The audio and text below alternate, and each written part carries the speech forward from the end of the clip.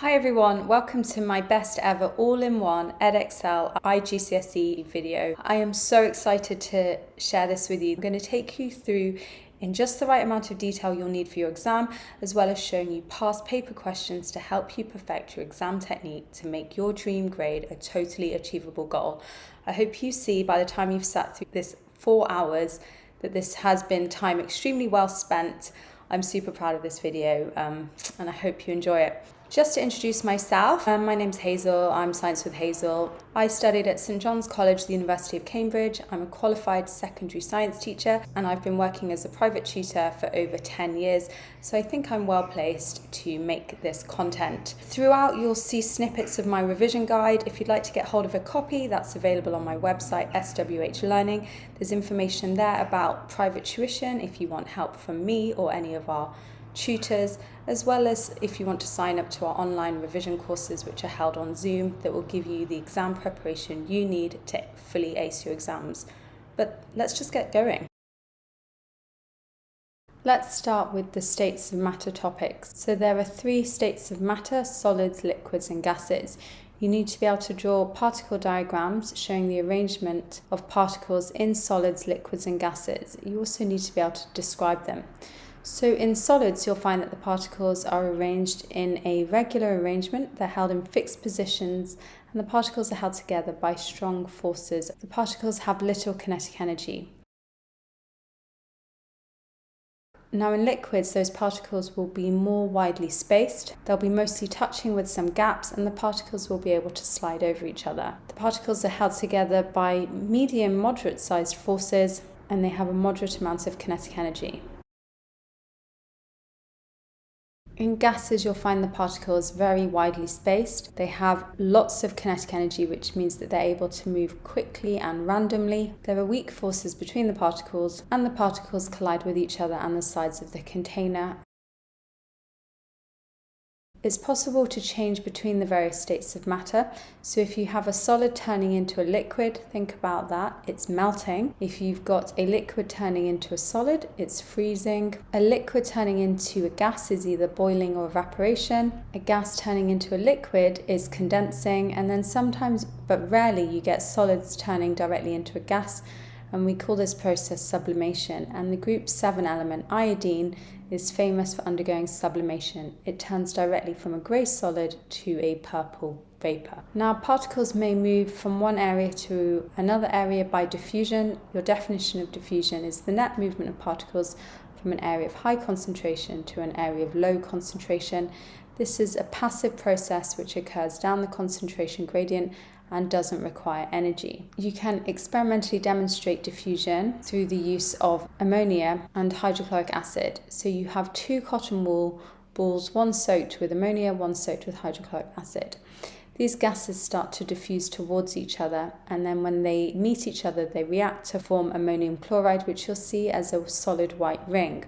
Now, the fact that that solid white ring forms so much closer to the hydrochloric acid end tells us that ammonia diffuses faster. It has gotten further in a given time, and the reason for that is because if we consider their individual MRs, we'll look at MR a lot when we study mole calculations. Ammonia has an MR of 17, hydrochloric acid has an MR of 36.5. Ammonia, being much lighter, will therefore diffuse far more quickly. Potassium permanganate is a purple solid that is soluble in water.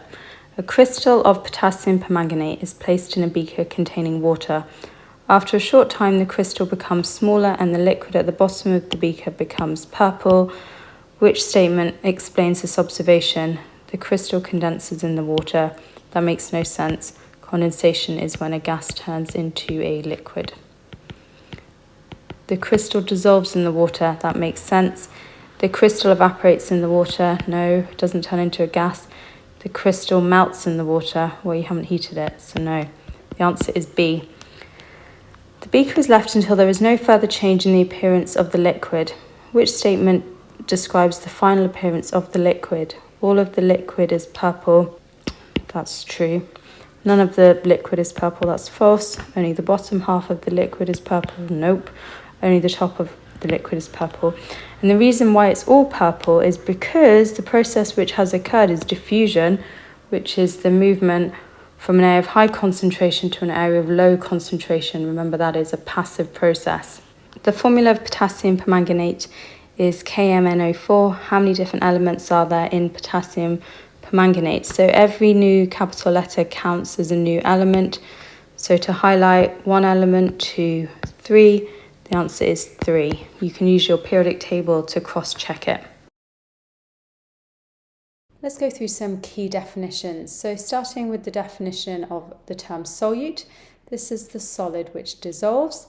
The solvent is the liquid in which the solute dissolves. So if we look at an example like instant coffee being added to hot water, the coffee here is the solute, the hot water is the solvent.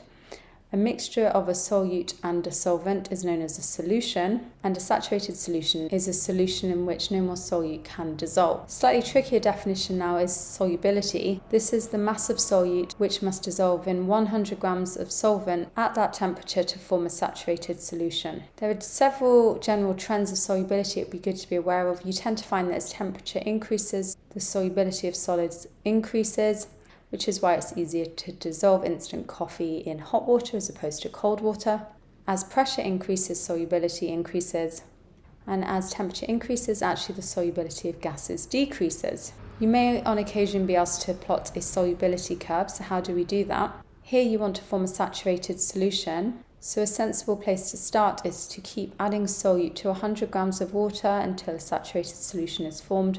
You want to use a balance in order to work out the mass of solute used, and then you want to repeat this for a range of temperatures and plot your results on a graph. So you can quite clearly see here on the graph that as the temperature increases, the solubility of the various solids increases.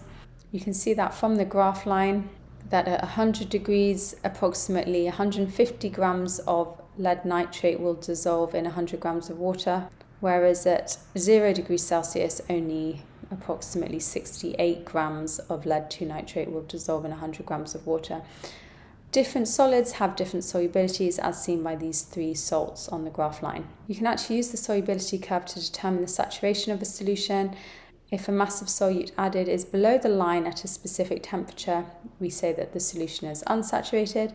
If the mass of solid added is above the line at a specific temperature, you say that the solution is saturated. The best thing to do here with this topic, however, is to look at some past paper questions so you can really understand how they may examine you. The box lists words that may be used to explain the term saturated solution. Explain using all the words in the box the term saturated solution. A saturated solution contains as much solute as possible dissolved in a solvent at a given temperature. Double check you've used the words. The diagram shows the apparatus the student uses to make a saturated solution.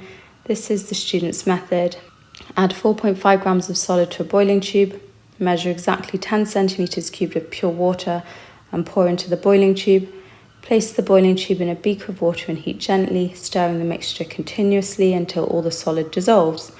Remove the boiling tube from the beaker and allow it to cool. Record the temperature when crystals start to form in the boiling tube. The recorded temperature shows when the solution becomes saturated. Name the piece of apparatus that the student should use in step 2 to measure exactly 10 centimeters cubed of pure water. Go for either a volumetric pipette here or a burette. So suggest why the boiling tube is not heated directly using a Bunsen burner in step 3. The solution would be heated too quickly. Suggest how the student could improve the reliability of her recorded temperature in step 5. Reliability is all about repeating and finding an average. In step 5, crystals start to form at 26 degrees Celsius. Calculate the solubility of the solid in grams per 100 grams at 26 degrees Celsius. 1 centimeters cubed of pure water has a mass of 1 gram. So we have 4.5 grams of the solid in 10 centimeters cubed of water.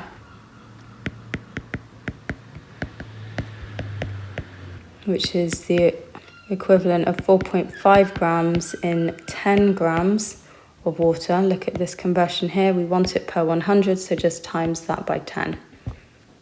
The solubility curves for 2 solids, A and B, are shown on the grid. state the temperature when A and B have the same solubility. It's going to be where the two lines overlap, so make sure you're reading that nice and carefully. So that's 71 degrees Celsius. Calculate the mass of B that will dissolve in 250 grams of water at 60 degrees Celsius. Show you're working. So let's read up from 60 degrees. Make sure we're looking at B. That's 124 grams per 100 grams of water. We want it per 250, so we need to multiply that number by 2.5 to get a total of 310 grams. Suggest why the values for the solubility of A and B may be less accurate at 95 degrees than at lower temperatures. That temperature is quite high, so some of the water may have evaporated.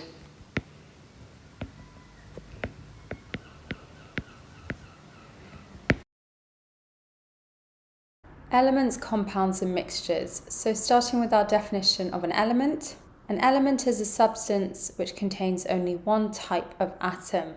So all the elements of the periodic table, if we consider potassium just consists of potassium atoms, magnesium only consists of magnesium atoms. Elements cannot be split by any chemical means.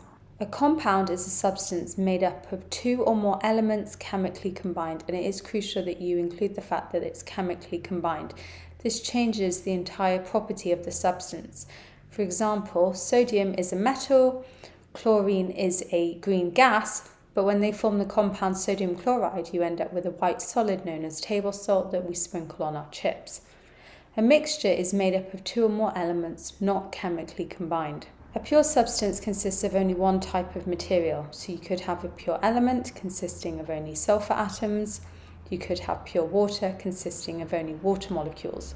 You can identify whether a substance is pure or not based on its melting and boiling points. They should melt and boil at a fixed temperature. If it is melting or boiling over a range of temperatures, then you don't have a pure substance. For example, pure water will boil at 100 degrees and melt at 0 degrees. Separation techniques. So how are we separating a variety of mixtures? Well, the first method is filtration. I'm just going to summarize them here. That's used to separate an insoluble solute, so one which doesn't dissolve, from a solvent.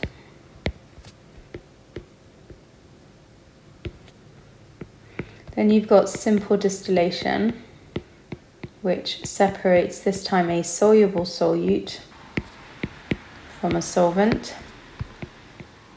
So look at these words. We've got an insoluble solute for filtration, so that could be the insoluble sand being separated from water. Simple distillation is used to separate soluble solutes, so that could be salt from water. So they're going to clearly need different methods. You've got fractional distillation. This separates liquids of different boiling points. The most famous fractional distillation example you'll come across is the fractional distillation of crude oil.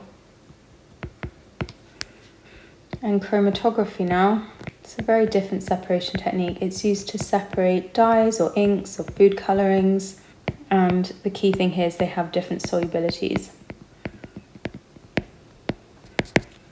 Now, evaporation can also be used to separate solubles from a solvent, and I'll go through the slight differences here in their use when we go through these examples. So starting with filtration, these pages are taken from my revision guide. As we've said, filtration is used to separate an insoluble solute from a solvent, so that could be sand and water. It's the simplest separation technique. Just have a look here. You could be asked to draw this. You need a funnel which contains filter paper. You pour through your mixture of your insoluble solute and your solvent. So that could be sand and water. Clearly the sand stays behind in the filter paper. This is known as your residue. The water passes through to the beaker below, and in this way we've separated the two. Your water is given a specific name of filtrate. We can use evaporation in order to separate a soluble solute from a solvent. So that could be your salt again, sodium chloride. We're using evaporation here to separate it from water. So in this setup, you're going to have a tripod. Try and draw your diagrams in chemistry in 2D. You don't want to be too artistic when it comes to the Bunsen burner. An upward pointing arrow with the word heats is perfectly fine. You place your evaporating basin containing your solution on top of the tripod with a gauze in between. You gently heat, and what that will do is it will evaporate some of the water, leaving behind your hydrated salt crystals behind. Leave those to cool and you'll have salt in your evaporating basin and the water will have gone into the atmosphere. We can use simple distillation in order to separate seawater and pure water. So it looks quite complicated, but I'll just explain what's going on. Our round bottom flask here contains our mixture of salt water and pure water. We're placing that on a gauze again with a heat source from our Bunsen burner. What's going to happen here is the water, the pure water, will boil, and as it turns into a gas, it passes along this condenser, which has a stream of cold water running around it. What that cold water does is it lowers the temperature of the vapor within the condenser, causing it to turn back to liquid water. So over here on the right hand side, we've collected pure water and we've left behind the salt. Fractional distillation is used to separate liquids of different boiling points. I mentioned crude oil before. Here we have an example involving ethanol and water. Ethanol has a boiling point of 78 degrees. Water has a boiling point of 100 degrees. So clearly, when you apply heat, the ethanol will boil first. It passes up the fractionating column, down the condenser. Again, you've got a cold water stream, and it will cause that ethanol to turn back into a liquid, which can be collected in this beaker. Water with a higher boiling point is left behind. Now, chromatography is an important separation technique, and it's used to separate inks, dyes, food colorants, etc. of different solubilities. They could ask you to describe a detailed method as to how we're setting up what's known as the chromatogram, so I just want to point a few things out to you. First of all, we're going to have either a glass rod or a pencil, which we're overlaying with filter paper or chromatography paper.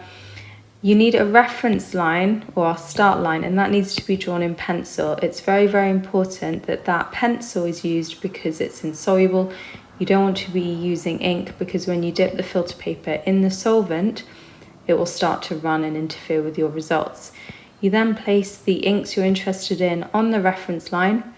Dip your paper into the solvent and make sure that the reference line is above the solvent. Again, it will start running too quickly if that solvent is too high. Good solvents include water or ethanol. Over time, as long as those inks are soluble, they'll start moving up the paper, and the RF value can be calculated. It's the distance travelled by the component divided by the distance travelled by the solvent. In the exam, you would use your ruler to find this distance here. That would be your distance moved by the solvent, and then measure, if it was spot C they were asking you about, measure this distance, make sure it's from that pencil line.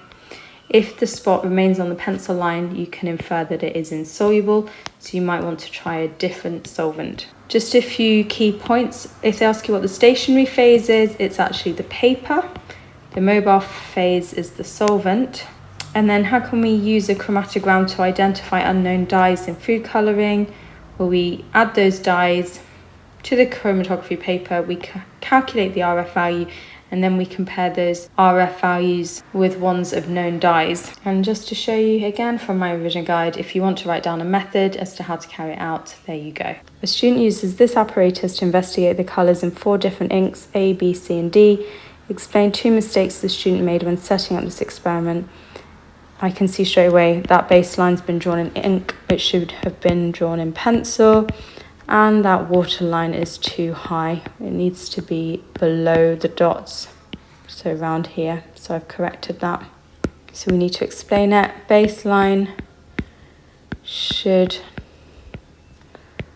have been drawn in pencil because pencil is insoluble. You don't want that line interfering with your results.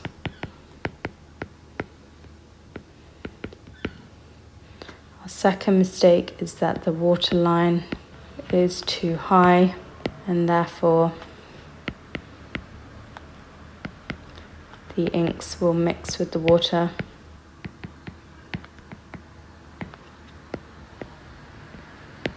Another student does the experiment but does not make any mistakes. The diagram shows her results. State how many colours ink D contains. Count the number of dots for D. You can see it's 3. State which of the inks tested could be mixed together to make ink D. Clearly, we need ink dots at the same height, so it's A and B. Explain which of the inks tested is insoluble in water. We can see straight away that that's C,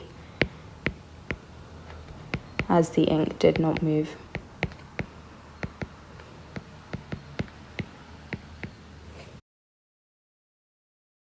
Atomic structure.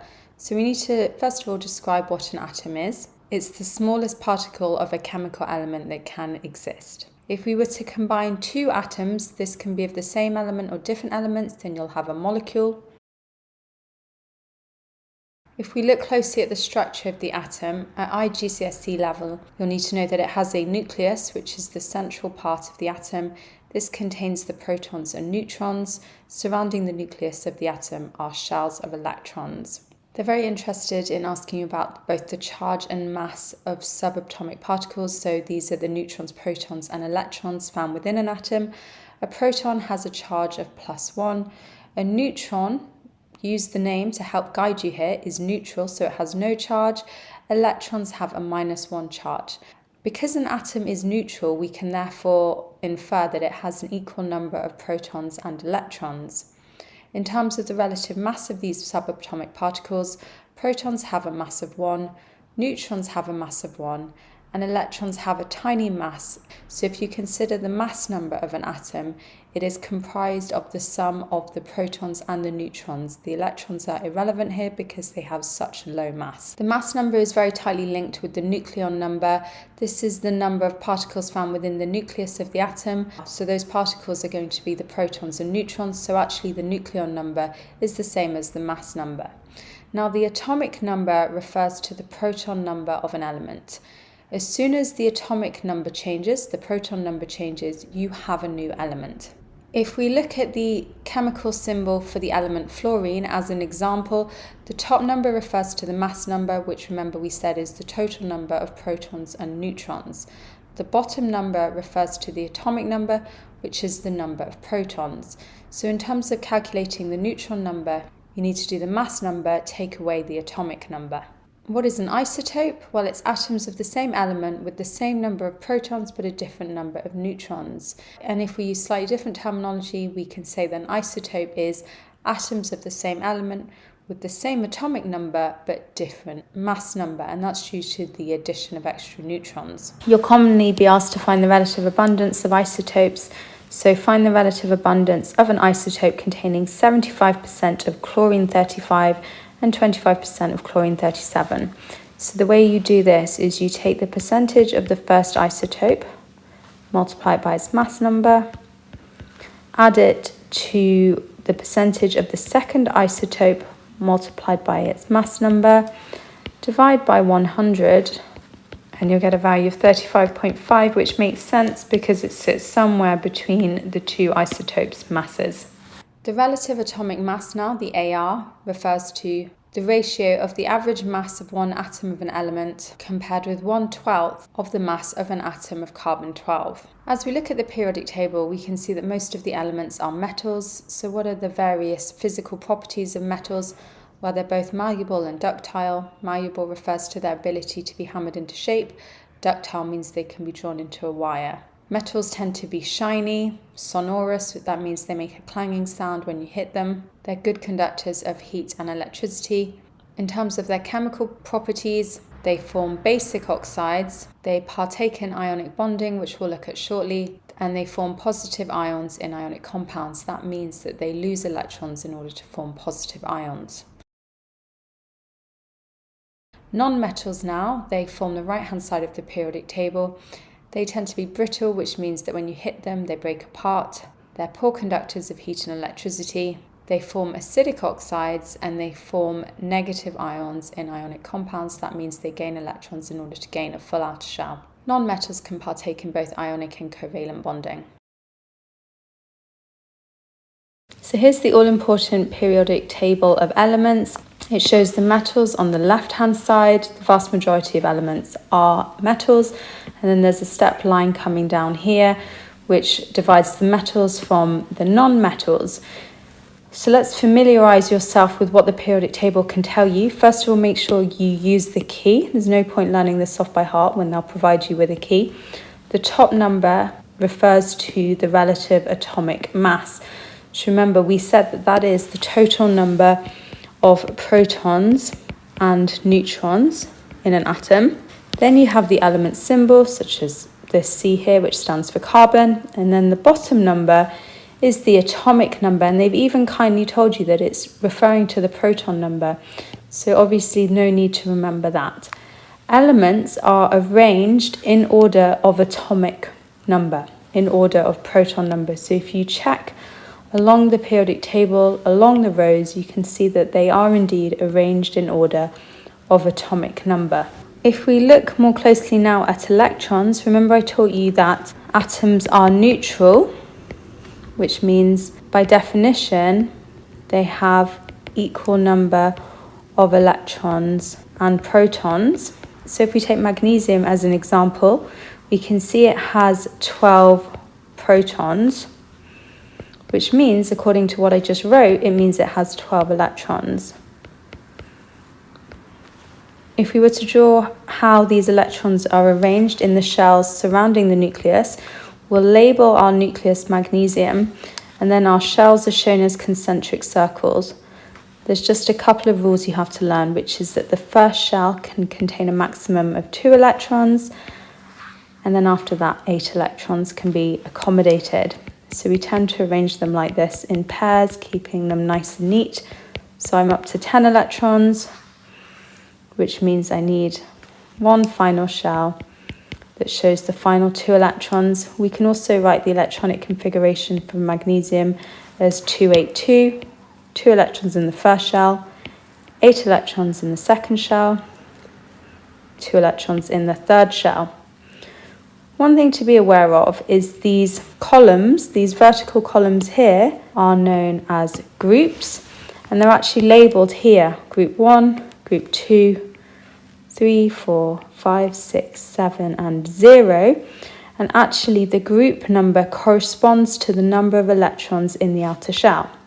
To show that this works, if we take magnesium again, it's in group 2, which means it has 2 electrons in its outer shell. Sure enough, if you look at my electronic configurations, yes indeed it has 2 electrons in its outer shell, and this will remain true for all the elements in these various groups. We also like to name the groups. So group 1 is known as the alkali metals. Group 2 is the alkali earth metals. These elements in the center of the periodic table are known as the transition metals. They don't have a group number. They could ask you about group 7 here, which we call the halogens, and then group 0 over here, which we call the noble gases. It's worth knowing that the noble gases have full outer shells. So let me show you what that means. If we were to take neon, which has 10 protons according to the periodic table, which means it has 10 electrons, let's draw the electronic configuration. It's 2,8. Sure enough, there's its full outer shell. What about argon? Argon has 18 protons, which means it has 18 electrons. Write that electronic configuration again. And again, argon has a full outer shell with 8 electrons in its outer shell. And this is actually why noble gases are so unreactive, because they have full outer shells of electrons. The horizontal rows now, these are known as periods. Elements in the same period have the same number of shells of electrons. So if we take sodium here, it's in the same period as magnesium. Sodium has 11 protons, which means it has 11 electrons in the neutral atom. There's its electronic configuration, 281, and sure enough, because sodium and magnesium are in the same period, they're in the same row, they have the same number of shells of electrons. They both have 3 shells, 1, 2, 3, 1, 2, 3, 1, 2, 3. The diagram shows part of the periodic table with elements represented by the letters L, M, Q, R, and T.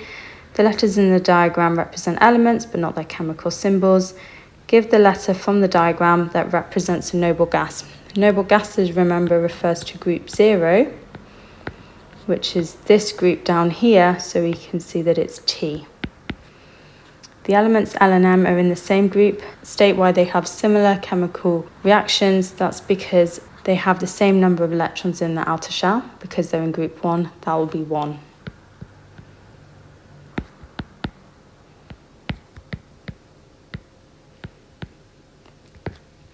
An atom of element Q has 31 protons. Use this information to explain how you can determine the number of protons in an atom of element R. So this is Q, it has 31 protons. As you move along the periods, so along the row, they increase in their number of protons. So R is 2 places over, so we can add 2 protons, so that's 33.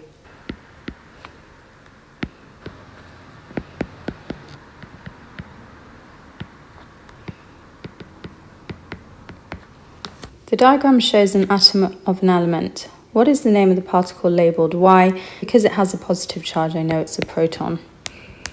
Give the mass number of this atom. This is the total number of neutrons and protons which are found within the nucleus.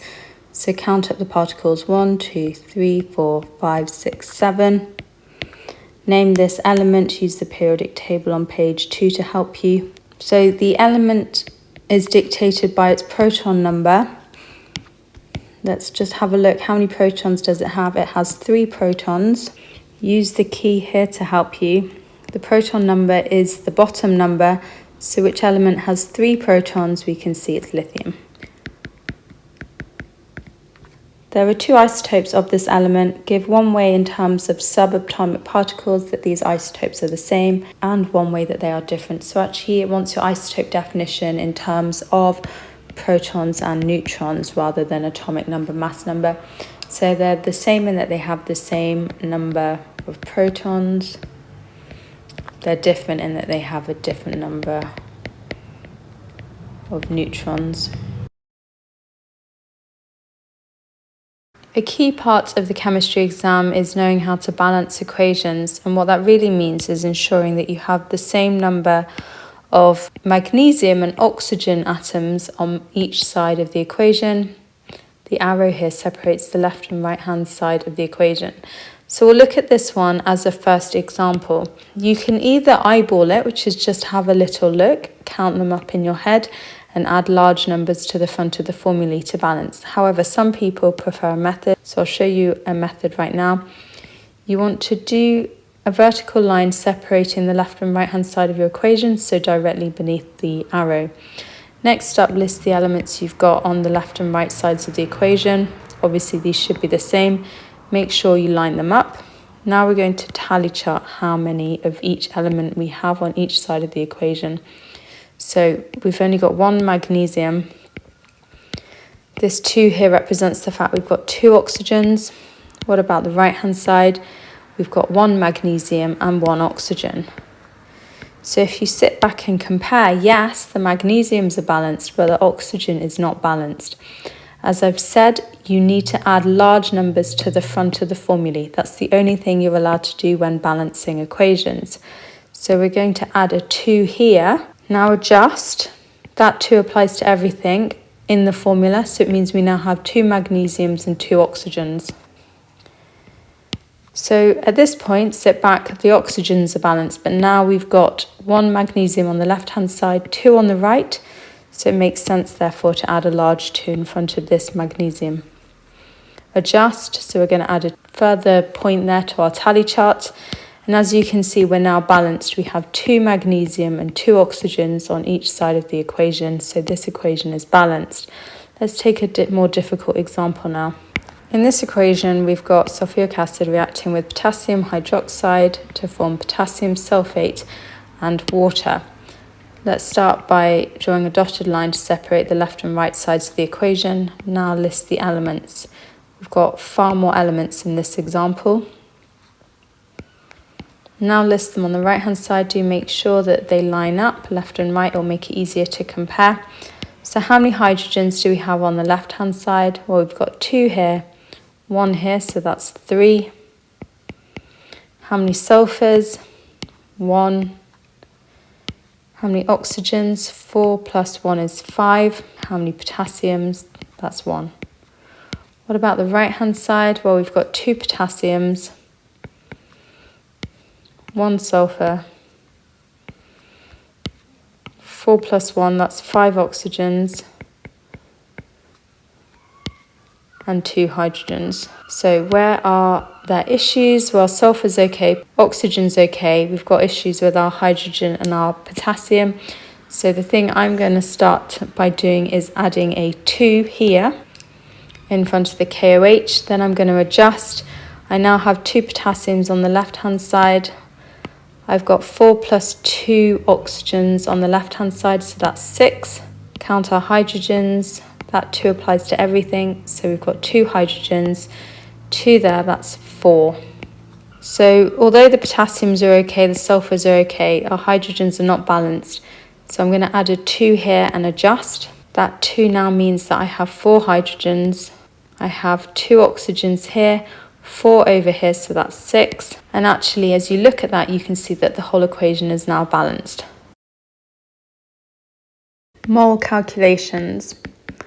First of all, what is a mole? A mole is the amount of substance that contains the same number of units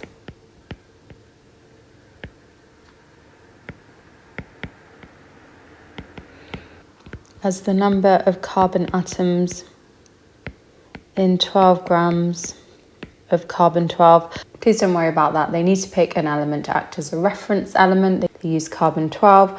So a mole is the amount of substance that contains the same number of units as the number of carbon atoms in 12 grams of carbon-12. I promise this will become so much more straightforward when we look at some mole calculations. Avogadro's constant is the number of particles present in 1 mole.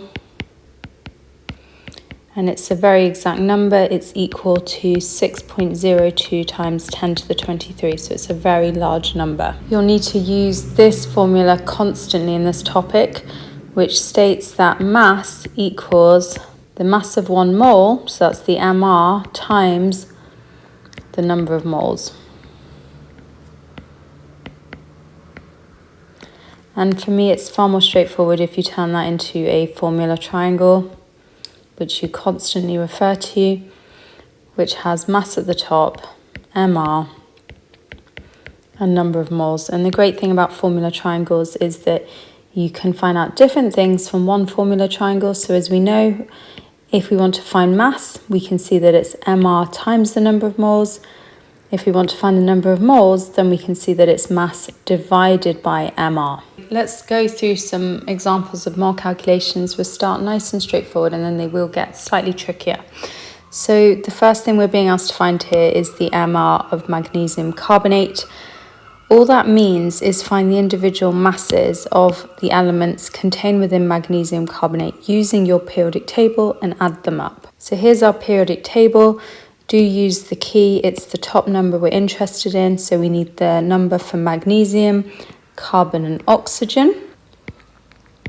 So magnesium was 24, carbon was 12, we've got 3 oxygens, so we need to do 3 times 16, and then when you've totaled them up, you'll get a value of 84. So we just need to add up the individual masses of the elements in order to find the MR. Now we're being asked to find the number of moles in 54 grams of water. Here's the formula triangle I mentioned. It's so useful to write this down every single time you have a mole calculation. We're being asked to find the number of moles, so cover what you're after, it's N. So number of moles equals mass divided by MR. The mass we've been told is 54. What is the MR of water? Well, water is H2O, so we need the masses of the hydrogen and the oxygen, which is 1 and 16. We've got 2 lots of hydrogen, so 2 times 1 plus 1 oxygen. Put that into your calculator and you'll get 3 moles as your answer. In example 5, we're being asked to find the mass of 0.2 moles of calcium carbonate. Again, use your formula triangle with after mass, so we can see that's MR times number of moles. What is the MR of calcium carbonate? CaCO3. We need calcium, carbon and oxygen. So that's 40 plus 12 plus 3 oxygens. And then we want to multiply that by our number of moles, which we've been told is 0.2. So our final answer here is 20 grams.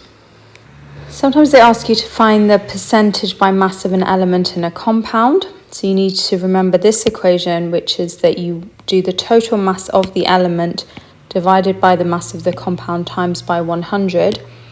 So in this particular example, we're being asked to find the mass of magnesium in magnesium oxide. It is in effect the mass of magnesium divided by the mass of magnesium oxide times by 100.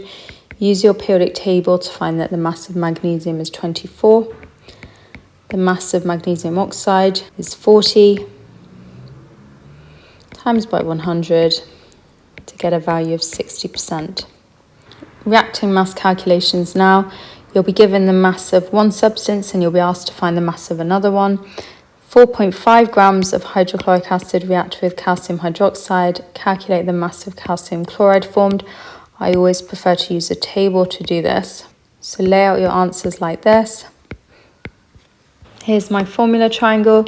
Start by putting in the information they've given us in the question. So we know we have 4.5 grams of hydrochloric acid, so I'm going to put that there. We're being asked to find the mass of calcium chloride formed, so I'm going to put my X here. The MRs, remember, you can calculate using the periodic table. Just be careful here. Don't include the large number, we'll deal with that later. You're just adding up the individual masses of the hydrogen and the chlorine to give you 36.5 here. 40 plus 35.5 times 2 is 111 for the MR of calcium chloride. The table now tells you that you need to find the number of moles because after all there's a blank there. We can see that the number of moles is calculated by doing mass divided by MR. So that's 4.5 divided by 36.5 to give us a number of moles of 0.123287. Don't round that number too strongly because it is a very small number and you'll introduce rounding errors. You now need to find the number of moles of calcium chloride. Because of the way in which the various elements relate to each other in the equation, you can actually carry this number across as long as you check the mole connection first of all. And that just means looking at the large numbers in front of each formula. Because there's a 2 here and a 1 here, it means that rather than just stealing that number, you need to halve it. And now you're so close, you've got your MR, you've got your number of moles. So to find the mass, you do the MR multiplied by the number of moles. So multiply those two numbers together to get a final answer of 6.84 grams. Another type of mole calculation you could be asked about is determining excess and limiting reagents. Now, there's no way of guaranteeing that you have the exact amount of your reactants in order to fully react to produce your products. You will always find that one is in excess, so in plentiful supply, and one which is limiting, which actually reduces how much product can be made. People don't like these calculations, but I'm going to show you the most straightforward way of doing this. So here we have 3.2 grams of copper reacting with 0.4 moles of nitric acid. Work out which reagent is limiting and which one is in excess. The first thing you want to do is make sure you've copied down the balance symbol equation so you can use it. Set yourself up with that table as usual. Here's the all-important formula triangle. Now, the easiest thing to do here is cross out one of the numbers they give you and label it X. It will become clear why we're doing this slightly later on. Doesn't matter which one you cross out. I'm going to cross out this one and call that X. So it's going to give me something to find in my table. Now pop in the information provided in the question into your table. So we know we have 3.2 grams of copper. My X is the number of moles of nitric acid. So I'm going to put that there. Our MR, remember, we find that out using the periodic table. So for copper, it's 63.5. Our next step is to find the number of moles of copper, which we can do by doing mass divided by MR, which is 3.2 divided by 63.5. So that gives us 0.05 moles of copper. check the mole connection, it's 1 to 4. So in order to find the number of moles of nitric acid, simply multiply that number by 4 to get 0.2 moles. So what we have done, sit back and check, what we have done is we have worked out how many moles of nitric acid we needed to react with 3.2 grams of copper. And the answer is 0.2 moles. If you check the wording of the question now, we were told that we were provided with 0.4 moles of nitric acid. So clearly, the number of moles of nitric acid is more than we require, and as such, nitric acid is in excess and copper is the limiting reagent. So you will need to do some maths in order to prove that. And as I've said, the easiest way to do that is cross out one of the numbers you've been given and call it X. The next mole calculation I want to show you is how we calculate the empirical formula. It's always worth remembering what the definition of the empirical formula is. It's the simplest ratio of atoms of each element present in a compound. So let's read the question. Find the empirical formula of a compound which contained 5.85 grams of potassium, 2.1 grams of nitrogen, 4.8 grams of oxygen. We're going to use a table to solve this. You want to list your element symbols at the top of your table, and then you're going to write mass, MR, and number of moles down the left-hand side, as per usual. Here's your formula triangle. So now let's start entering information in from our question. So we know we've got 5.85 grams of potassium, 2.1 grams of nitrogen, and 4.8 grams of oxygen. We can now find the relative atomic mass from the periodic table. So potassium is 39, nitrogen is 14, oxygen is 16. Number of moles we do by dividing the mass by the MR. So 5.85 divided by 39 to give 0.15, 2.10 divided by 14 to give 0.15, 4.8 divided by 16 to give 0.3. The next stage, and I'm going to write the instruction here, is identify and divide all the numbers by the smallest number. So what do I mean by that? Look at your numbers you've just calculated, identify the smallest number, and divide each of those numbers by the smallest number. So clearly that is 0.15.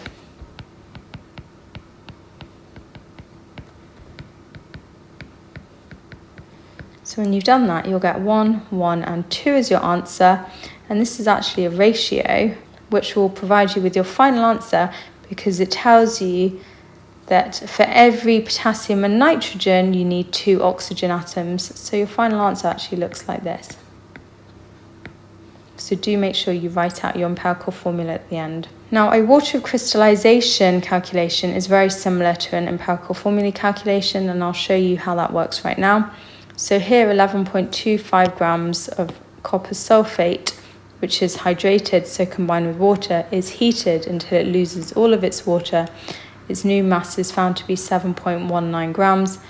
Calculate the value of X. I know this looks disgusting, but I'll show you how you're going to use the previous method here. Just write out your hydrated formula. Then you want to create your table, and I always just create that table around the dot. So I separate it out here. Here's my mass, my MR, my number of moles, my formula triangle. Carefully input information into your table. So I'm looking for the mass of copper sulfate. I want it on its own without water, so I know that that value there is 7.19. What is the mass of water? Well, clearly it's the difference between these two numbers because the 11.25 contains water, the 7.19 doesn't. So put that into your calculator and you'll get a mass of 4.06. Now find the MR of copper sulfate. So that's using your periodic table as usual, 63.5 plus 32 plus 4 lots of oxygen. So 4 lots of 16 gives 159.5. The MR of water is 2 plus 16, so that's 18. Find the number of moles by doing mass divided by MR. So 7.19 divided by 159.5. Find the number of moles of water, 4.06 divided by 18. Write that same instruction to yourself as before, so divide by the smallest number.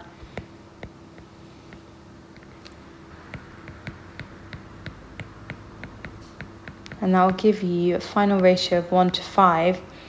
And it's that 5 that's important because it's actually what our X value is. So I'm hoping you can see that's very, very similar to the empirical formulae calculation we just did. We're moving on to a different type of mole calculation now, one which involves concentration and volume. So you have a new formula triangle to be aware of that states that number of moles is concentration times volume. Just be a little bit careful with these units. Look, our concentration is mole per dm cubed. Our volume is in decimeter cubed. So as you can see here from my revision guide, it says to make sure to convert volume to decimeters cubed if necessary, and the way you do that is by knowing that 1 decimeter cubed is the equivalent of 1000 centimeters cubed.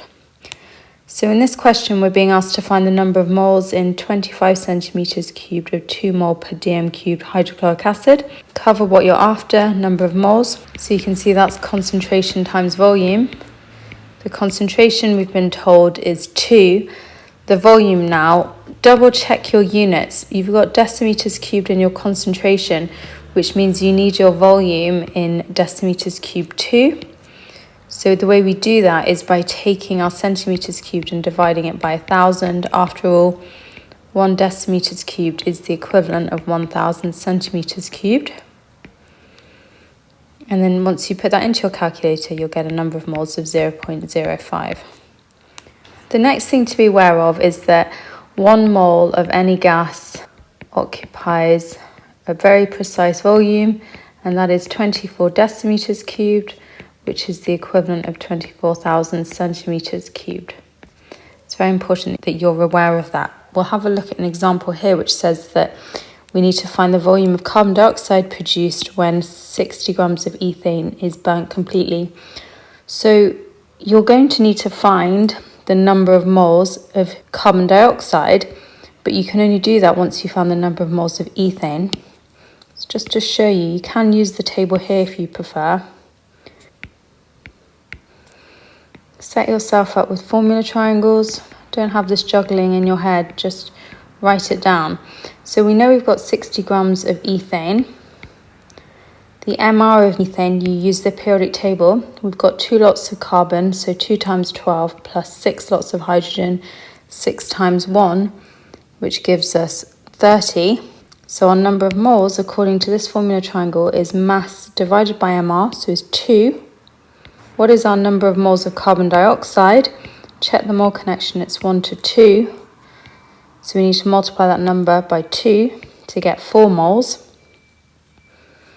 The next thing we want to do then is to find the volume of carbon dioxide. And the way you do that is by doing number of moles times 24, because 24 decimeters cubed is the volume that 1 mole of any gas occupies. So if you've got 4 moles, it makes sense that you've got 4 times 24, which is 96 decimeters cubed, or 96,000 centimeters cubed. So the reason why this is important is we know that 1 mole of any gas occupies 24 decimeters cubed. We've done all this calculating in order to find the number of moles of CO2, which was 4 moles, so it makes sense that we've got 4 lots of 24. So also worth learning this equation here. Halon 1301 is a compound used in some fire extinguishers. Has a percentage composition by mass of. Show by calculation that the empirical formula is the following. So we'll use our table, list our elements. We write mass, MR, number of moles. There's our formula triangle. It's worth spending time doing this. What is our mass? Remember, because they're all proportional, you can take percentages as being your mass.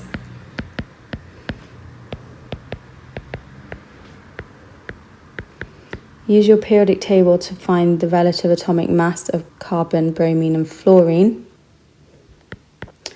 To find the number of moles, you just do mass divided by MR. So this number divided by this one. Do that 3 times.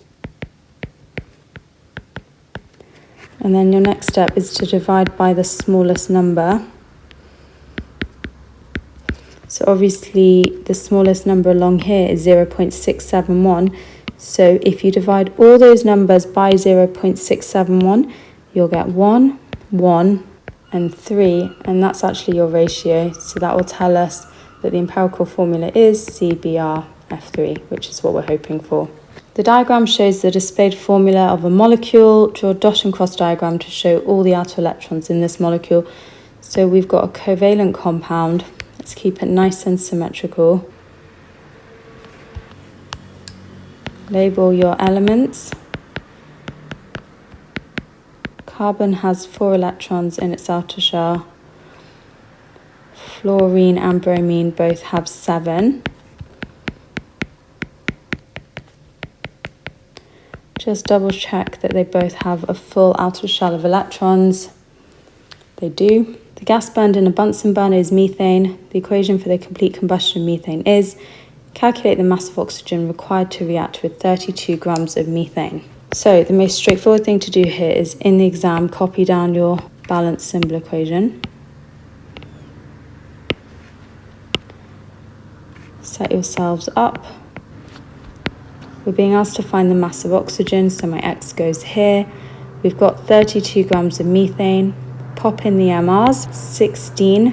Work it out using your periodic table for oxygen. Remember, when you calculate the MR, you ignore the big number, so it's just 16 times 2, which is 32. To find the number of moles, we do mass divided by MR, 32 divided by 16, which is 2. Check the mole connection. That means look at the large numbers. It's 1 to 2, which means that we need to double this number to determine the number of moles of oxygen. And you're now ready to find its mass by doing MR times the number of moles. So that works out to be 32 times 4, which is 128. The overall equation for the formation of hydrated copper 2 sulfate crystals is this. In an experiment, a student completely reacts 9.54 grams of copper 2 oxide. Show that the maximum possible mass that can be produced is around 30 grams. Give your answer to an appropriate number of significant figures.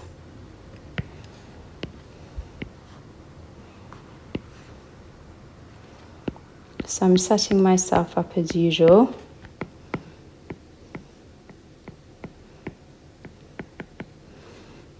We have 9.54 grams of copper oxide.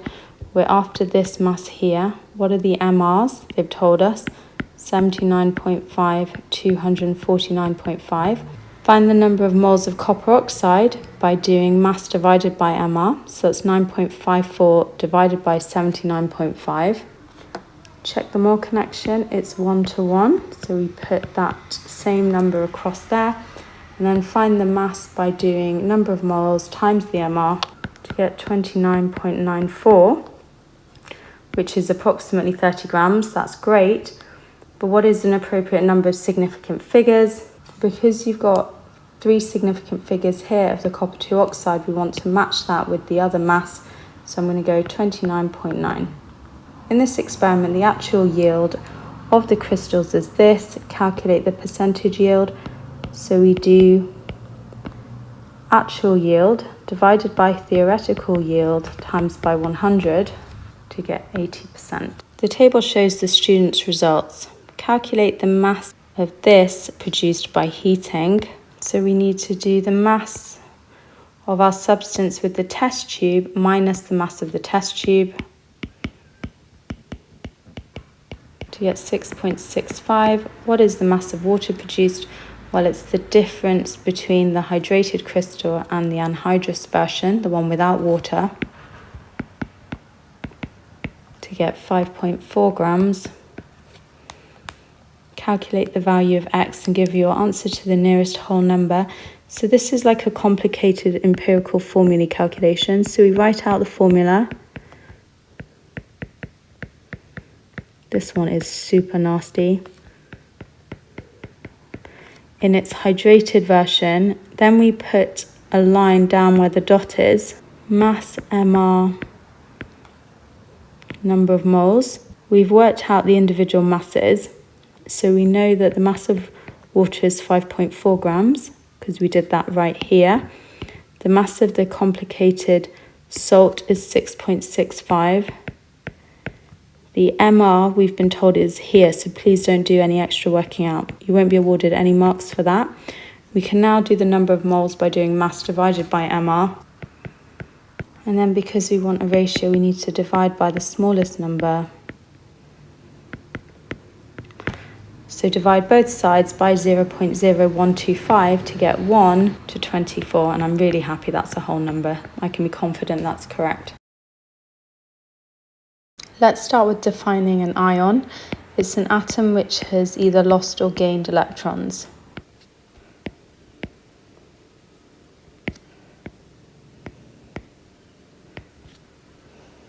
If the atom has lost electrons, because the electrons are negatively charged, you get a positive ion.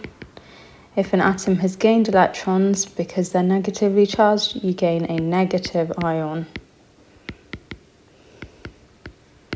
Metals form positive ions. How do we work out the charge on a metal ion? Well, you need to learn the following.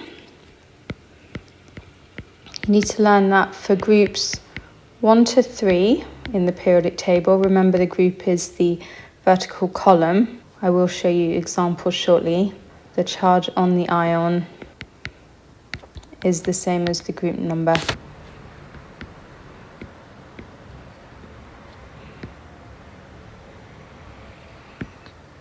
So let's show that that works. Here's elements in group 1 to 3. Here are our vertical columns. If we were to take lithium here, I've already told you that the metals form positive ions, so lithium has a 1+ charge. If we take beryllium next door, it's in group 2, so it's going to be a 2+ charge. Aluminium over here is in group 3, it's going to be a 3+ charge. The next thing to be aware of is that non-metals form negative ions. So they gain electrons to have a full outer shell. You need to learn that for groups 5 to 7, slightly more complicated but not too much more, the charge on the ion is 8 minus the group number. So let's see what we mean by that. So non-metals form negative ions and the charge on the ion is 8 minus the group number. So we're looking at groups 5, 6 and 7. Nitrogen here is in group 5, so to find the charge on its ion, you do 8 minus the group number, so 8 minus 5 is 3, and you give it a negative sign because I told you non-metals form negative ions. What about if we look at oxygen over here? There's the chemical symbol of oxygen. What is the charge on its ion? Well, it's 8 minus its group number, so 8 minus 6 is 2, and there we are, 2 minus. Let's do the fluoride ion next door. 8 minus 7 is 1, so it's 1 minus. So you can work out the charges on these ions just using your periodic table. Annoyingly, the transition elements, because they don't have a group number, you need to learn just a few of them, but you do need to learn them off by heart because they're metals, they're going to form positive ions. So I'll start with the transition elements you need to learn off by heart. This is silver, this is copper, here's iron 2, here's iron 3. It's helpful here if they tell you which valency of iron they're interested in because actually the number corresponds to the Roman numerals in the brackets. Zinc is Zn2+,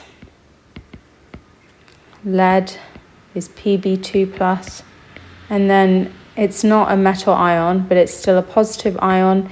This is a nasty one, but you need to learn that that is the ammonium ion. What about the negative ions you need to learn off by heart? This is what's known as the hydroxide ion. Here's the nitrate ion, carbonate, and sulfate. that's a 2. Just a word on naming. Look, these 3 ions have oxygen combined, and we refer to that as 8 in their names. So nitrogen combined with oxygen is nitrate, carbon and oxygen, carbonate, sulfur and oxygen, sulfate. So here are your rules for knowing what the charge is on the various ions, but how do we combine these ions in order to form the formulae? So let's do an example, calcium chloride. So let's apply what I just taught you. Calcium is right here. It's a metal, which means it's going to form a positive ion. It's in group 2, so it's just going to be Ca2+. Now the chloride ion, chlorine is over here. It's in group 7. Because it's a non-metal, it will form a negative ion. Remember, you do 8 minus the group number to work out the charge on that ion. 8 minus 7 is 1, so it's 1 minus. So here are the 2 ions you'll need. You need to have a neutral formula. So what that means is making sure you have the right number of each ion to produce a neutral formula. So you can see you've got an imbalance in charges here with a 2 plus and a 1 minus. It makes sense, therefore, that you need a second chloride ion. The way you write that to form calcium chloride is you write small numbers after the formula. So I'll do the first one for you. The formula of calcium chloride looks like this. That 2 represents the fact that you need 2 chloride ions. Let's do lead 2 oxide now. So identify your elements. Here's lead. There's the oxygen responsible for oxide. Now lead is annoying. It's a transition element, so you have to learn that it's Pb2+. There's no way of working that out from the periodic table. However, oxygen over here, it's a non-metal, so it's negatively charged. 8 minus its group number. 8 minus 6 is 2, so it's 2 minus. So that's a nice straightforward one because the charges are balanced, it's just PbO.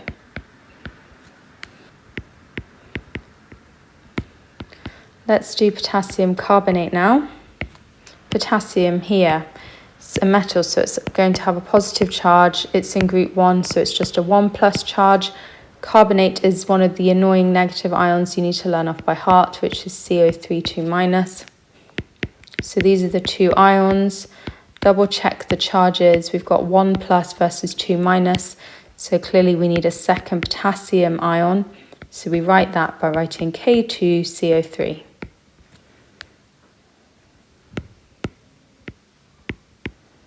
Ammonium sulfide. So ammonium is one of the nasty ions. You have to learn that off by heart. It's NH4+. Sulfide. Sulfur is over here. It's a non-metal, so it'll have a negative charge. It's in group 6, so we do 8 minus 6 is 2, so it's a 2 minus charge. Check the charges. We've got 1 plus versus 2 minus, which means we need a second ammonium ion. There it is. Just be a little bit careful here. Because you need 2 of the ammonium ions, you can't just write it like that. That looks so weird. It's not NH42.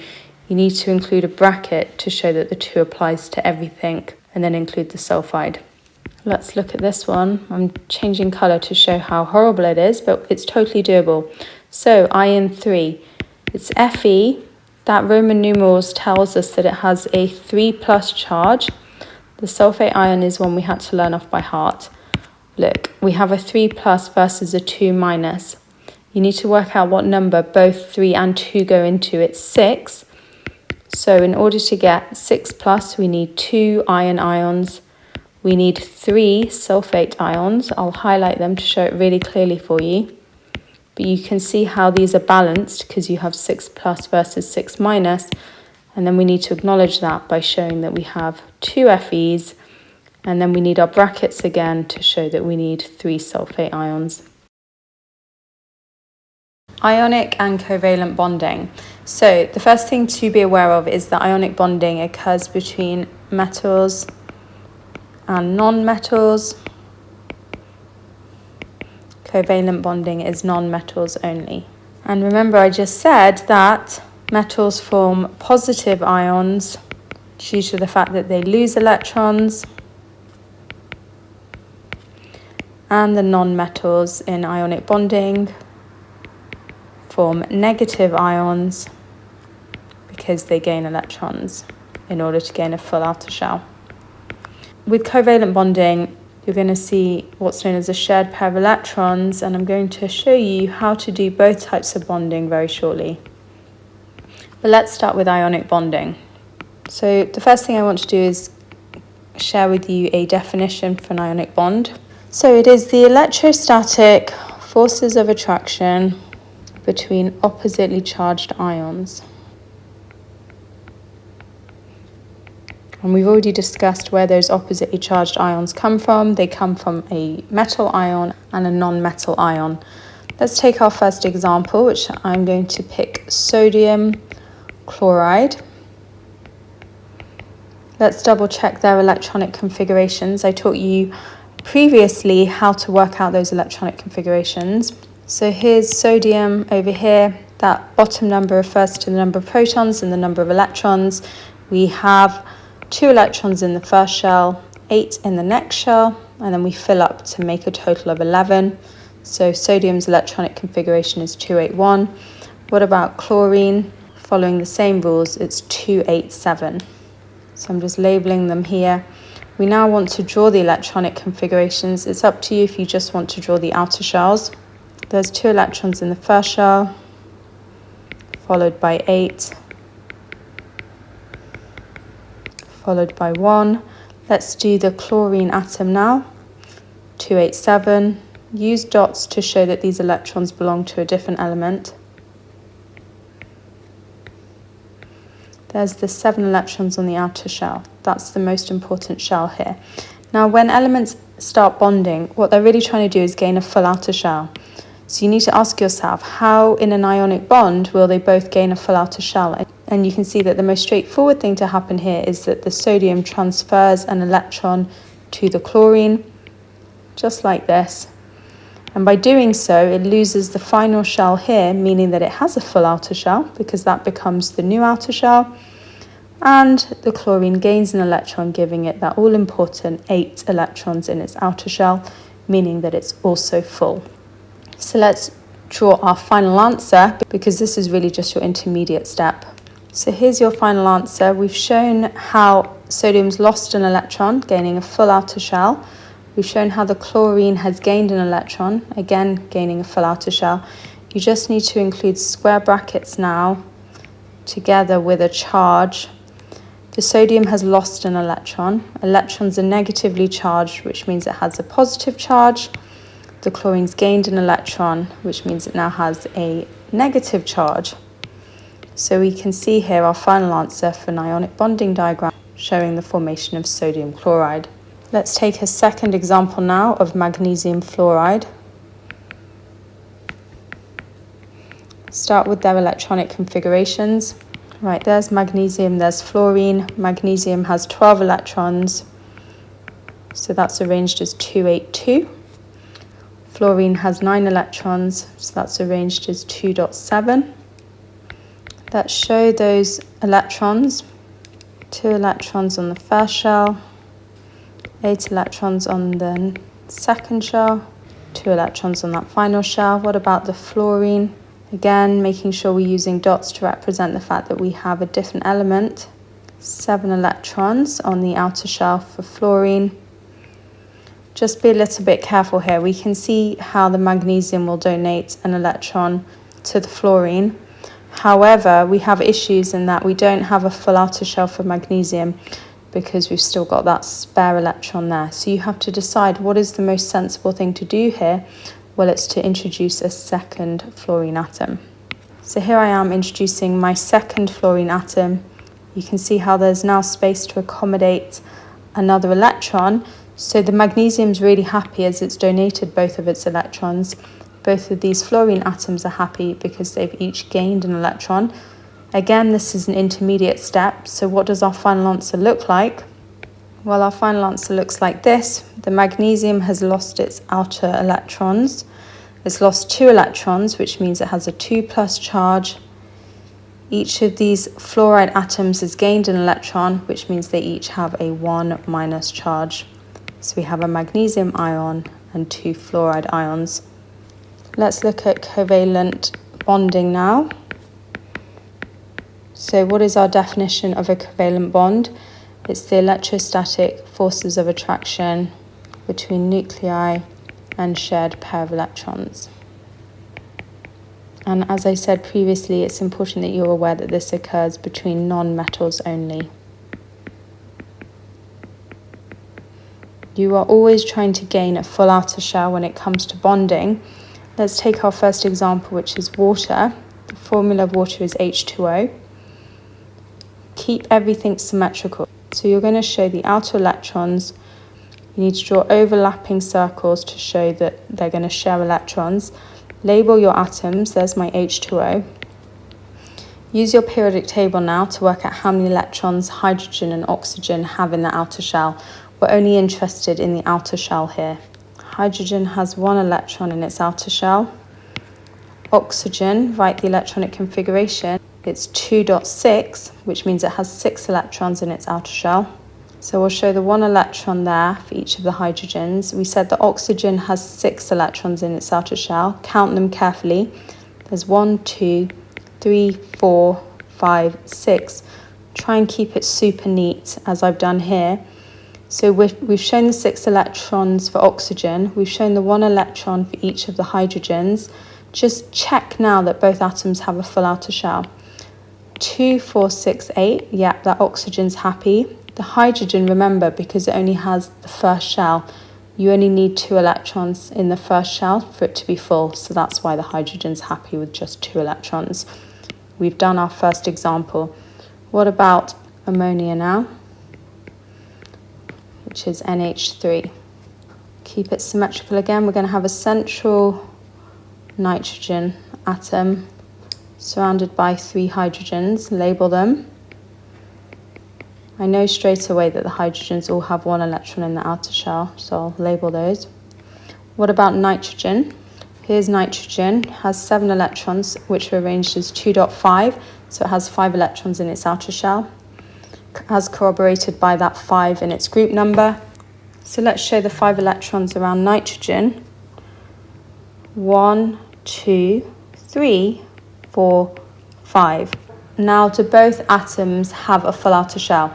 Hydrogen's happy, yes, it has 2 electrons in its outer shell. Double check nitrogen, 2, 4, 6, 8, yes, it's full. So that is done. There's ammonia. Let's look at carbon dioxide now, because that's actually quite a nasty one. Carbon dioxide has the formula CO2.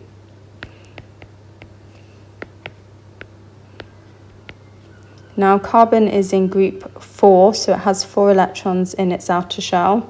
Oxygen has 6 electrons in its outer shell because it's in group 6. How are we going to arrange those? Now it's worth learning for carbon dioxide that it actually has a double covalent bond. So what I mean by that is that you'll actually have 4 electrons in the overlap like this. It's really worth learning that to make it easier for yourself. So look. These 2 crosses I'm going to give to carbon and say that, look, 1, 2, 3, 4. There's the 4 electrons belonging to carbon. The dots, for argument's sake, I'm going to say belong to oxygen. We know we need to show 6 electrons. So we have 2 there, 3, 4, 5, 6. Do the same over here. And now double check. Do we have full outer shells? Count them up for carbon. In the overlap, we have 4 electrons plus 4, so that's 8. It's happy. What about oxygen? 4 in the overlap, plus these 2, 8. Same is true over here, so that's actually your carbon dioxide covalent bonding diagram. The final example I want to show you is methane, CH4. Let's arrange it so that we have a central carbon atom surrounded by 4 hydrogens. Remember, we said that hydrogen has 1 electron in its outer shell.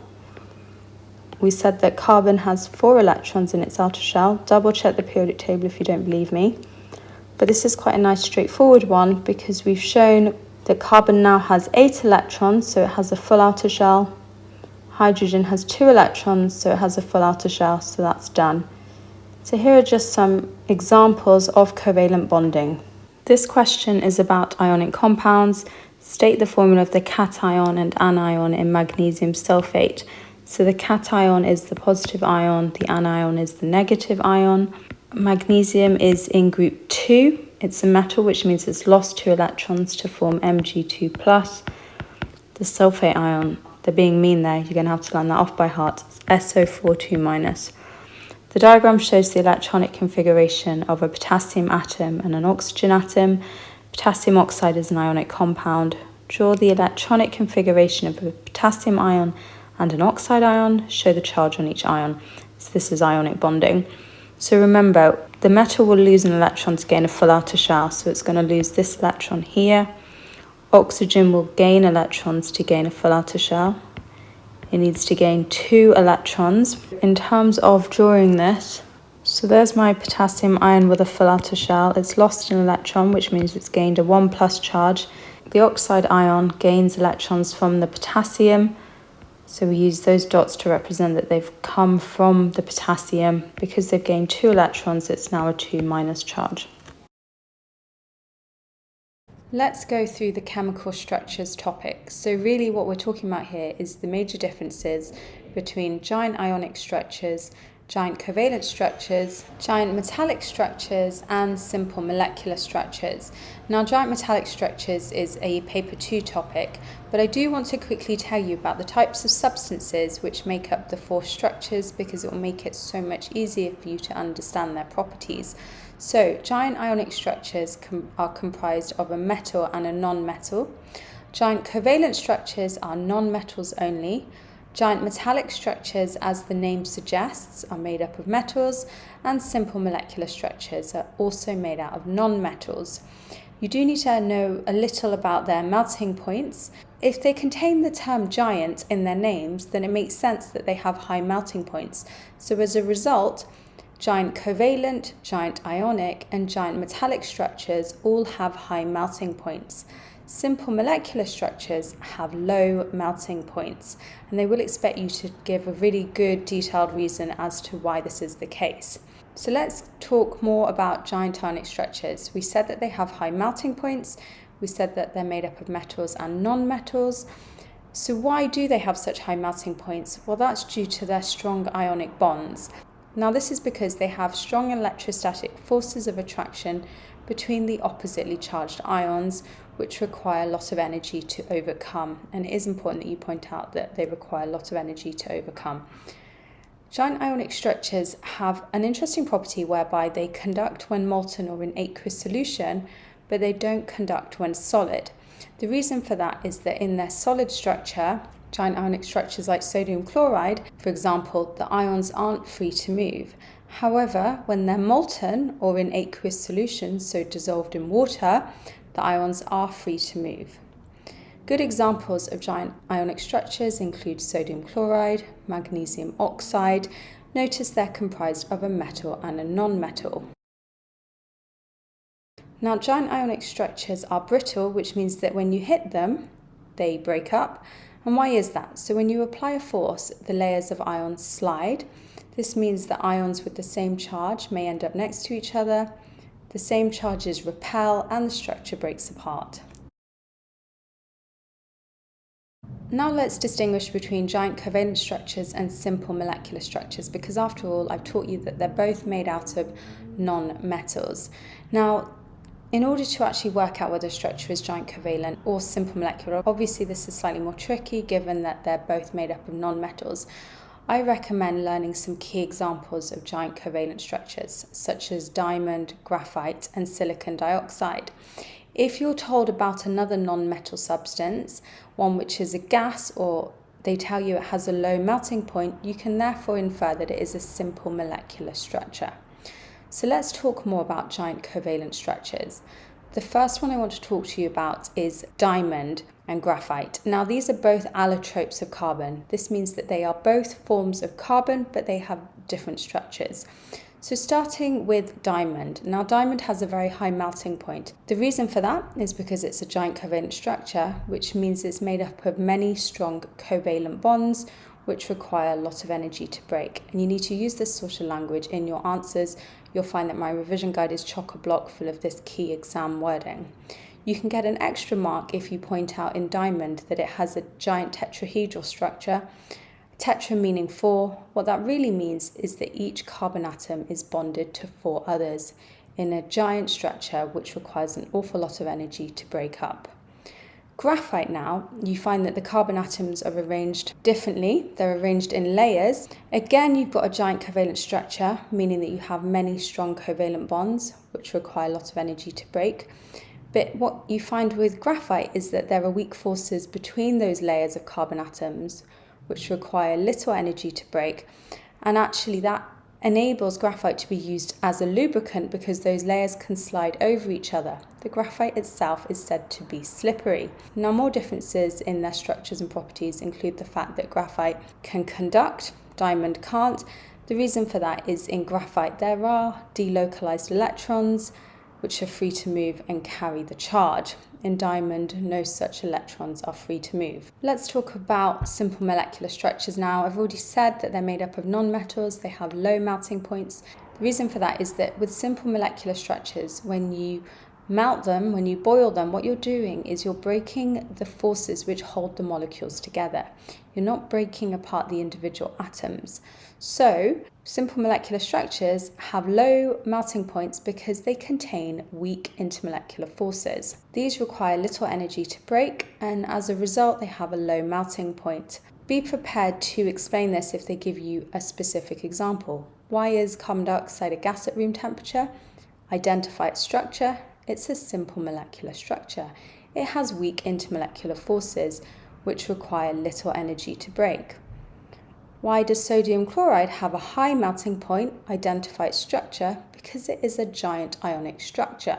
It has strong electrostatic forces of attraction between oppositely charged ions, which require lots of energy to break. You can see how I'm providing a very detailed answer here.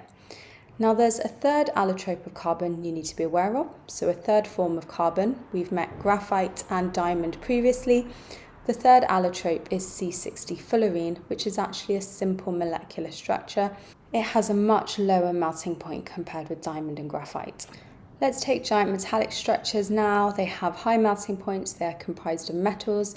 The reason they have high melting points is because they have strong electrostatic forces of attraction between the positive metal ions and the sea of delocalized electrons. Do be prepared to draw the structure of a metal. You'll find that it has a regular arrangement of positive metal ions surrounded by a sea of delocalized electrons. And it's due to those delocalized electrons that metals can conduct electricity because the electrons are free to move and can carry charge.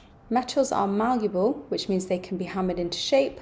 They're ductile, which means they can be drawn into a wire, and the reason for that is because the layers of ions can slide over each other. Now, an alloy is a mixture of two or more metals. It can also be a mixture of a metal and a non-metal. A famous example is steel, which comprises of iron and carbon. Now, you find that alloys are harder than pure metals.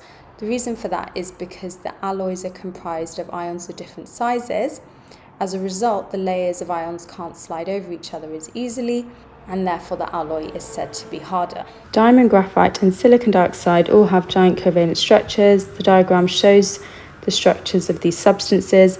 Explain why silicon dioxide has a high melting point. So we know it's a giant covalent structure. We won't get a mark here because they've told us that. But remember, that means that they have many strong covalent bonds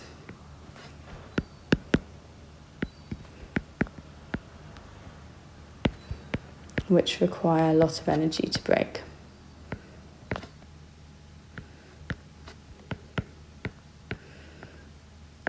Explain why graphite conducts electricity. Remember, graphite has delocalized electrons which are able to flow through the structure. State why diamond is hard but graphite is soft. It's all to do with the arrangement of the atoms. So remember, diamond has a giant tetrahedral structure, which means that each carbon atom is bonded to 4 others, whereas graphite atoms are arranged in layers which can slide over each other, hence why it can be used as a lubricant. The boiling point of halon 1301 is -58. Explain why it has a low boiling point. We can see that it's just made out of non-metals, so we're picking between whether it's a giant covalent structure or a simple molecular structure. Based on the fact it has a low boiling point, means that we must have a simple molecular structure with weak intermolecular forces, which require little energy to overcome.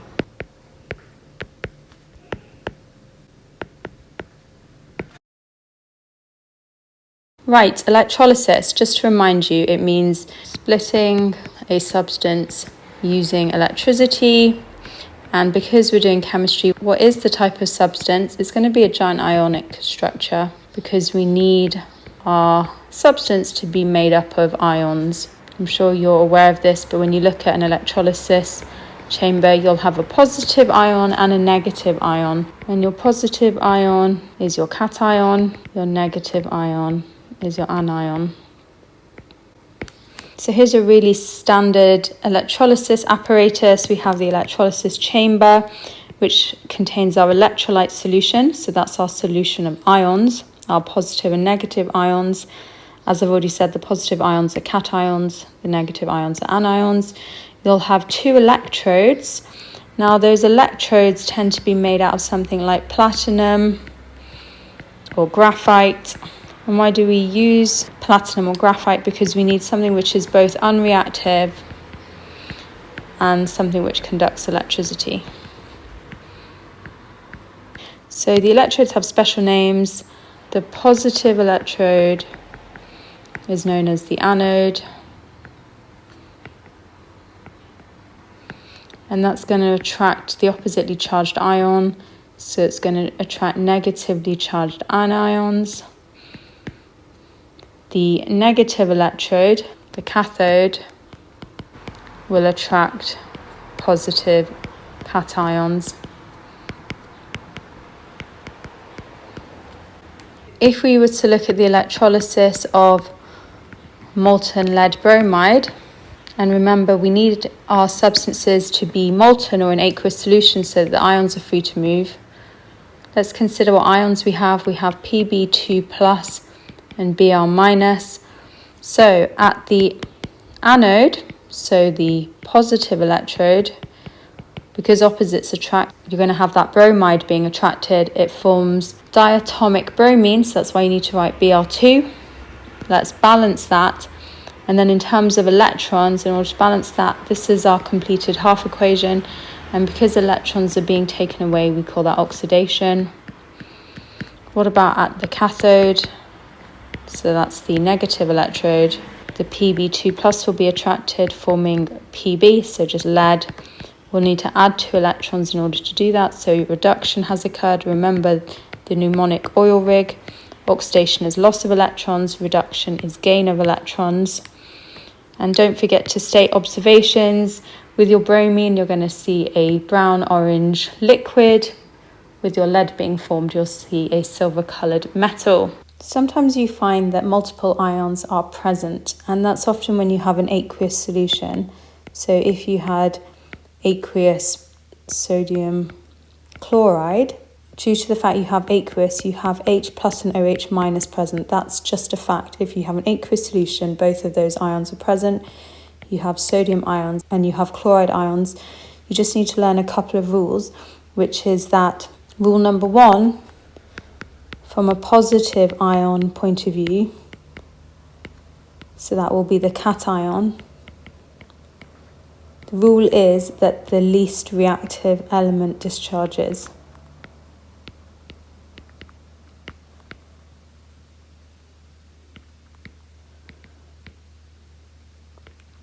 So what you have to do is look at your positive ions, the hydrogen ion and the sodium ion, and you have to decide which is less reactive. That's why you need to know your reactivity series so well. It's going to be hydrogen discharging. And then from a negative ion point of view, the anion, you have to learn that the halogen discharges first. If it's present, the halogen will in effect win, otherwise it will be oxygen, which comes from the hydroxide ion. So just have a look again, because you've got the chloride ion and the hydroxide ion, because the halogen is present, it's going to be the chloride ion which discharges. So in terms of the two ions discharging, it will be the hydrogen ion because it's least reactive, and the chloride ion because it's a halogen. So here's your half equation at the cathode.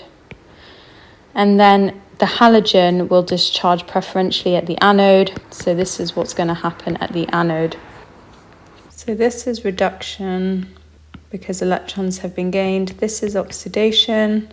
And then left over in solution, you've got your sodium and your hydroxide ions. So actually all three substances which are made are incredibly useful in industry, because the sodium hydroxide can be used in paper making. Hydrogen is an example of a fuel.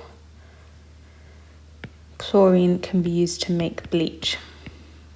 The electrolysis of aqueous sulfuric acid. So first of all, start by listing what ions you have present. The fact that it's aqueous means you have H plus and OH minus. Sulfuric acid means you have H plus and SO42 minus. So in terms of what's happening at the cathode, which is the negative electrode, clearly it's going to be the hydrogen ions discharging because that's the only thing you have present. So let's write the half equation. The hydrogen ion forms diatomic hydrogen. Get that balanced. In order to sort out the charges, we're going to need to add 2 electrons, and because 2 electrons have been added, we know that that's reduction. What about at the anode, which is the positive electrode? You're picking between the sulfate ion and the hydroxide ion. If there's no halogen present, it's the hydroxide ion which discharges because we're going to produce oxygen. This is a nasty equation which I would recommend just learning off by heart. It's definitely more A-level, being able to balance equations of this difficulty. But this is what happens when hydroxide ions discharge. Because electrons have been lost, we say that oxidation has occurred. What about if we have aqueous copper 2 sulfate? So aqueous means we have H plus and OH minus. The copper 2 means we have Cu2 plus, and we have the sulfate ion. So what's happening at the cathode? Remember, the rule here is that the least reactive element discharges. So pick between the hydrogen ion and the copper ion. Copper is less reactive than hydrogen, so it'll be copper. Forming solid copper, we need to reduce it by adding 2 electrons. And in terms of any observations, you'll see a pink solid form at the cathode. What about at the anode?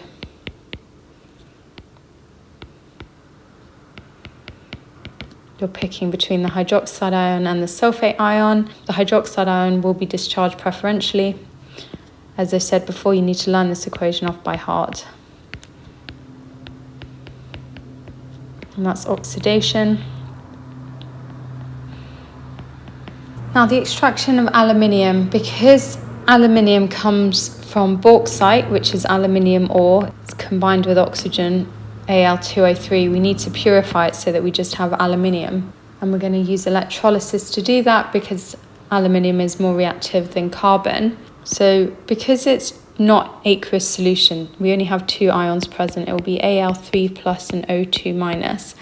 This is a very typical electrolysis chamber used to purify the Al2O3.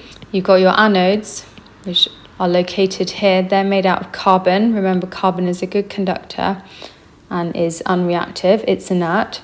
And then you've got your carbon cathode lining the electrolysis chamber. So let's write our half equations. So at the anode, because opposites attract, it's going to be the oxygen, the O2 minus, which will be attracted. It's not a hydroxide ion, so that's why it's O2 minus. We're going to be producing oxygen. Make sure you've got enough oxygen. So we need a 2 there. Then we need to show that it's losing 2 electrons. Because you've got that large 2 there, it's actually the equivalent of 4 electrons. So it looks like this as the half equation. So this is oxidation. And then what's going on at the cathode? So the negative electrode. The Al3+ will be attracted to form aluminium. We need to sort out the charges by adding 3 electrons. So reduction occurs at the cathode. So there's your overall equations. Just be aware electrolysis is really expensive due to the high electricity costs.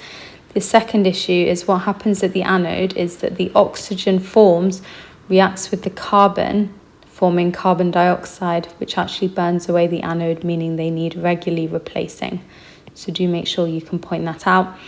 And then lastly, you find that the aluminium oxide is dissolved in molten creolite. That's an aluminium containing compound. Its purpose is to lower the melting point of aluminium oxide. When copper 2 sulfate solution is electrolyzed, copper forms at the negative electrode. A student uses this apparatus to investigate the electrolysis of copper 2 sulfate solution. Describe how the student could test a sample of copper 2 sulfate solution to show that it contains copper 2 ions. This is a slightly different part of the specification, but I'm going to answer it anyway. They could carry out a flame test, and a blue-green flame would be seen.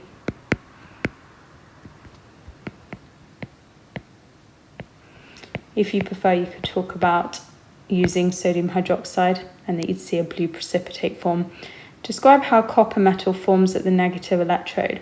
So for me, the most straightforward thing here is to say that the Cu2+ ions are attracted to the negative electrode. After all, opposites attract. And then I'm going to write the half equation here showing the reduction reaction occurring to form the copper metal.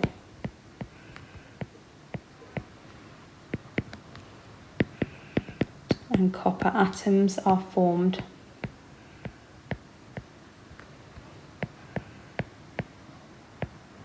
State the appearance of the copper that forms on the negative electrode. So what does copper look like? It looks like a pink solid.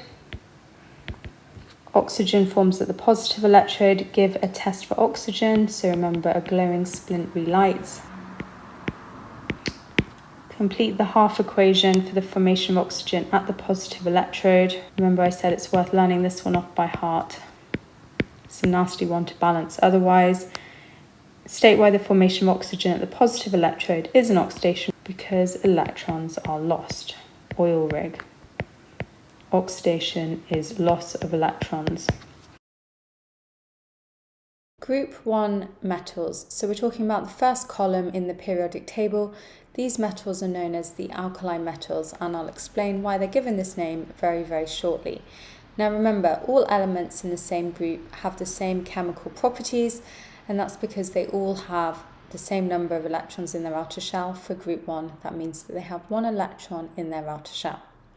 So what are the physical properties of the group 1 metals? Well, the group 1 metals are super unusual when compared with your more typical transition elements. First of all, they're soft, so you can actually cut them with a knife, and they have low melting and boiling points. They are shiny though, so if you cut them, they'll be shiny, but then that will slowly tarnish. Another unusual property is that they have low density, which means they float on water. So the group 1 elements are very different from your typical transition elements. The group 1 elements are incredibly reactive. That means they'll react with cold water. When you handle them, you need to first of all store them in oil to stop them react. You need to handle them with forceps because they'll actually react with the water and oils in your skin. So let's go through the group 1 elements and the various observations when they're added to cold water. We'll start with lithium, which is at the top of the group. Lithium is the least reactive group 1 element, so you'll see the least violent reaction here. First of all, see the lithium float on water. It skids across the surface of the water. There will be fizzing, and that's due to the production of hydrogen gas. And eventually that lithium will disappear. Sodium sits beneath lithium in the periodic table, therefore it's slightly more reactive. This time you might see an orange flame. You'll see more fizzing due to hydrogen gas released.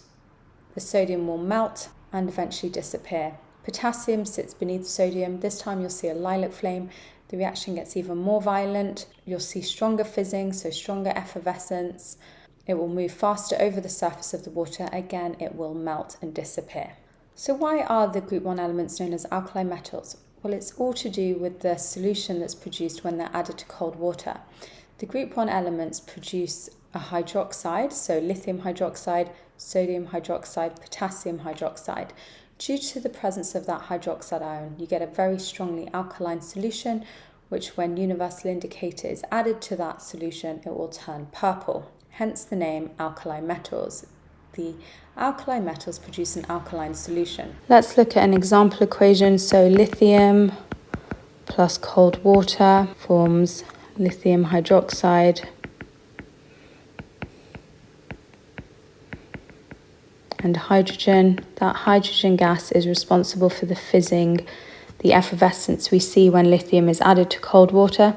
Let's convert this to a balanced symbol equation. So lithium is Li, water is H2O. The formula of lithium hydroxide, lithium's in group 1, so it forms a 1 plus ion. Hydroxide ion you need to learn off by heart, it's OH minus. Because these balance, we have no issues here with writing LiOH. And then hydrogen is a diatomic molecule, meaning it consists of 2 atoms, which is why you need to write H2. Let's balance it. I'm going to show you the method here. You list your elements on the left and right hand sides of the equation. Tally chart how many you have of each element. 1 lithium, 2 hydrogens, 1 oxygen. 1 lithium, 3 hydrogens, 1 oxygen. So we have issues here clearly with the hydrogen. I need more hydrogens on the left hand side, so I'm going to add a 2. Then adjust. We now have 4 hydrogens and 2 oxygens.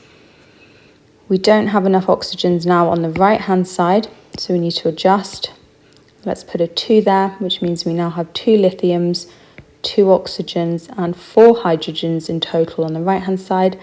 We're so close now. All we need to do now is add a number 2 in front of the lithium, and there is your balanced symbol equation. It's also possible to just eyeball it and have a look once you get familiar with doing balancing equations. That hydroxide ion here, remember, is responsible for the alkali solution produced, which turns the universal indicator purple. The group 1 elements can also react with oxygen to form a metal oxide. They form ionic compounds and they can react with halogens. But why do the group 1 elements become more reactive as you descend the group? Well, it's all due to the size of the atom. As you descend the group, the elements have more shells of electrons.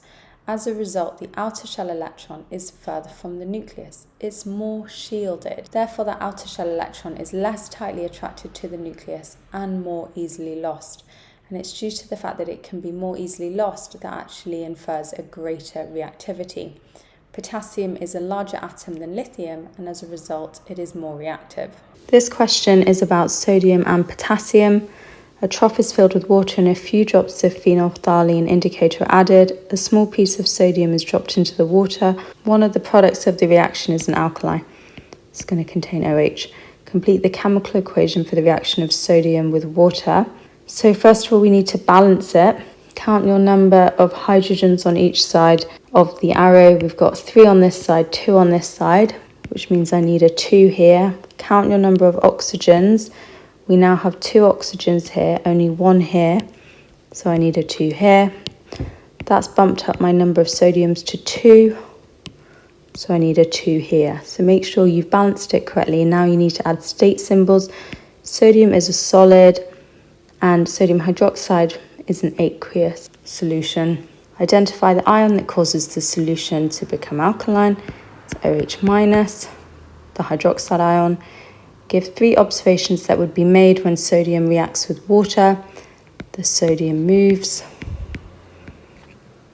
fizzing occurs, the sodium melts.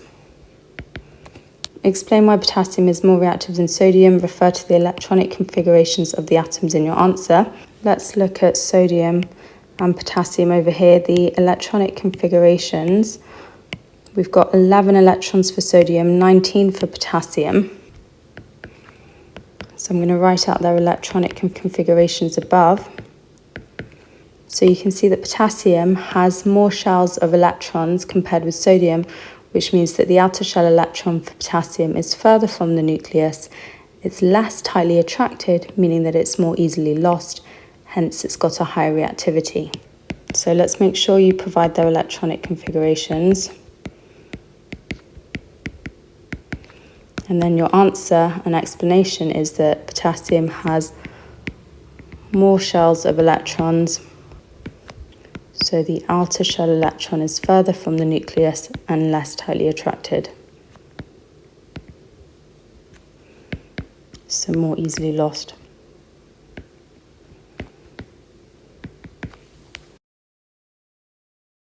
The group 7 elements are known as halogens. Now they all have the same chemical properties, and that's because they have 7 electrons in their outer shell.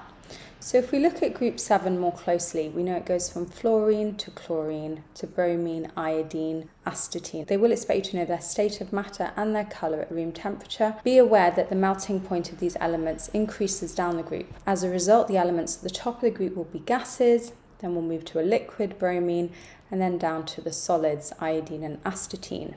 So fluorine at the top of the group is a yellow gas at room temperature, chlorine is a green gas, bromine is a red-brown liquid, iodine is a grey solid, and astatine, they'll expect you to predict that it's a black solid, because the elements also get darker in colour as you descend the group. Remember that iodine undergoes sublimation, which means it turns directly from a solid to a gas, turns directly from a grey solid to a purple vapour. Now the halogens are able to react with hydrogen to form hydrogen halides, which are highly acidic and poisonous. For example, hydrogen reacts with bromine to form hydrogen bromide.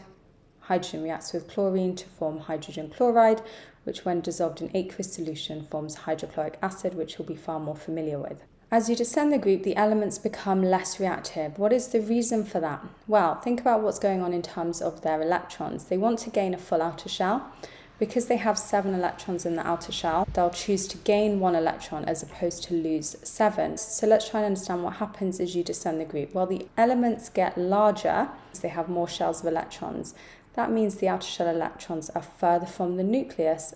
They're more shielded and they are less tightly attracted, and as a result it's harder for them to gain an electron.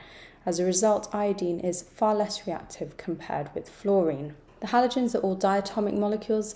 That means they exist as 2 atoms combined to form a molecule. So if you're asked to write chlorine as a formula, you need to write Cl2. The same is true for the other elements. Halogens partake in displacement reactions, where a more reactive halogen displaces a less reactive halogen from its compound.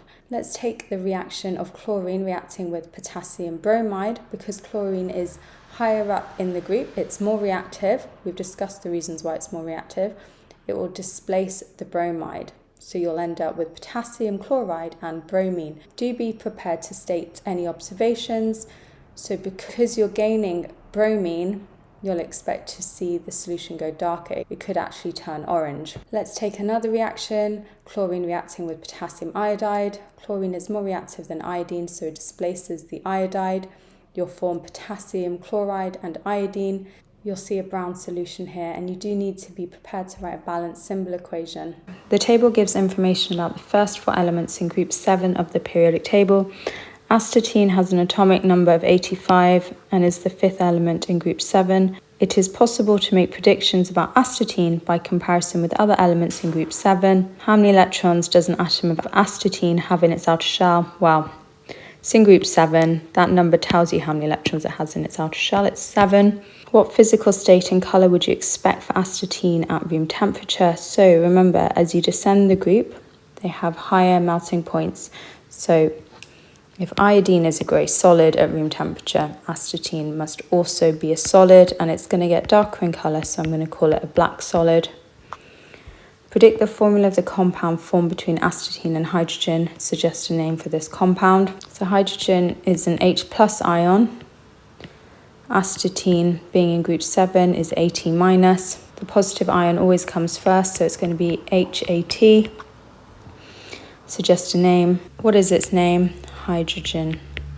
Remember, we change the endings on the halogens, chloride, iodide, bromide, so it'd be astatide. Suggest how the reactivity of astatine compares to that of iodine. Explain your answer. So as you descend the group, the elements become less reactive. Fluorine is the most reactive, iodine is the least reactive. So astatine being beneath iodine, I'd expect to be less reactive.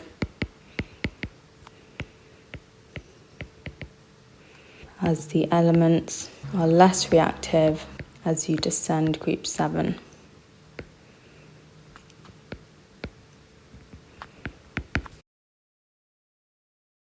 Gases in the atmosphere topic. So first of all, what is the composition of air? Now, it's made up of 78% nitrogen, 21% oxygen, 0.04% carbon dioxide, and less than 1% of argon. If they ask you about a compound which is found in unpolluted air, you want to mention either water or carbon dioxide. Make sure you read the question carefully as to whether they're asking about a formula, an element, a name. You do need to be really careful in chemistry that you're actually answering the question being asked. How can we prove experimentally that approximately 21% of air is made up of oxygen? Well, there's quite a few different experiments. One of them involves heating copper in a silica tube positioned between two gas syringes. The idea being that as you heat the copper, you pass the air in the syringes from one side to the other. The oxygen in the air reacts with the copper being heated. It oxidizes the copper to form copper oxide, which you'll see is a black solid. At the end of the experiment, you compare the volume of air in the gas syringes before and after, and you should be able to find that approximately 21% of that air was indeed made up of oxygen because it reacted with the copper. Obviously, when you take the volumes in the gas syringe, you need to make sure that everything is cool because gases expand when they're heated. You can also use iron filings placed in a burette which is full of air in a similar way to determine the approximate percentage of oxygen in air. The end of the burette is placed in a trough of water. The iron reacts with the oxygen and water enters the burette. A third way of determining the percentage of oxygen in the air is using the element phosphorus. Here, phosphorus is placed on a tray inside a tube full of air. The tube is placed in a beaker of water. The phosphorus is lit with a hot wire. The phosphorus reacts with oxygen, meaning that the volume of air decreases. Obviously, you can't be left with a vacuum, so water enters the tube, and that raises the tray carrying the phosphorus up. As well as the reaction of copper with oxygen forming black copper oxide, there's other reactions you need to be aware of, including what happens when you burn magnesium in air. It reacts with the oxygen. You'll see a super bright white light, so you'll need to wear special safety goggles, and a white solid of magnesium oxide is formed. If you dissolve magnesium oxide in water, you'll form magnesium hydroxide, which is an alkaline solution. Universal indicator should turn blue. Hydrogen also burns in oxygen. It burns with a pale blue flame and forms water. When sulfur burns in oxygen, a blue flame is formed. Sulfur dioxide gas is formed, which is both poisonous and colourless, so you want to carry this out in a fume cupboard. That sulfur dioxide can dissolve in water to form an acidic solution of sulfurous acid. There are several different thermal decomposition reactions you need to know about. Thermal decomposition simply refers to heating a substance until it breaks apart. The heating of metal carbonate is an example of a thermal decomposition reaction. So what happens when you heat calcium carbonate? Remember, calcium carbonate is limestone. It forms calcium oxide and carbon dioxide. If they ask you about copper 2 carbonate, do be aware that copper 2 carbonate is a green solid. When it's heated, it breaks down to form copper oxide and carbon dioxide. And remember, we already said that copper oxide is a black solid. These are some really niche points on the spec, and it is part of the specification which is less well known by students, so it's a good opportunity to really boost your mark here. Air is a mixture of gases. The two main gases present are the elements nitrogen and oxygen. Another element that is present in air is, crucially, they want an element here, so be careful. Despite the fact that carbon dioxide is present in air, you don't want to pick that because it's a compound. The answer here is argon, which is a group 0 element. Give the formula of a compound that is found in unpolluted air. So what compound would you typically find in unpolluted air? Sounds like a bit of a trick question. The answer here is carbon dioxide. We would expect to find 0.04% of air to be made up of carbon dioxide. That is not a pollutant. It's the fact that we're burning so many fossil fuels that's actually increasing the amount of CO2 in the atmosphere. Do make sure you provide a formula, and do make sure that it's a compound. This apparatus in the diagram is used to find the percentage of oxygen in air. The large pile of copper powder is heated and the air in the syringe is passed several times from one gas syringe to the other. The large pile of copper powder turns black. The remaining gas is allowed to cool and its volume is measured. Explain why the large pile of copper turns black. Remember, it's due to the fact that the copper reacts with oxygen in the air to form copper oxide, which is black.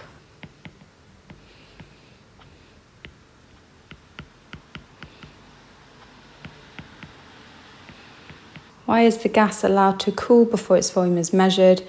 Because remember, gas expands when it's heated and we want the accurate measurement here. The small pile of copper powder is then heated and the remaining gas is passed several times over the hot copper. The copper does not turn black. Suggests why the small pile of copper does not turn black. That must be because all the oxygen has reacted within the gas syringe. In another experiment, the total volume of air in the apparatus before heating is 150 centimeters cubed. At the end of the experiment, the volume of gas remaining is 125. Use this information to calculate the percentage of oxygen in this sample of air. So we do change in volume, which we can see is 25 centimeters cubed, divided by the original, which is 150, multiplied by 100, which is 16.7%. The reactivity series is a list of metals placed in order of their reactivity.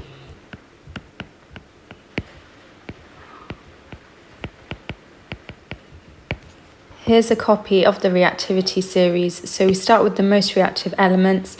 That will be your group 1 elements. Remember, potassium, sodium, lithium are all in group 1. After that, we have group 2 elements.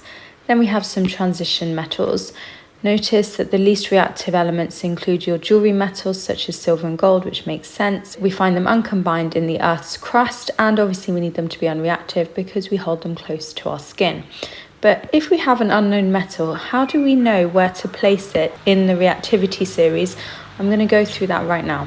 So when you determine the reactivity of an unknown metal, you want to start off quite low key, start with cold water, and then if it doesn't react with that, you're going to try with steam, so very hot water, and then we're going to try with acid. But start with cold water. From a safety point of view, it's essential that that reaction isn't too violent.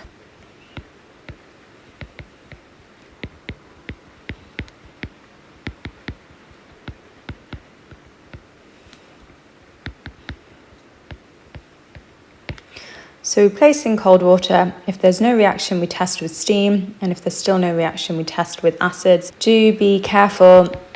Group 1 elements should never be tested with acid because you'd get a very violent, dangerous reaction. Let's look at some equations we might expect to see. So if you had potassium and you reacted it with cold water, then you would make potassium hydroxide and hydrogen.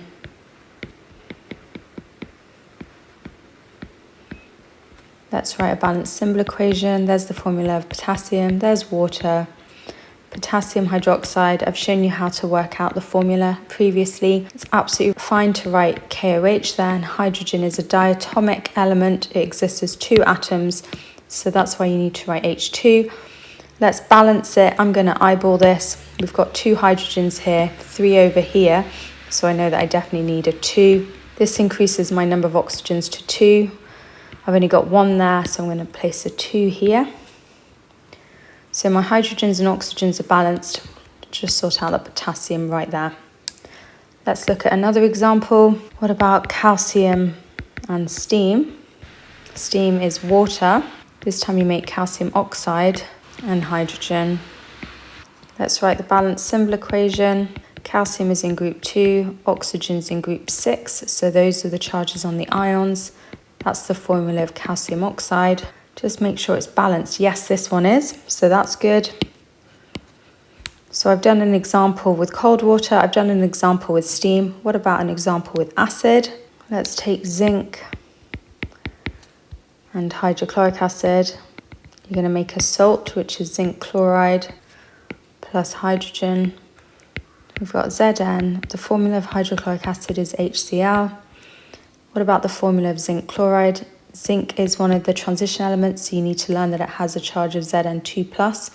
Chlorine is in group 7, so it's Cl-. Therefore, we need ZnCl2 for our neutral formula, plus our H2. Now get it balanced. 2 chlorines on the right, 1 on the left. So we need a 2 there, and everything else is fine, so that is balanced.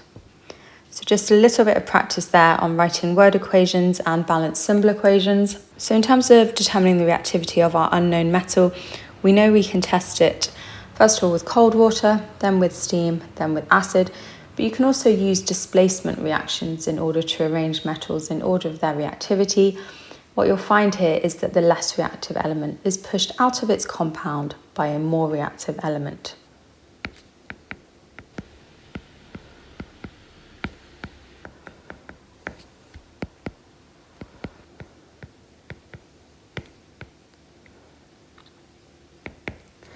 So let's look at an example. I'm interested in magnesium and copper's relative reactivities.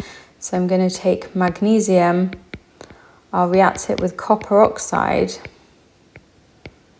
Now there is a reaction, so that magnesium will displace the copper to form magnesium oxide plus copper. Let's look at our equation. Mg plus. Here are your 2 ions making up your copper oxide. This is why I said previously that it's so important that you can write the formula. You need to practice this lots if you're unfamiliar.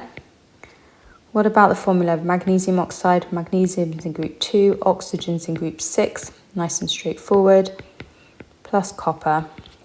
So there's your balanced symbol equation.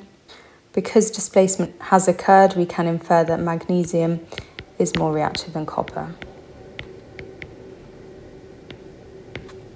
What about in this example where we've got zinc reacting with copper sulfate? Zinc is more reactive than copper, so again you'll get displacement to produce zinc sulfate plus copper. Be prepared to state any observations. You've gone from having zinc, which is a silver-coloured solid, it's a metal. Copper sulfate, remember, is that beautiful blue solution. So when they react together, you've no longer got your silver solid or your blue solution. So actually, you're going to see the solution turn colourless. And you might even see a pink solid form, which is your copper. So do be prepared to state what you would see. The reactions in metals with water and with dilute sulfuric acid can be used to determine the order of reactivity of the metals.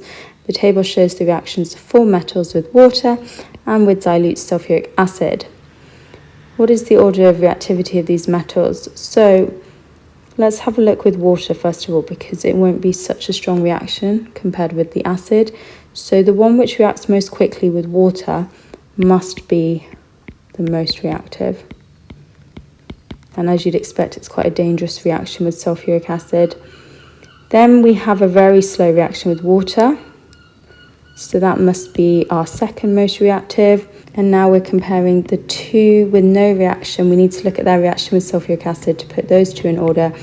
It's going to be this one at position 3 and this one at 4. So what order did I say? I said Z, X, Y, W, which is B. State which metal could be copper. So we're looking for a very unreactive metal because copper sits below hydrogen in the reactivity series, which includes hydrogen. So we need no reaction with either acid or water, so it must be W. Which metal could be magnesium? We'd expect it to react with sulfuric acid and to show a slow reaction with water. So the answer here is X. A displacement reaction can also be used to decide the order of reactivity of 2 metals. State 2 observations made when an excess of magnesium powder is added to aqueous copper 2 sulfate. Let me just show you this equation. Because it's a displacement reaction, the more reactive magnesium replaces the copper. Just think about what's happening. You've got copper sulfate, which is blue. You no longer have copper sulfate, so you're going to have a colourless solution formed. We're going to lose our silver metal here, which is magnesium, and think about what colour copper is. We're going to gain a pink metal. So pink solid forms. Solution turns colourless.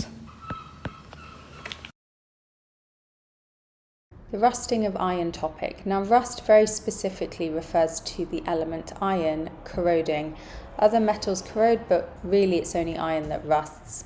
You need two things present in order for rusting to occur. You need both oxygen and water. If you're missing either of those things, then rusting will not take place. Things like salt do increase the rate of rusting, but they're not necessary for rusting to occur. So what is the overall reaction? Well, iron plus oxygen plus water produces hydrated iron 3 oxide. You can see rust really clearly. It looks like an orange flaky substance. How can we stop our objects from rusting? After all, a large number of objects like cars and bridges and buckets are made out of iron. Well, the first thing we can do is provide a barrier to the oxygen and the water in the form of grease, oil, or paint. When you think about a particular situation, think about the most practical way to prevent that iron from rusting. Something like a car and a bridge is quite large, so paint is a good cost-effective option here. However, if that paint layer gets damaged, the iron can immediately rust.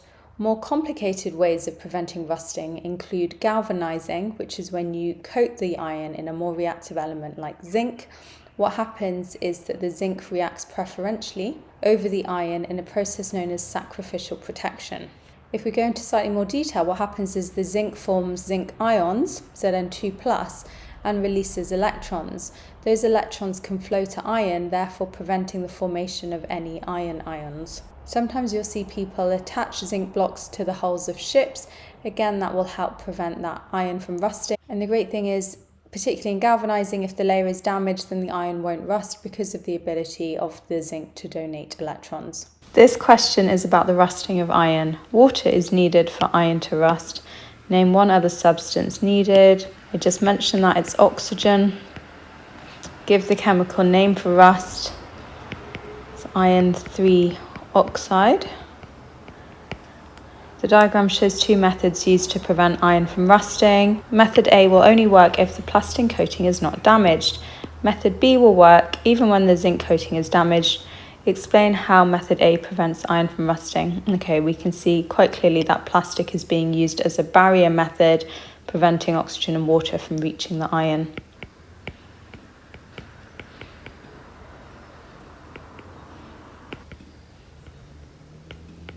Give the name of method B. Because it's involving a coating of zinc, it must be galvanizing.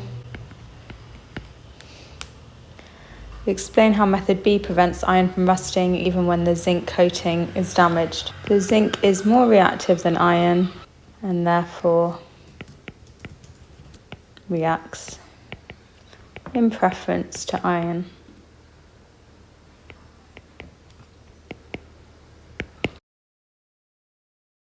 Oxidation and reduction now. Oxidation refers to the gain of oxygen and the loss of electrons. Reduction refers to the gain of electrons and the loss of oxygen.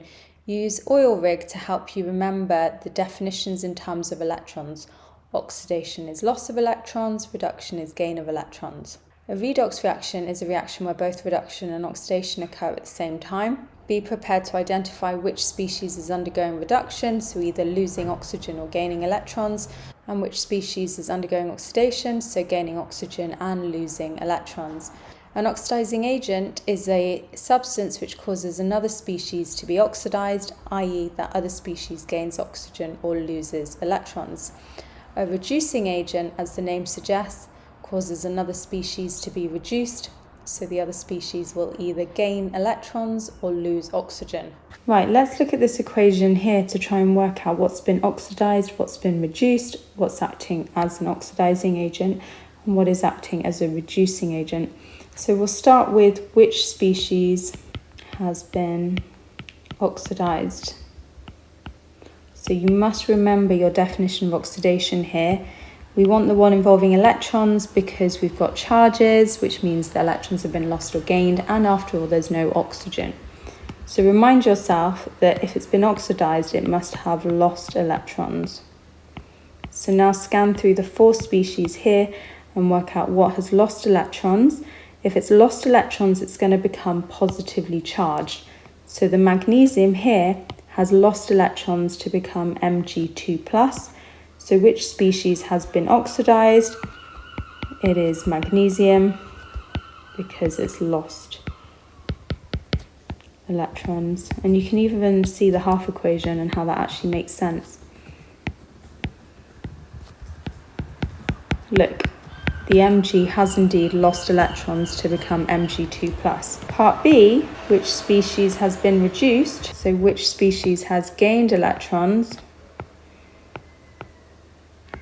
So which species has gained electrons in order to become neutral? Well, you can see very clearly that it's the silver ion, because it's gained electron to become neutral silver atoms. And again, I can show you the half equation that proves that.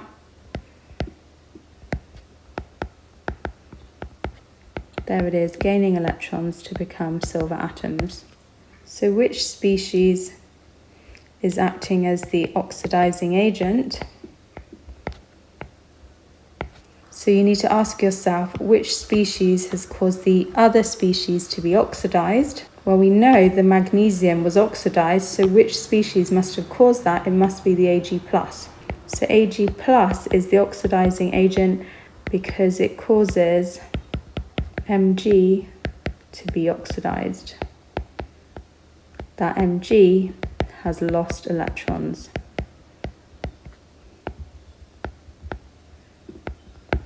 And then finally, which species is acting as the reducing agent? So which species causes the other species to be reduced? Remember, we identified the Ag+ as being reduced, so it must be the magnesium that's responsible for that.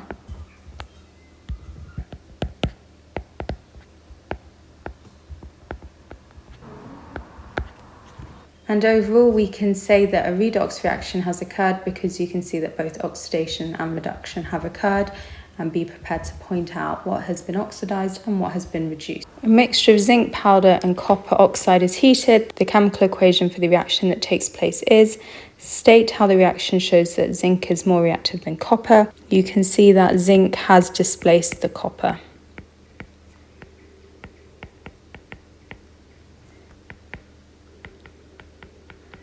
Explain which substance is the oxidizing agent. So which substance is causing another substance to be oxidized? Let's work out which substance is being oxidized. It's the zinc, because after all it gains oxygen. So what must the oxidizing agent be? It must be the CuO. If you're not sure, please just write the formulae of the substance in your answer to avoid any errors being introduced. So you write copper oxide acts as the oxidizing agent because it causes zinc to be oxidized, i.e. gain oxygen. Seawater contains bromide ions. Bromine can be obtained by bubbling chlorine through a sample of seawater. The Ionic equation for the reaction is: explain which species acts as an oxidizing agent in this reaction. So because we've got charges in this equation, it's going to be oxidation and reduction definitions involving electrons as opposed to the oxygen definitions. Also notice there's no oxygen in there. So which species is causing another substance to be oxidized, i.e. lose electrons? We'll have a look. The Br- is losing electrons to become the neutral Br2, and it is the Cl2 which is responsible for that. So Cl2 acts as, take your time here, an oxidizing agent because it causes the Br- to be oxidized, i.e. to lose electrons. Use the formulae in the question to stop any issues with accidentally saying bromine, which would be this when you actually mean bromide. The extraction and use of metals. So it's obviously very important that we can obtain the metals that we need to use in industry from the Earth's crust, but totally depends on their reactivity as to which method we can use to do that. If the metal is incredibly unreactive, so sits at the bottom of the reactivity series, such as gold, platinum, silver, you'll find that uncombined in the Earth's crust. And so really what that means is just locating the metal and digging it out of the Earth's crust. So the Klondike miners back in the 1800s were very famous for gold panning in the streams around the Klondike. They'd literally see the gold sitting in their sieves. Now, if the metal sits below carbon in the reactivity series, obviously the reactivity series is really just metals, but we often include carbon as a reference element.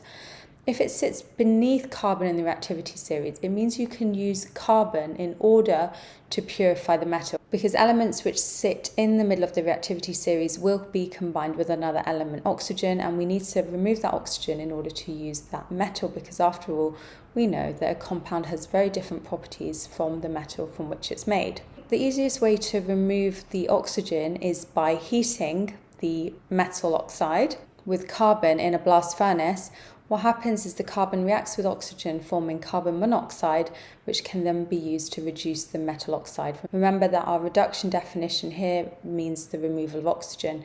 So by doing that, we can purify our metal. One of the adverse effects of using this method is that carbon dioxide is released, which is a pollutant. It's a greenhouse gas which contributes to global warming, but it is thought of as being a cheaper method to purify metals. As you move up the reactivity series to the more reactive elements, I'm talking about the group 1 elements, group 2, they sit above carbon in the reactivity series, so no amount of heating the two together will cause carbon to reduce that metal oxide.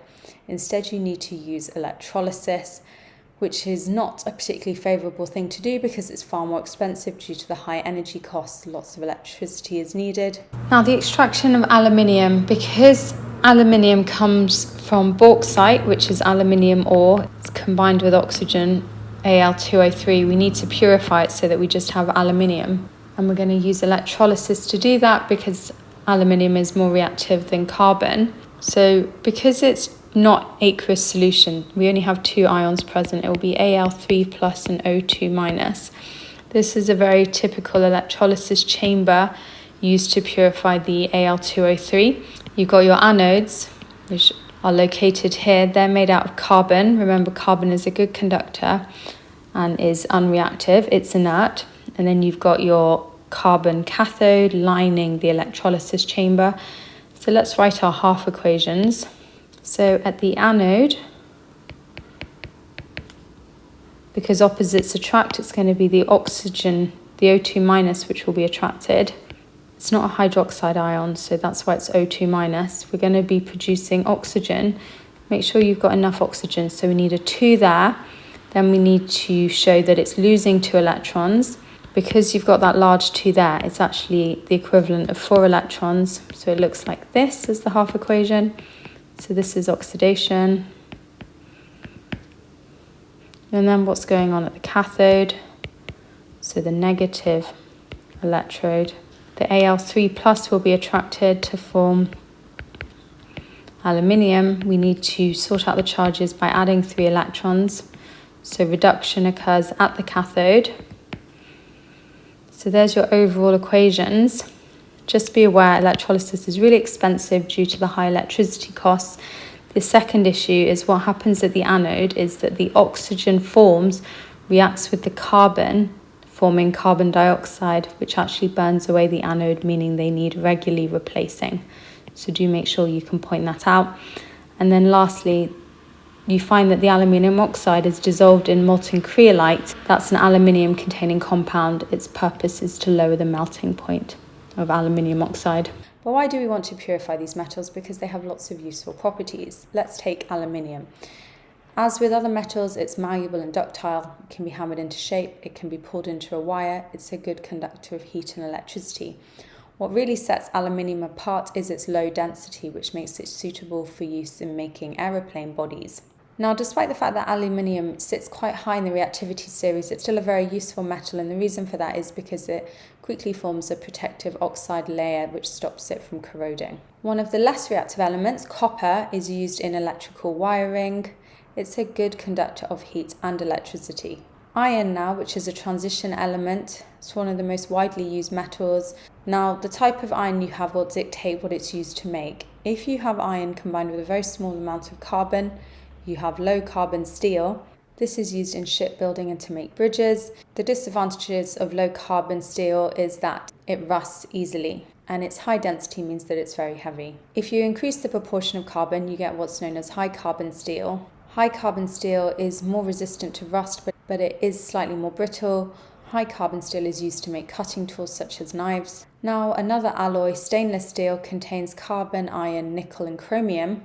The oxide layer on the stainless steel prevents corrosion and makes it suitable for use in cutlery. If you look at your knives, you'll often see that they're made out of stainless steel.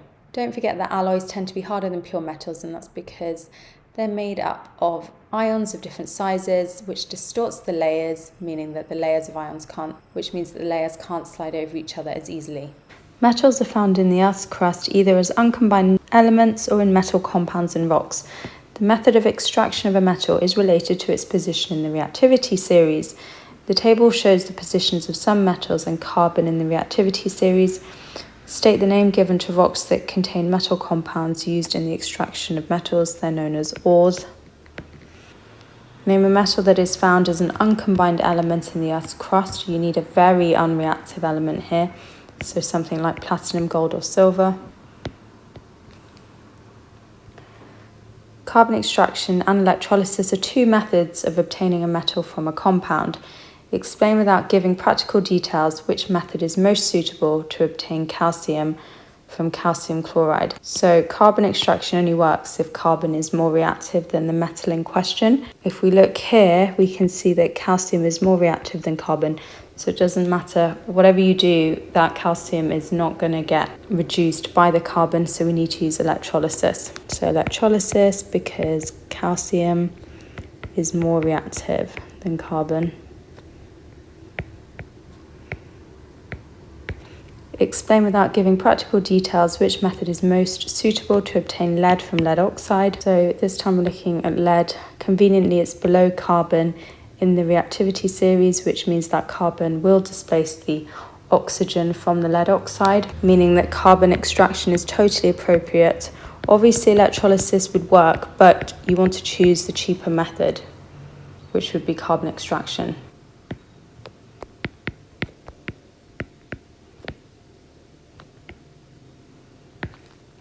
Explain using a label diagram why lead metal is malleable. So here's my layer of ions. Positive ions can slide over each other, which is your definition of malleability.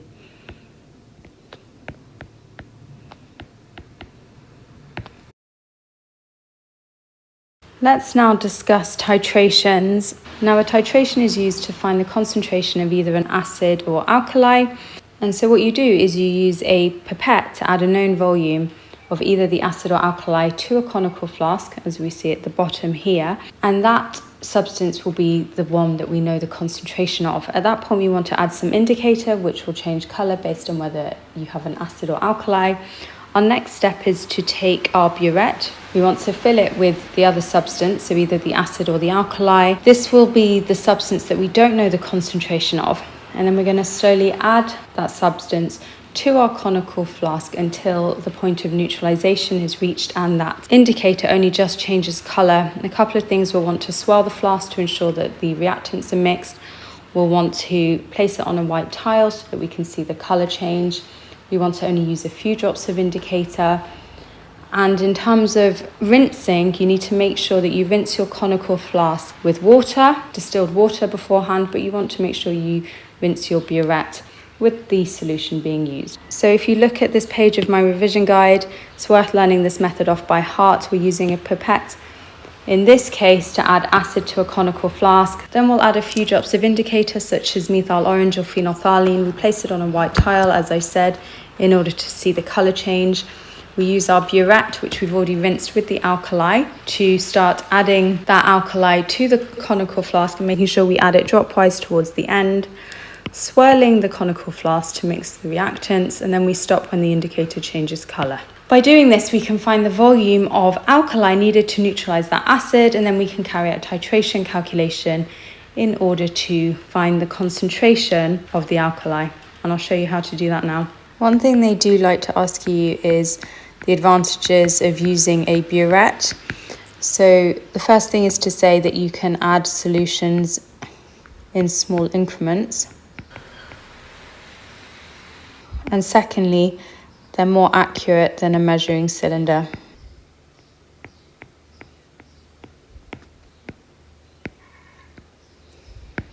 In terms of the types of indicators which can be used to show the end point of a titration, the first indicator I want to mention is methyl orange, which is red in acid, yellow in alkaline. Phenolphthalein is colourless in acid and a beautiful pink colour in alkaline. You don't want to use universal indicator in a titration. It would be totally unsuitable, and that's because it has a range of colours, remember? Green and neutral, blue and strongly alkaline, red and strongly acid, and you have no sharp colour change, which is crucial if you want to see the endpoint of a titration. Here's a very typical titration calculation. So 20 centimetres cubed of hydrochloric acid we use to neutralise 25 centimetres cubed of 0.1 mole per dm cube calcium hydroxide. Calculate the concentration of the hydrochloric acid. Very, very typical question. Because we're after the concentration of the hydrochloric acid, just so you're aware, the acid would have been in the burette, whereas the calcium hydroxide would have been in the conical flask together with the indicator. Try and bear in mind what's going on with titrations. So I like to use this scaffold in order to answer these questions because it makes it super straightforward. You want to rewrite the equation and then create a table. You're using this formula triangle, and then you list N, C, and V. N stands for number of moles, C stands for concentration, V is volume. So we're after the concentration of hydrochloric acid. Here's my hydrochloric acid, so I'm going to put an X here because I'm after its concentration. Now put in the table all the other information they've provided. We have 20 centimetres cubed of hydrochloric acid, so there's the volume. Just be careful with units. We need that volume in decimeters cubed, so we divide that by 1,000. We have 25 centimeters cubed of calcium hydroxide, and then the concentration is 0.1. So initially we want to find the number of moles of calcium hydroxide, which we can see from our formula triangle is concentration times volume. So we just need to multiply those two numbers together to get 0.0025. Now to work out the number of moles of hydrochloric acid, check what's known as the mole connection, which means looking at the large numbers at the front of the formulae. It's 2 to 1, so we have double the number of hydrochloric acid moles. So we just multiply that number there by 2 to get 0.005. And then finally, to find concentration, we do number of moles divided by volume. This number divided by this number. You can do that in one step if you wish, to get a final answer of 0.25 moles per dm cubed. Ethanoic acid is a carboxylic acid present in vinegar. The concentration of ethanoic acid can be found by titration with potassium hydroxide. The equation for the reaction is this. In a titration, 25 centimeters cubed of that ethanoic acid is neutralized by 45 centimeters cubed of potassium hydroxide. With this concentration, calculate the concentration of ethanoic acid. So we take our balanced symbol equation, we set up our scaffold, number of moles, concentration and volume. This is your formula triangle you'll need. We're after the concentration of ethanoic acid, so that's why my X goes there. I know that my volume of ethanoic acid was 25 centimeters cubed. Do divide that by 1,000 to get it into the all-important decimeter cubed unit. Our concentration of KOH, we were told, was 0.4, and the volume was 45 centimeters cubed, which again I'm converting to decimeters cubed. We now have enough information to find the number of moles of KOH. So we do concentration times volume. So multiply those two numbers together to get 0.018 moles. Check the mole connection, it's 1 to 1, so we can just steal that number across here. Our last step is to find the concentration by doing number of moles divided by volume. This number divided by this number. Our final answer is 0.72. A sample of vinegar containing 0.03 moles of ethanoic acid is poured into a flask. Calculate the maximum volume of carbon dioxide gas formed when excess sodium carbonate is added. The equation for the reaction is this. So our first step is to work out the number of moles of carbon dioxide. We know we've got 0.003 moles of ethanoic acid. It's told us that there. Check the mole connection. It's 2 to 1 here, so we need to halve that to find the number of moles of carbon dioxide. And then to find the volume, we do number of moles times 24,000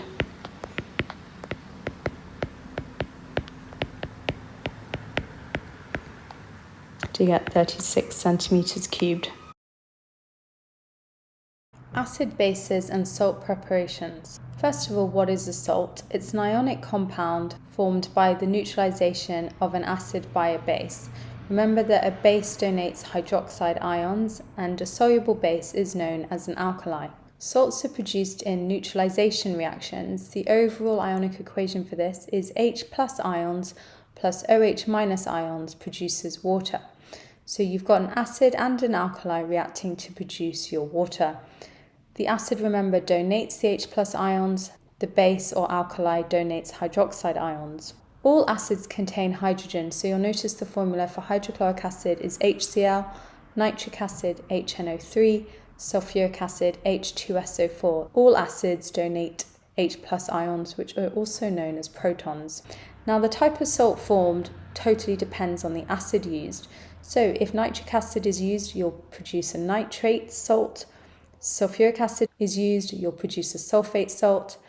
If you use hydrochloric acid, you'll produce a salt containing chloride. They're very interested in asking about the salt solubility rules, which is super annoying because it basically means you just need to learn off by heart which salts are soluble and which salts are insoluble. It does take a little bit of practice. So let's go through some rules. All nitrates, so all salts which contain nitrate, are soluble. All salts which contain potassium, sodium or ammonium ions are soluble.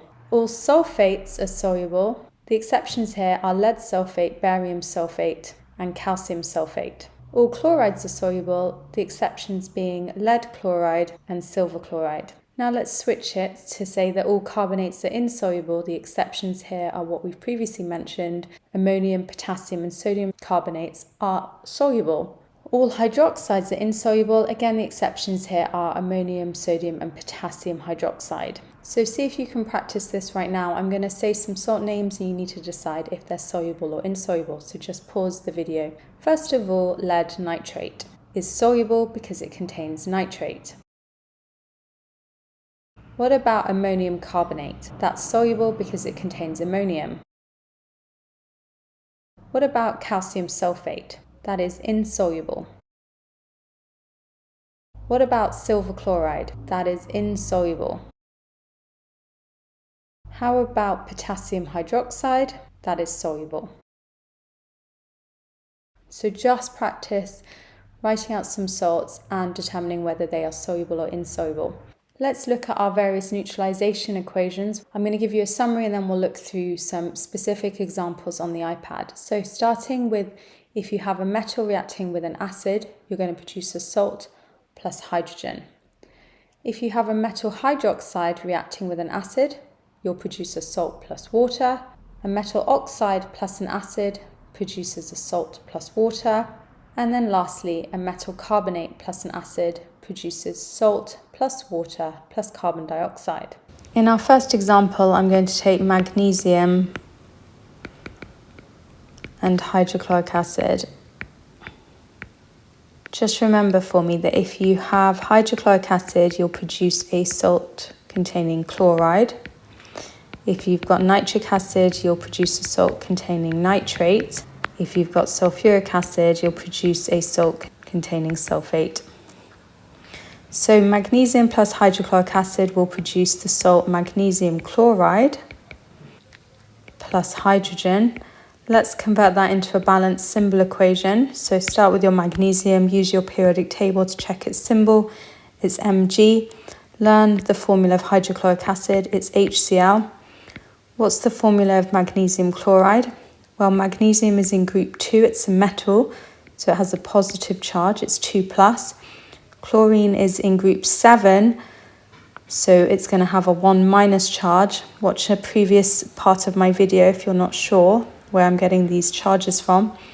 What about the formula of magnesium chloride? Well, they're not balanced. You can see we need an extra chloride ion, so we show that by writing MgCl2.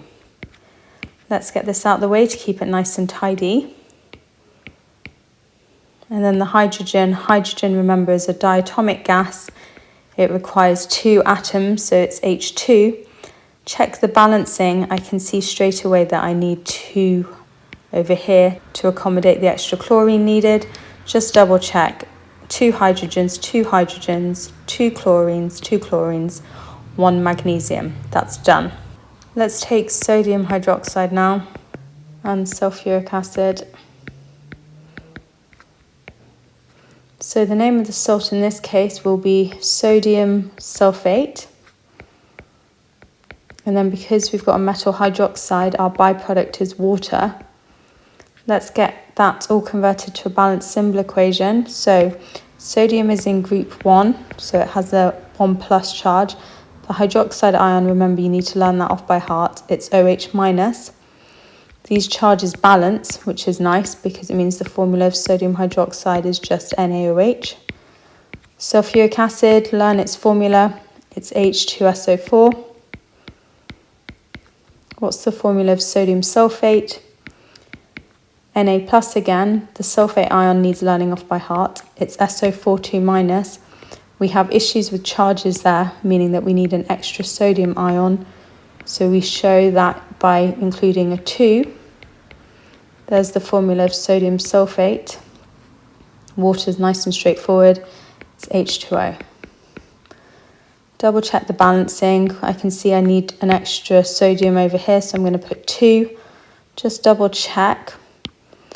I think I don't have enough hydrogens on the right hand side. Sure enough, I've got 2 here, and 2 is 4 on the left hand side. Only 2 on the right hand side, so I'm going to pop a 2 there. Double check now. Oxygens, 6 on the left hand side, 6 on the right hand side. That is balanced. Now we're going to take a metal oxide example. So magnesium oxide plus hydrochloric acid. That's going to produce the salt magnesium chloride and then water as our byproduct. Let's convert that into a balanced symbol equation. Magnesium is in group 2, so it's 2+.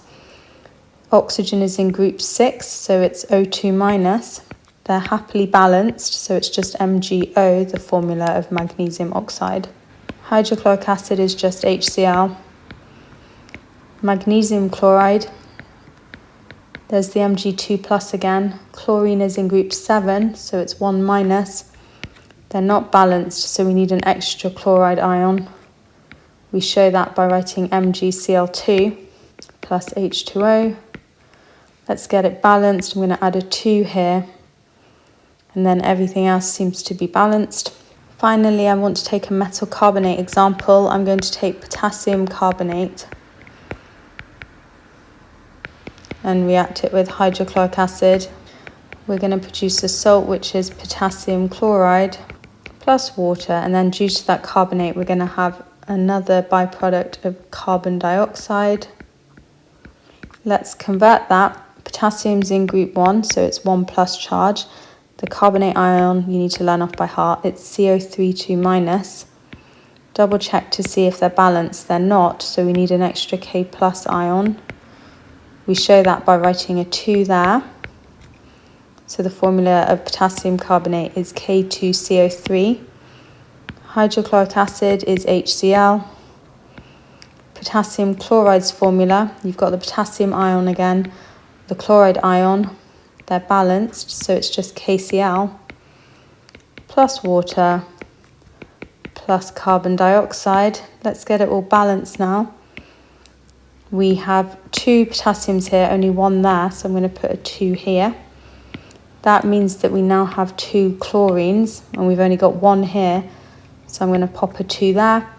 And then just double check, have you got enough carbon, hydrogens and oxygens?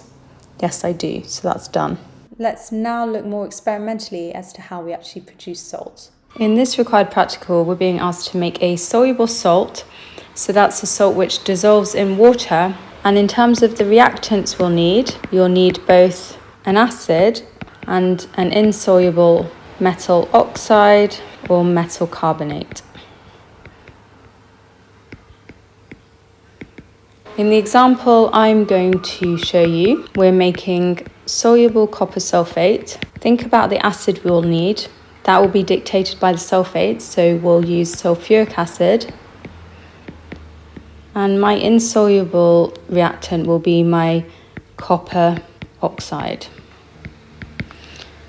Just so you know, if you're asked to make a salt which contains a nitrate, you'll need nitric acid. If you need to make a chloride, you'll need hydrochloric acid. And as we know in this example, to make a sulfate, we'll be using sulfuric acid. So always bear in mind the appropriate reactant. But what about our method for making this salt? You'll get a mark for mentioning the correct reactants. Make sure you include any suitable apparatus. So I'm going to say, for this example, add sulfuric acid and copper oxide to a beaker and stir. We want our insoluble reactant to be in excess, so continue adding copper oxide until it's in excess, and you'll see no more fizzing occurring, no more effervescence. We need to remove any unreacted copper oxide, so we're going to filter the mixture using a funnel and filter paper to remove excess copper oxide. Now our next step is to evaporate some of the water, so we're going to heat the mixture using a Bunsen burner and evaporating basin until the crystallization point has been reached. And then our last step is to allow our salts to dry. So leave to dry, and do specify how you're doing this on filter paper. So zooming out, here's my detailed method as to how I'm making copper 2 sulfate from sulfuric acid and insoluble copper oxide. I just want to show you the apparatus. So we've already reacted our copper oxide together with our sulfuric acid. We've made sure the copper oxide is in excess, so then we're using the filter paper and the funnel to remove any unreacted copper oxide, leaving us with a saturated copper 2 sulfate solution, which we've placed in an evaporating basin. This gets put on top of a wire gauze on top of a tripod, which has a Bunsen burner underneath. We're going to use that Bunsen burner to heat our solution in order to evaporate some of the water to reach that crystallization point. And then our last step is to leave those crystals to dry. This time we are describing a method as to how we make an insoluble salt from 2 soluble reactants. So the example I'm going to provide is silver chloride. Remember, our salt solubility rules told us that silver chloride is insoluble. Think about what we need. We need 2 soluble reactants. So we're making silver chloride. So clearly we need something that contains silver. I need it to be soluble because of the instruction here. Remember that all nitrates are soluble, so that's why I can use silver nitrate. And then the other part of my salt name contains a chloride. So I need to pick a soluble salt containing chloride. So I'm going to go with copper chloride. So To just finish off your product, you'll make silver chloride and copper nitrate. So what's our method? First of all, mix solutions of silver nitrate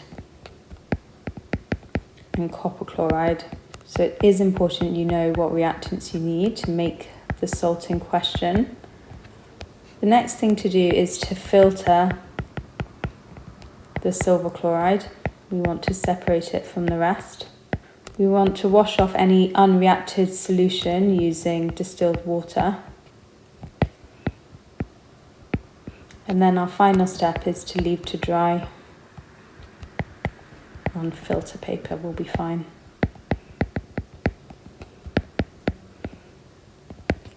So this is a nice straightforward method which we can use to make an insoluble salt from two soluble reactants. Our final salt method is how to make soluble salt. This time contains sodium, potassium or ammonium. It's really annoying. You're going to have to use the titration method to do this. Just to show you an example. So I want to make sodium chloride. I'm going to use hydrochloric acid because it is a titration that I'm carrying out. So I'm going to have hydrochloric acid. I'm going to have an alkali. I'm going to choose sodium hydroxide. And together these will make the salt I need, sodium chloride, and they'll produce water as a byproduct in our neutralization reaction.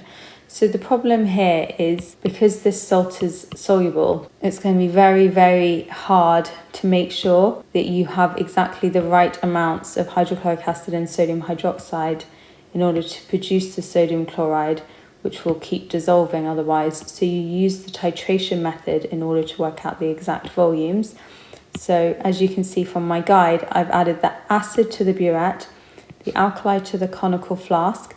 We need an indicator like phenolphthalein to show when the alkali has been neutralized.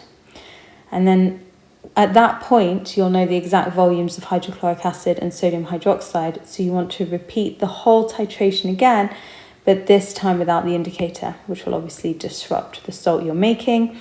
And then the actual method from there on in is the same as the first method we looked at. So we need to heat to evaporate some of the water, we need to leave to cool, we need to leave to dry.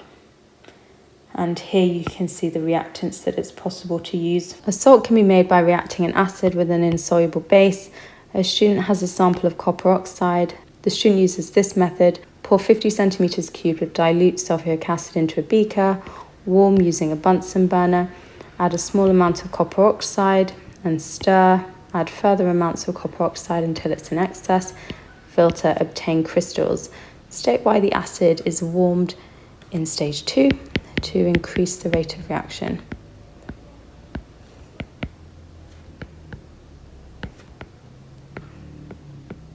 State how the student would know that the copper 2 oxide is in excess in stage 4.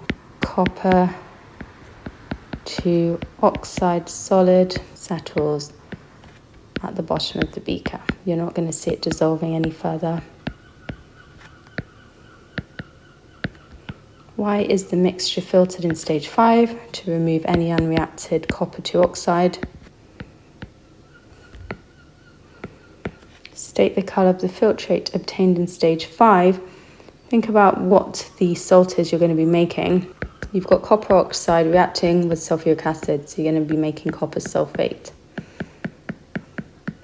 Copper sulfate, remember, is blue. Describe how the student could obtain a pure dry sample of hydrated copper 2 sulfate crystals from the filtrate in stage 6. So our first step is to heat the filtrate. Why? To evaporate some of the water.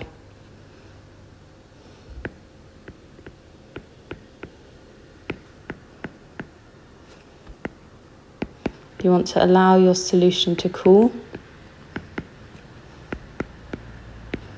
Then you want to filter to remove the crystals. Leave to dry on filter paper.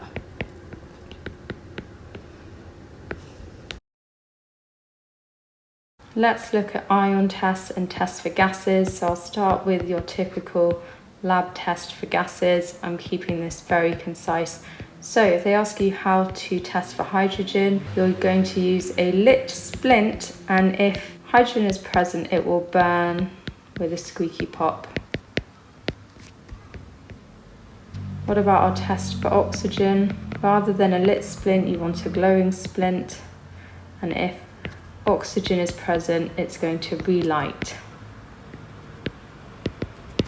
Our test for carbon dioxide, we're going to bubble through lime water, and if carbon dioxide is present, you'll see that lime water turn cloudy, and that's due to the presence of insoluble calcium carbonate. Our test for chlorine, we're going to use damp blue litmus paper, which will be turning white or is bleached, both are fine. The fifth test is for ammonia. Ammonia turns damp red litmus paper blue.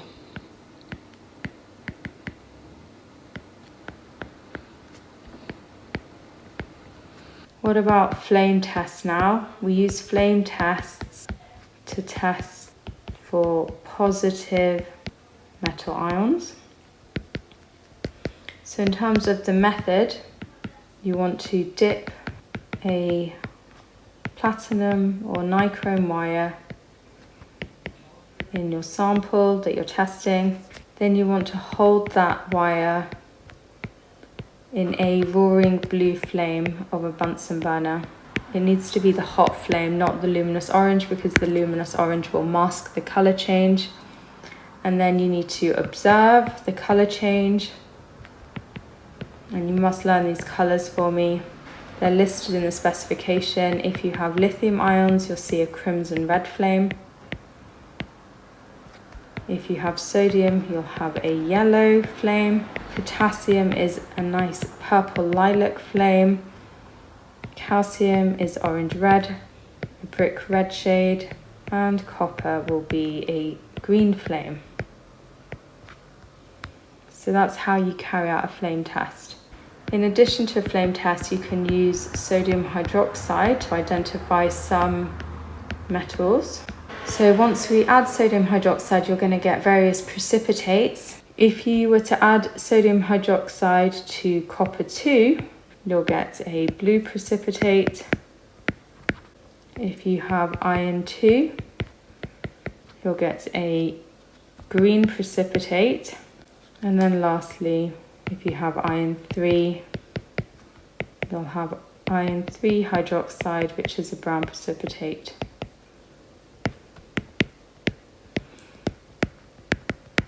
They could ask you to write an ionic equation. I'm just going to do an example here for iron 3. There's your Fe3 plus ion reacting with the hydroxide ion to form FeOH3, which is a solid because it's a precipitate. Do make sure that everything's balanced. You must practice writing your formulae. Remember, that's produced from combining Fe3 plus and 3 hydroxide ions. If you're asked to test for the ammonium ion, which is NH4 plus, what you're trying to do is get your sample to release ammonia. So you add sodium hydroxide, you won't get a precipitate. Instead, you'll get a choking gas released, which is likely to be ammonia. And then you just need to check its identity. That gas should turn damp red litmus paper blue. And if these things happen after you've added sodium hydroxide, then you know the original sample contained the ammonium ion. Now we're moving on to our negative ions. So the first negative ion I want to look at is testing for carbonates, which is CO3 2-, that's the charge of the carbonate ion. You want to add an acid, and what you'll see happen is fizzing, which indicates a gas has been released. What gas is it? It's going to make sense that it's carbon dioxide. And to just prove its identity, we want to bubble through lime water, and obviously we'll expect that lime water to turn cloudy.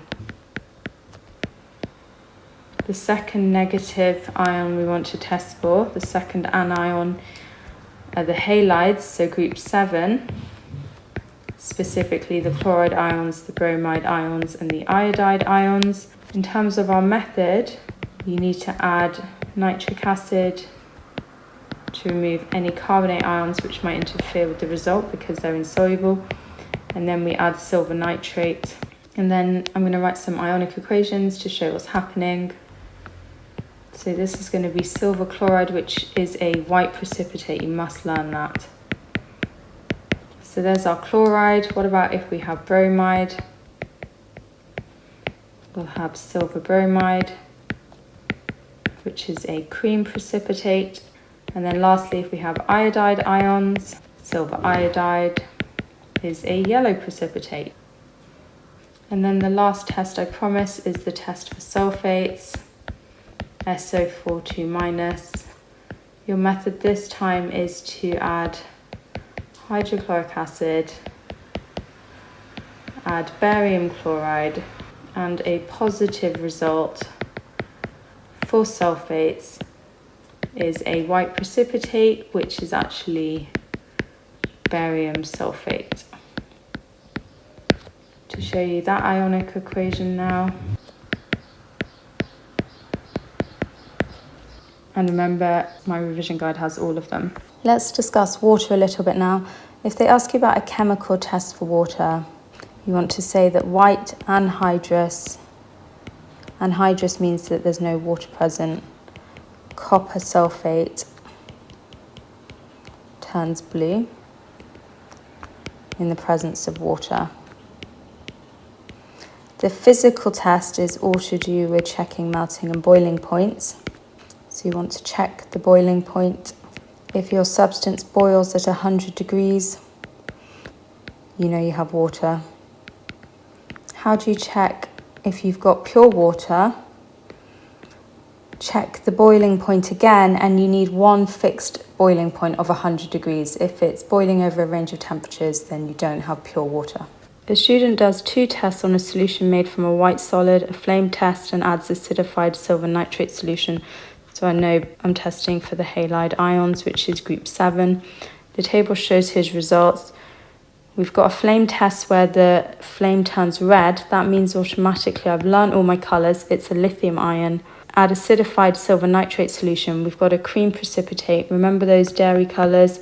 It goes chloride, bromide, iodide, white, cream, yellow. So it's going to be the bromide ion for cream. Give the formula of the ion that produces the red flame. It's lithium. Name the cream precipitate. So we know that the cream precipitate is produced from the bromide ions. If I write you the ionic equation, we know it's silver ions reacting with bromide to form the cream precipitate of silver bromide. So the answer is silver bromide. Identify the white solid. So what did we have to begin with? Well, we must have had lithium bromide. The student uses a clean metal wire in the flame test. State why the wire should be clean when used in a flame test, because you don't want any impurities which would mask the colour of the flame.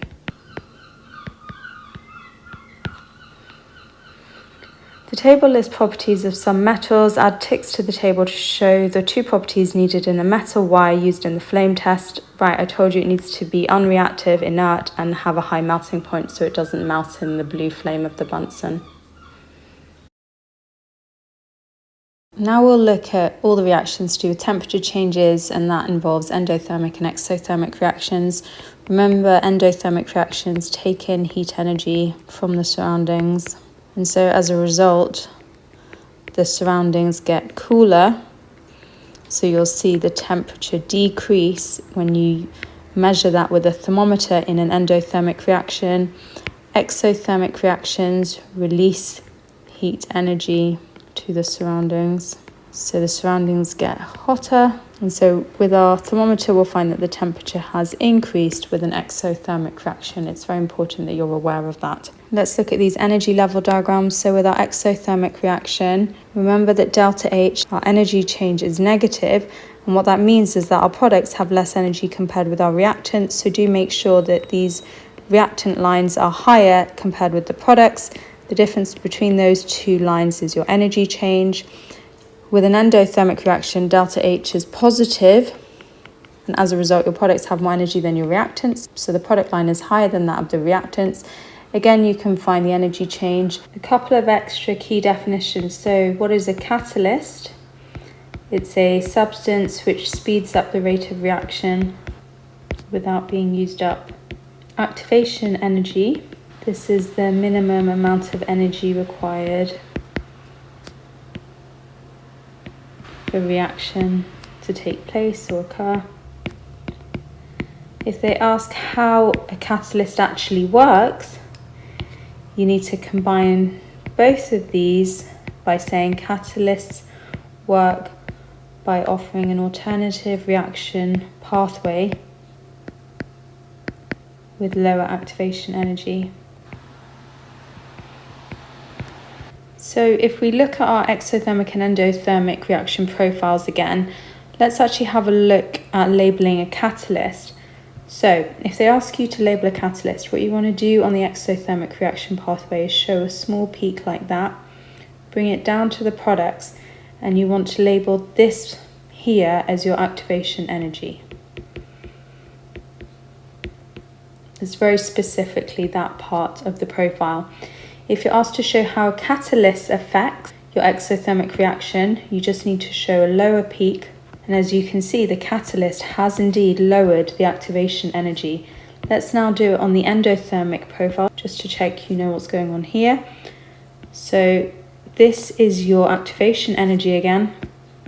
And if they ask you to show how a catalyst affects that, we're going to lower that peak again.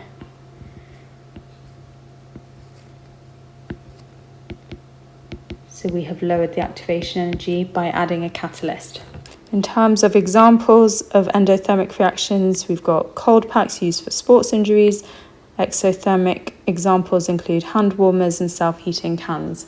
Now, the way in which we can investigate the endothermic and exothermic reactions include the following. So we could add a salt to water, such as sodium chloride, the salt, we add it to water. Neutralization reactions, an acid reacting with an alkali. An exothermic reaction, the temperature will increase.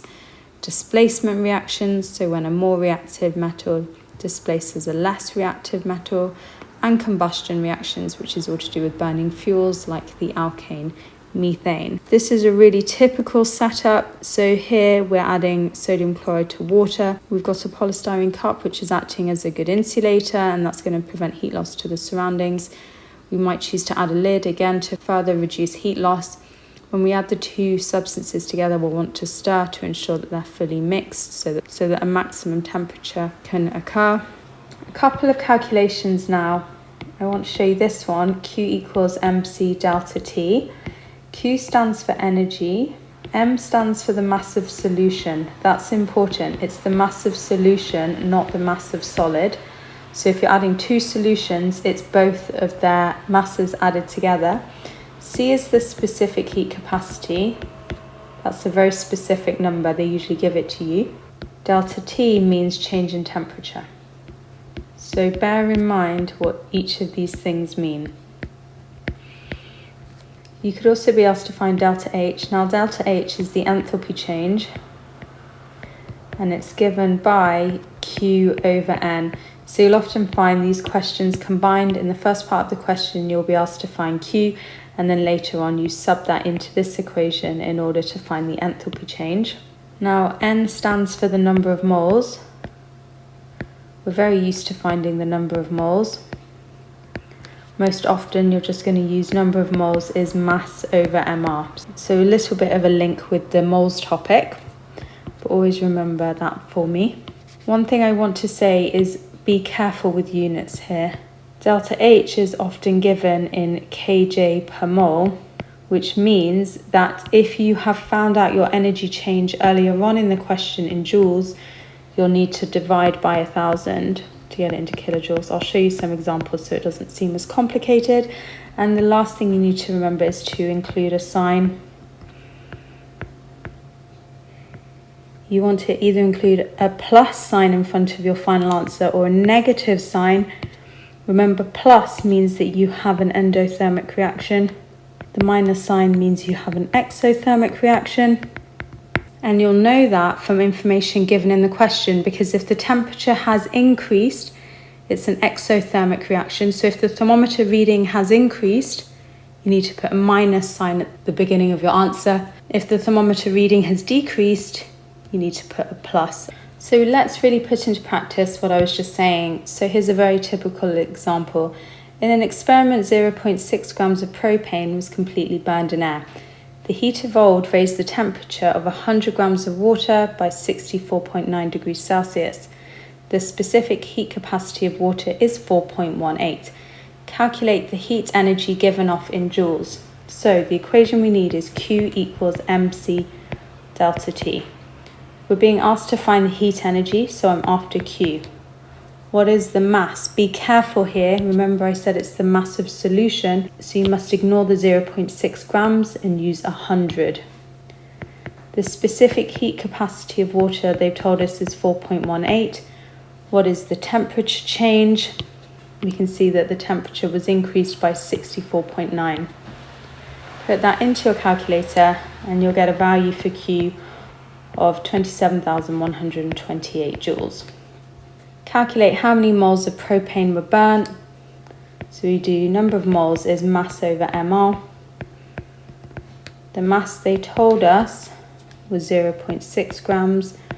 What is the mR of propane? Use its molecular formula there. It's C3H8. So carbon, use your periodic table, has a mass of 12. Hydrogen has a mass of 1. Put that into your calculator and you'll find a number of moles, which looks like this. And then in part C, it's asking us to calculate the enthalpy change of the reaction in kJ per mole. So we're after delta H, which remember we said is Q over N. Just be a little bit careful with your units. It wants your answer in kJ, whereas our previous part of our question just had it in joules, so you need to divide that number by 1,000 to get 27.128. We just found the number of moles. So our answer here is 1989 kJ per mole. Do not lose a mark by not including a sign. What is the sign? Well, you have to look at what happened with the temperature change and work out if it's an exothermic or endothermic reaction. So we check the wording of the question. It says that the heat evolved raised the temperature by 64.9 degrees. Therefore, I know that it's an exothermic reaction, and I show that by including a negative sign. This topic particularly lends itself well to just going through some worksheets and some questions, just to really teach you the different types of questions that could come up. So explain in terms of making and breaking bonds why some reactions are endothermic. Draw a labelled energy level diagram for an endothermic reaction. So we'll start by defining endothermic reactions. Heat energy is taken in from the surroundings. So that's why your thermometer will show a lower temperature at the end of the experiment. In terms of this bond making and bond breaking, you want to say that more energy is required to break the reactant bonds than is released in making product bonds. Remember, if they ask you the same for exothermic reactions, I'll just change it slightly. Heat energy is released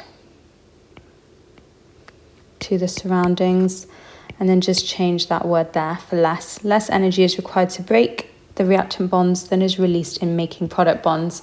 And those are your two definitions for endothermic and exothermic reactions. Let's now do our energy level diagram for an endothermic reaction. So we'll draw our axes, we'll label that energy. This is either time or progress of reaction. Because it's an endothermic reaction, remember that our products sit at a higher energy level than our reactants. So delta H in this case is positive. One thing they could ask you to do is to use bond energy data to calculate the enthalpy change of the reactions. I will include past paper questions here to give you further practice with these types of questions. So it says here to make sure to include a sign and units, draw a labelled energy level diagram for this reaction. So in this particular type of question, you want to write bonds broken minus bonds formed equals enthalpy change. That's the equation you're using. So let's work out the bonds broken. I'll make a list to really show you how we're doing this. So it's the bonds broken in the reactant, so just count them. How many CH bonds do we have? 1, 2, 3, 4. 4 CH bonds. Use the table here to find the value of a CH bond. It's 412. So that means 4 times 412. Then we've got 1 C double 1 C. So that's 1 times 612. And then we've got 3 O double bond O bonds. Use the table again. So 3 times 496.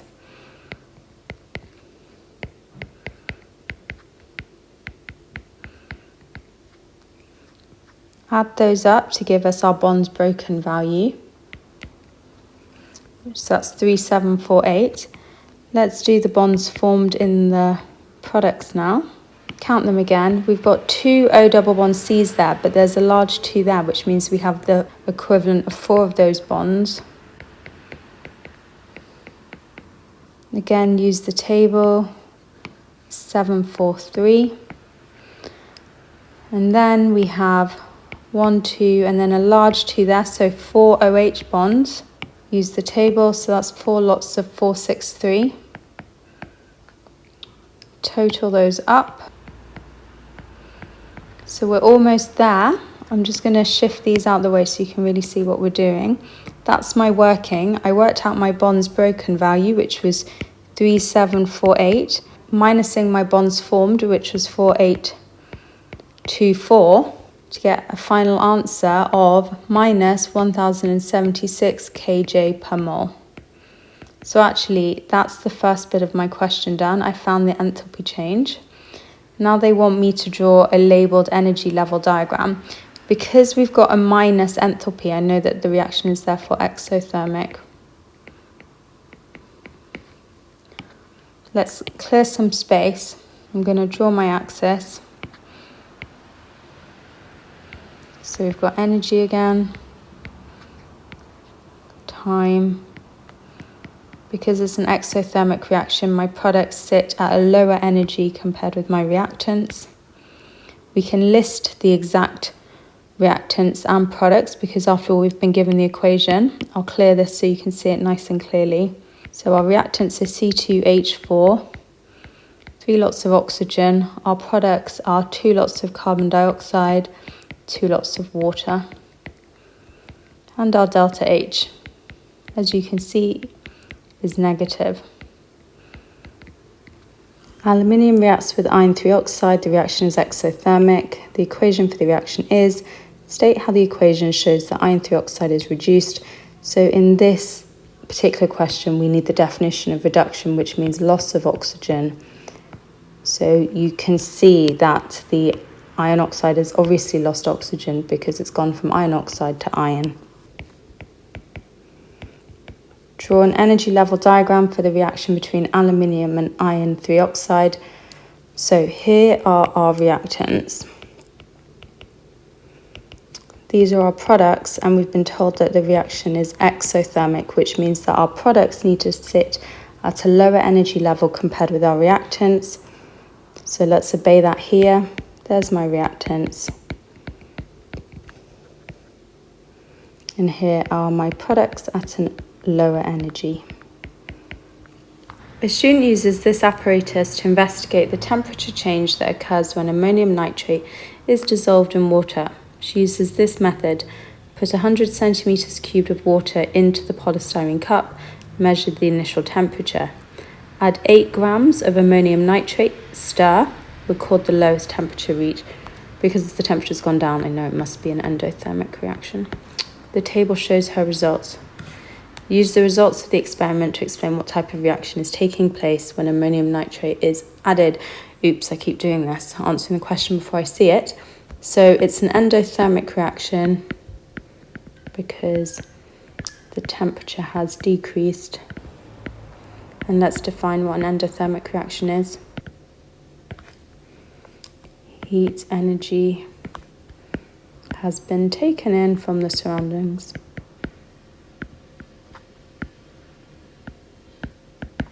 Show that the heat energy change is around 2,400 joules. So Q equals mc delta T. We're after Q. What is the mass? It's the mass of water, which is 100 centimeters cubed converted into grams, so that's just 100 grams. We're told the specific heat capacity is 4.18. What is the temperature change? It's 5.8.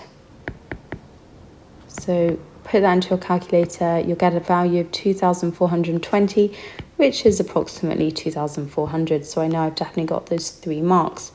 Use your answer to part B to calculate the enthalpy change in kilojoules per mole.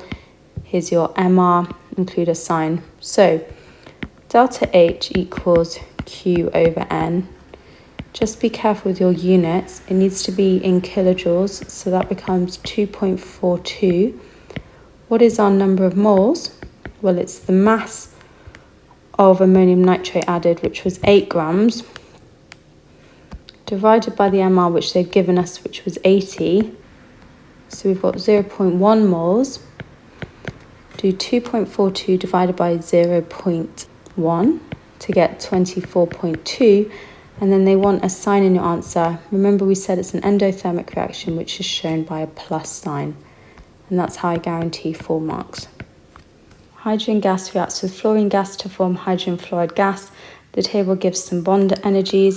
Use the equation in the data in the table to calculate the enthalpy change in kJ per mole for the reaction. Include a sign in your answer.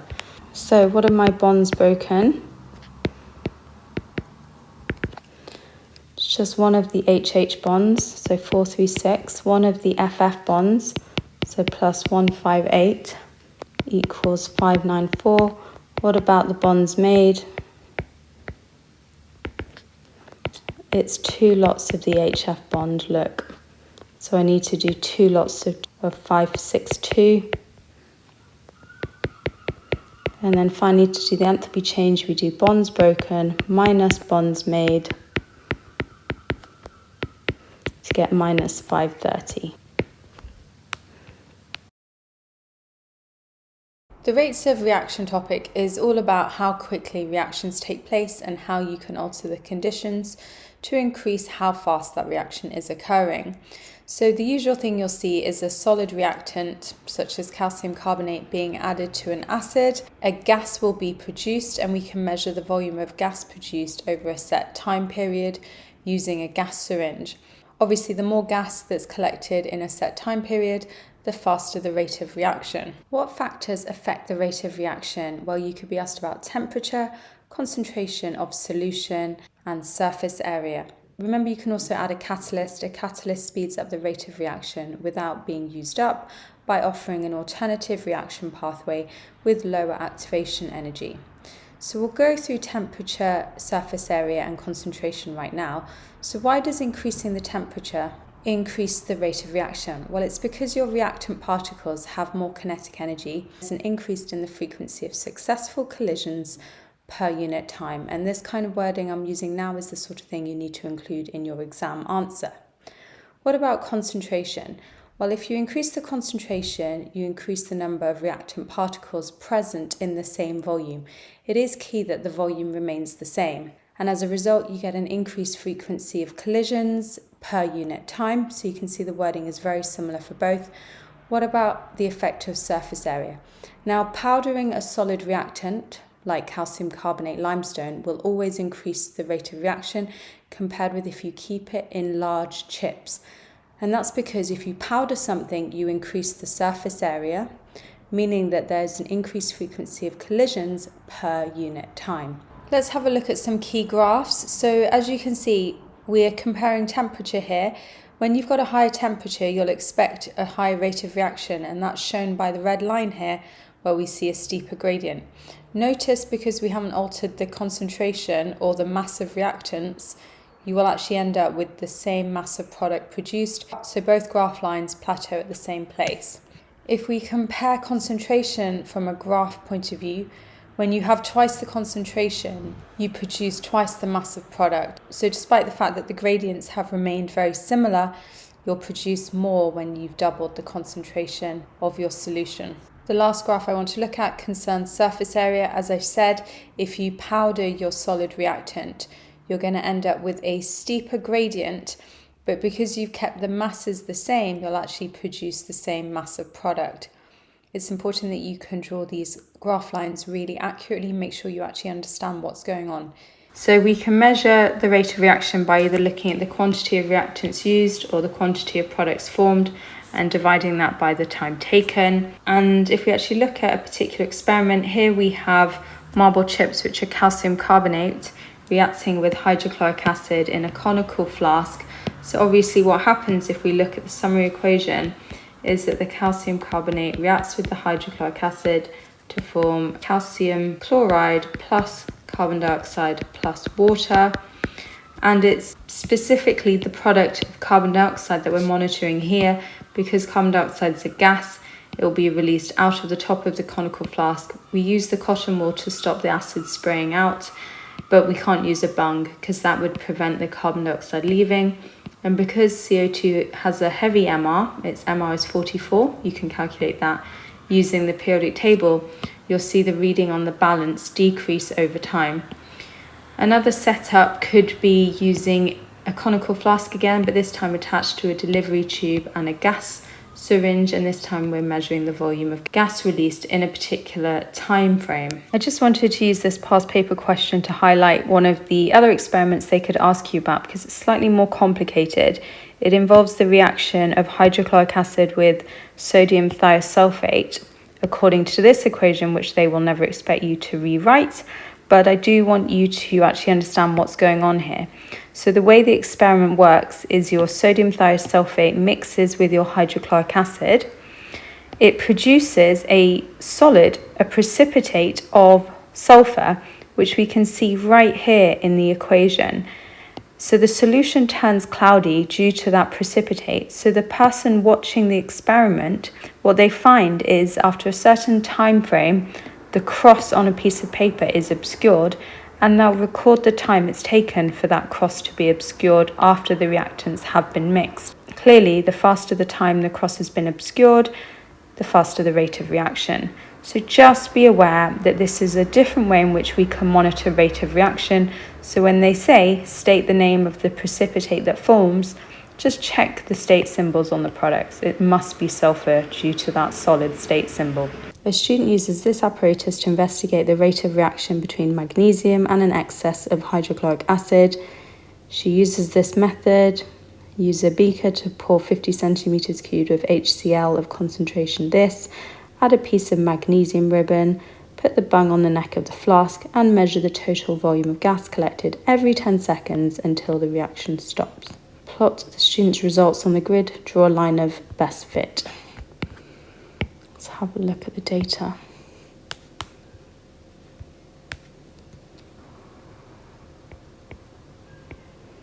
Let's draw a curved line of best fit. The student repeats the experiment using the following mass of magnesium and 50 centimeters cubed of 2 molar. Draw on the grid in part A the curve you'd expect in this experiment. Label the curve Y. So let's make a comparison. So if we look at the masses, we've got half the mass of magnesium this time. What about the HCl? That's remained the same. So as a result, you'd expect half the volume of hydrogen to be released. The student repeats the experiment again using 0.086 grams of magnesium. So this is the same mass as the initial experiment, 50 centimeters cubed of 2 molar hydrochloric acid, so that's the same, but we've got a higher temperature, which means we're going to have a faster rate of reaction. Draw on the grid in part A the curve you'd expect, label this Z. So we're just expecting the same volume released of hydrogen, but in a quicker time frame, so we need a steeper gradient. The expected volume of gas produced in the first experiment is 86 centimeters cubed, suggests why the volume collected is less than the expected volume. Some gas escapes before the bung has been replaced. The student uses a graduated beaker to measure the volume of dilute HCl. Explain why it is not necessary to use a measuring cylinder in this experiment. They told us, remember, that the acid is in excess and therefore a precise measurement of its volume is not needed.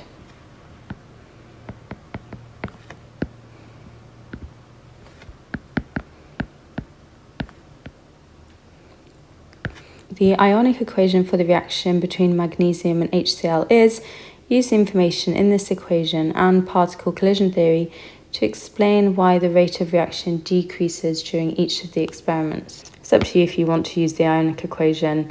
You can just go with your usual particle collision theory and state that the concentration of acid decreases, meaning that there are fewer successful collisions per unit time, or you could say that the concentration of H plus ions, which remember is the acid, decreases. It's up to you.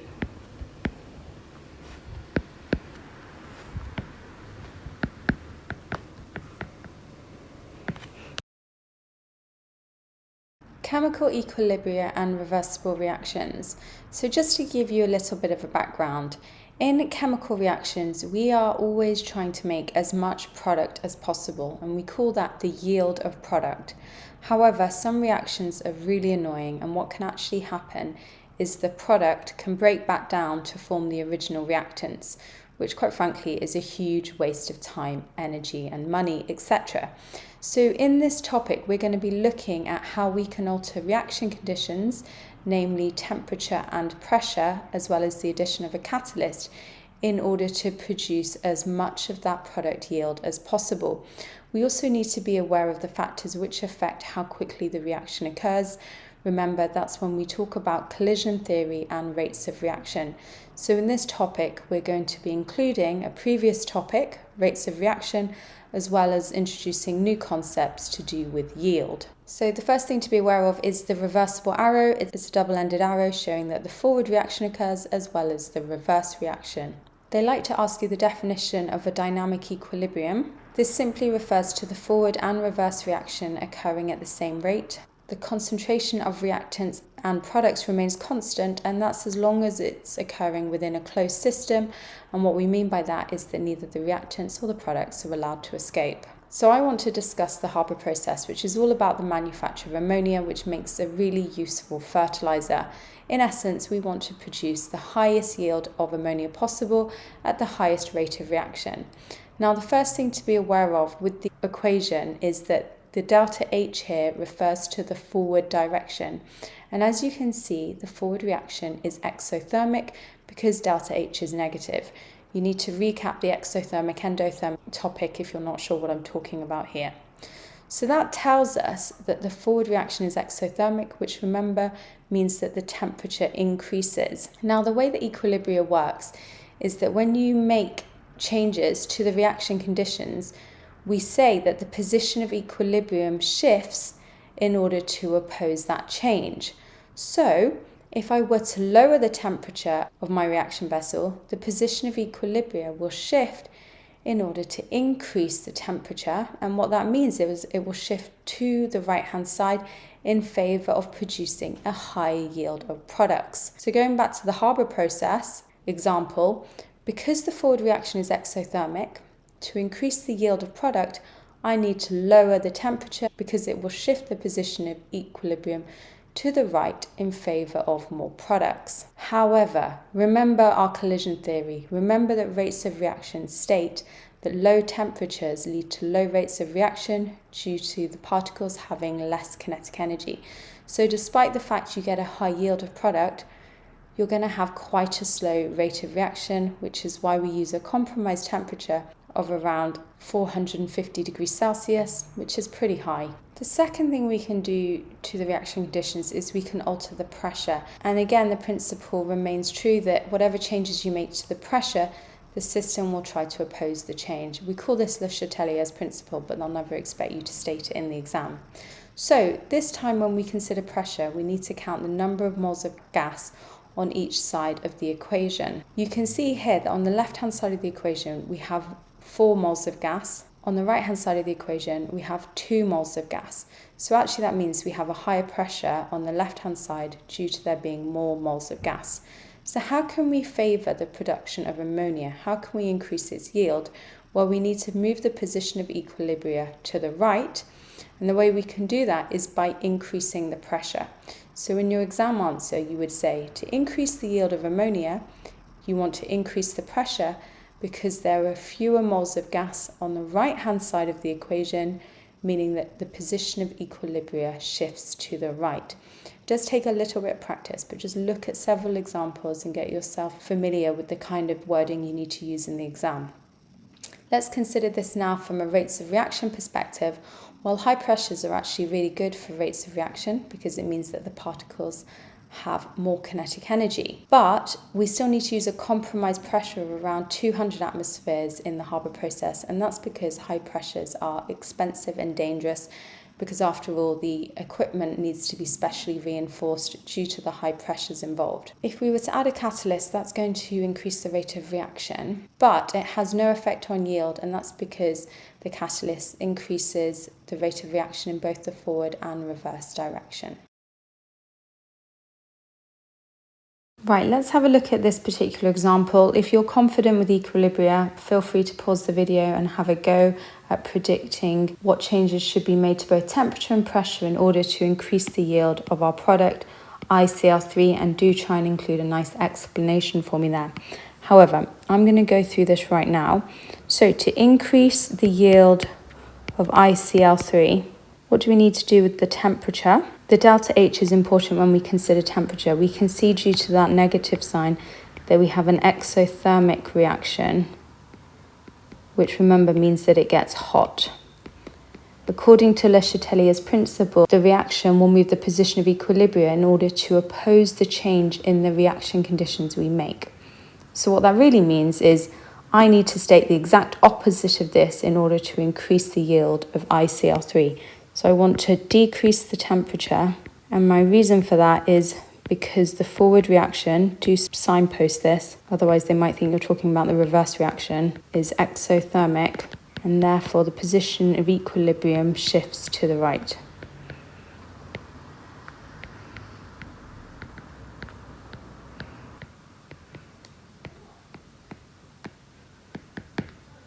What about pressure? So we now need to count the number of moles of gas on each side of the equation. We've got 1 mole here, 1 mole there, which brings us up to a total of 2 moles on the left-hand side. We've got just 1 mole on the right-hand side. So what do I need to do to the pressure in order to increase the yield of ICl3? I need to increase the pressure. Why? Because there are fewer moles of gas on the right-hand side.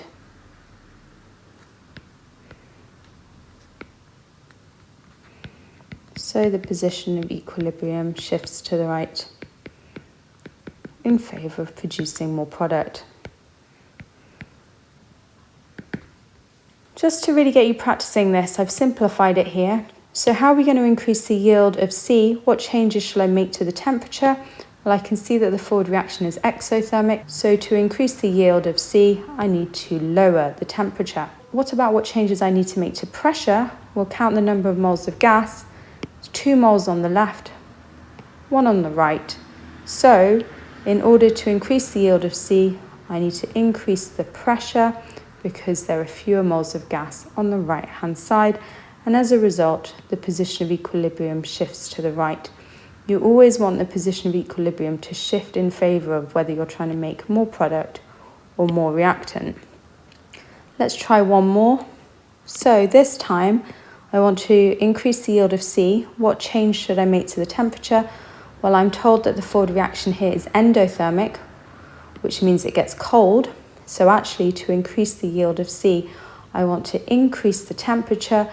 Why? Because the forward reaction is endothermic, and as a result, the position of equilibrium shifts to the right.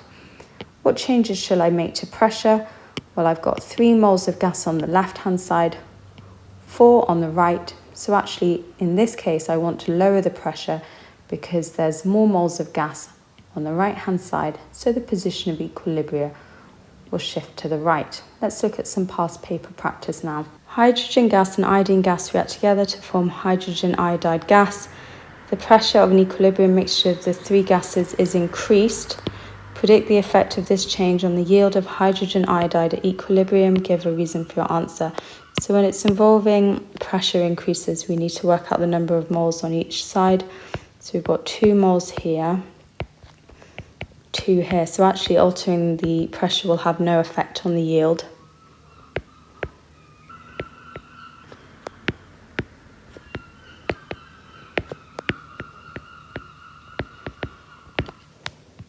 A catalyst is added to an equilibrium mixture of the 3 gases. Predict the effect of the catalyst on the yield of hydrogen iodide at equilibrium, giving a reason for your answer. You simply have to learn that adding a catalyst has no effect on the yield, and the reason for that is because it increases the rate of both the forward and reverse reactions equally.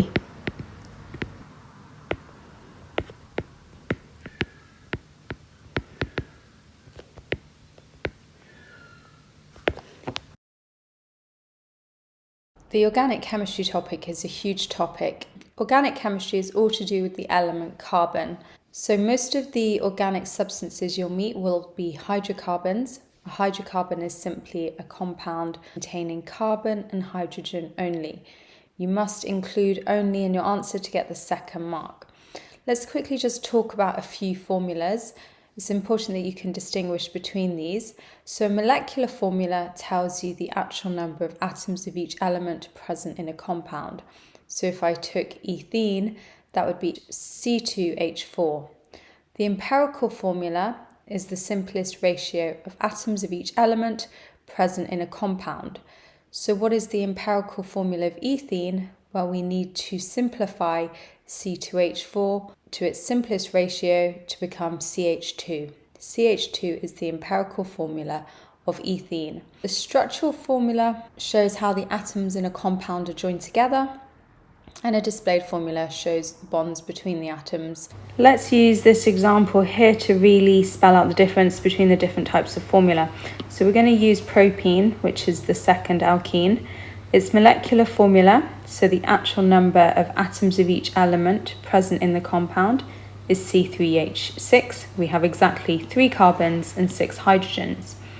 The empirical formula, however, as it's the simplest ratio of atoms of each element, means that we need to simplify the C3H6, as I've done here in my guide, and it's become CH2. The general formula you'll need to learn off by heart for the alkanes, the alkenes, the alcohols, it's just CnH2n, where n refers to the number of carbon atoms. The structural formula is really a condensed version of the displayed formula. It shows you the functional group of a particular homologous series, but without having to draw out all the bonds, so we can see the location of the double bond in propene according to this structural formula. And then lastly, the displayed formula will show all the bonds present between the atoms. Now, there are lots of different organic compounds, and we like to divide them into families based on their chemical properties. The simplest hydrocarbons are the alkanes, and they obey the general formula CnH2n plus 2. A functional group is a set of atoms which is responsible for the chemical properties found within a compound. A homologous series refers to a family of compounds. Members of the same homologous series have the same chemical properties, the same general formula. They show a trend in physical properties, so that could be increasing boiling point, for example.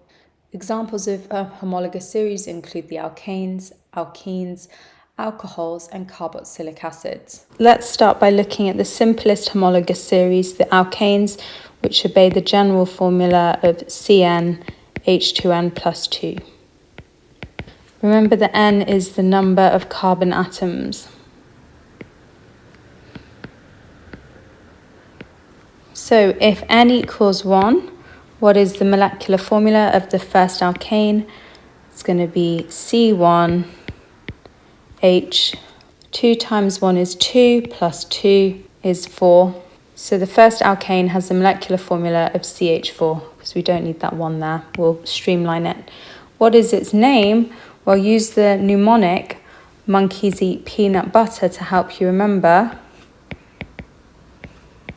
that the first alkane is methane, the second one is ethane, the third one is propane, and the fourth one is butane. So it's a really neat mnemonic to help you remember the starting bits of each of the alkanes' names. So the first one we've just said is methane. Let's draw its displayed formula. One thing I want you to be aware of is the number of bonds that each element forms. You have to learn this because it will help you draw it nice and accurately. Carbon must always form 4 bonds. Hydrogen forms 1 bond. Oxygen forms 2 bonds. So if we obey that here, when we draw the displayed formula of methane, there's our carbon. We know we need 4 hydrogens around it, and we're going to arrange it like this because we're obeying carbon needing 4 bonds and hydrogen requiring 1 bond. Let's move on and increase our number of carbon atoms to 2. What is our molecular formula this time? So N equals 2. 2 times 2 is 4, plus 2 is 6. So the molecular formula is C2H6. What is its name? Well, it's the second alkane, which means it's ethane. And then we can draw it with its 2 carbons, fill up with hydrogens, making sure that all the bonds add up. Each carbon atom has 4 bonds, each hydrogen atom has 1 bond. Moving up again, the number of carbon atoms is 3. C3H8 is the molecular formula. The third alkane I've listed is propane. Draw it nice and carefully for me. There's the 3 carbons, complete with hydrogens to obey the molecular formula C3H8. Let's take 4 carbons now. So according to CnH2n plus 2, the molecular formula must be C4H10. Monkeys eat peanut butter, so we have butane. And then just draw that displayed formula nice and carefully.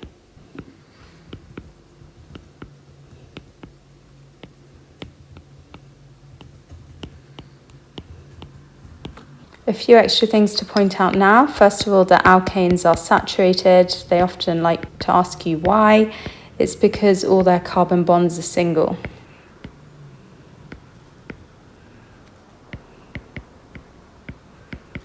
And you can see that from the displayed formula. Look, every single carbon bond is single. Let's look at an alkane reaction with the halogens.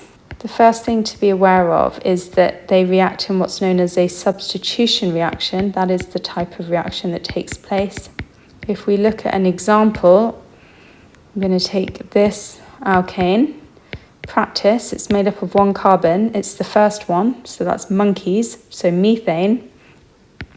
I'm going to react it with bromine, which remember is a diatomic molecule, as all the halogens are. Because it's a substitution reaction, think about what that word actually means. We're substituting one of the hydrogens for bromine. Doesn't matter which one. And then make sure that you just account for that hydrogen and the remaining bromine by showing that as your byproduct. You do need a special reaction condition to make this reaction occur, and that is the presence of UV light. What is the name of everything? We said that's methane. We said that this is bromine. This is bromo, because of the bromine, methane. And lastly, we've got hydrogen bromide. Now let's consider alkenes. Alkenes obey the general formula of CnH2n. We say that they are unsaturated, and if they ask you what that means, it's because they contain a C double bond C as a bare minimum. We're going to use the mnemonic monkeys eat peanut butter again to help us name them. Don't make life difficult for yourself. Use all these little tricks to help you. Now, methane does not exist, and the reason for that is because you need a minimum of 2 carbons to have an alkene. Then you have ethene, propene, and then butene. Let's input this into my table. So we know that with 1 carbon it's not applicable because we need a minimum of 2 carbons to reach our C double bond C. With 2 carbons, we're obeying the general formula CnH2n, so we know that the molecular formula will be C2H4. Monkeys eat, it's the second one, so it's ethene. Then draw it carefully. We need that double bond between the carbon atoms. And as I've said previously, make sure you count your bonds. Each carbon atom should form 4 bonds. Each hydrogen atom should form 1 bond, and that will ensure that you draw your displayed formula accurately. What about for 3 carbons now? CnH2n, so that means the molecular formula is C3H6. Monkeys eat peanut, so it's propene. Draw it carefully. There's the double bond. There's the 3rd carbon. Fill up with hydrogens. Each carbon has 4 bonds. Each hydrogen has 1 bond. 4 carbons now, C4H8. This is butene. 1, 2, 3, 4 carbons. Fill up with hydrogens.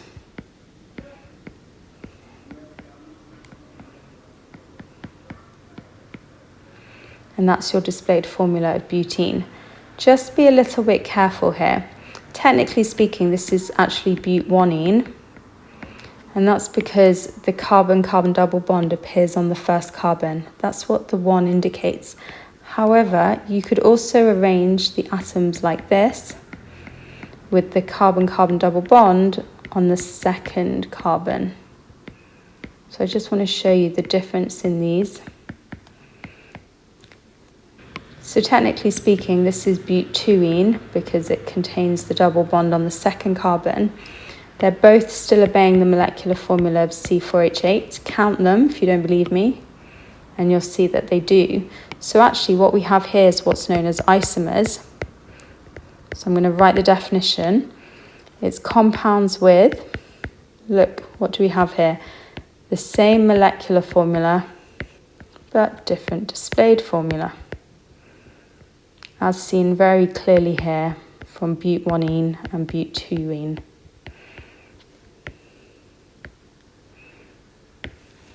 Let's check their reactions. Let's look at alkenes reacting with bromine.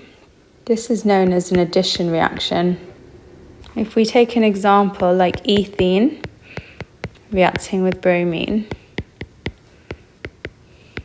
because it's an addition reaction, think about what that actually means. You're going to add the bromine to the ethene, and the way you can do that is by breaking the double bond, because it actually gives you the space to add those atoms. So that means you won't end up with any byproduct, because look, you've accounted for all your atoms. There's actually a strong colour change here, which is it turns from orange due to the presence of the bromine to colourless because the bromine's now absent. So if they ask you for the test for an alkene, I'll really spell it out for you. If they ask you for a test for an alkene, or to prove that something is unsaturated, because after all that's really the same thing, add bromine water and you should see a colour change, which is from orange to colourless. If it goes from orange to colourless, you know you've got an alkene.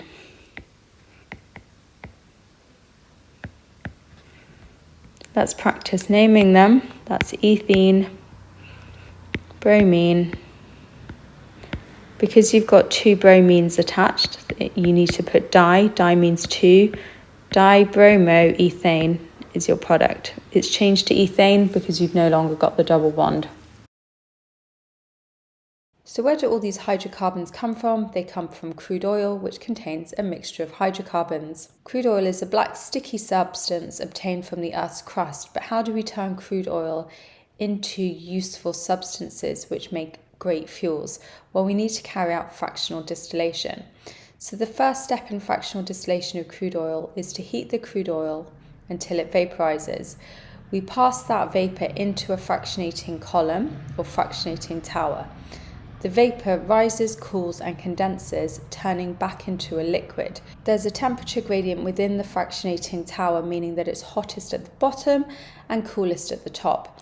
That means that the fractions of crude oil, fractions just refers to compounds with similar boiling points, the fractions of crude oil with the highest boiling point will condense at the bottom where it's hottest. Fractions with the lowest boiling point, so the shortest chains, will condense at the top where it is coolest. They could ask you to list the fractions in terms of where they condense. So if we start at the top, we have refinery gases, which are used in central heating and bottled gas. Then we have petrol or gasoline, which is used as fuel for cars. Following on, we have kerosene, used as fuel for planes. Diesel oil, used as fuel for lorries and buses. Fuel oil, used as fuel for ships, and then lastly a black sticky substance known as bitumen that can be used in road surfacing and roofing materials. If we compare the various properties of the fractions, you'll find that the most volatile, the ones which turn most easily into a gas, will appear at the top, so the refinery gases. The most viscous, so the stickiest fractions, will appear at the bottom of the fractionating column.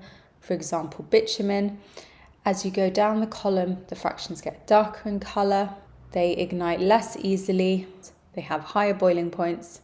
So you do need to be prepared to compare these sorts of properties for various fractions within the fractionating tower.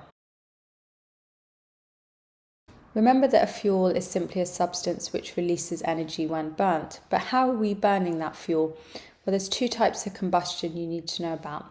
The first one is complete combustion. This involves a plentiful supply of oxygen and means that carbon dioxide and water are produced. This is a favourable situation. You want complete combustion to occur. Incomplete combustion refers to when there's an insufficient amount of oxygen present, and as a result, carbon monoxide, water and carbon can be produced.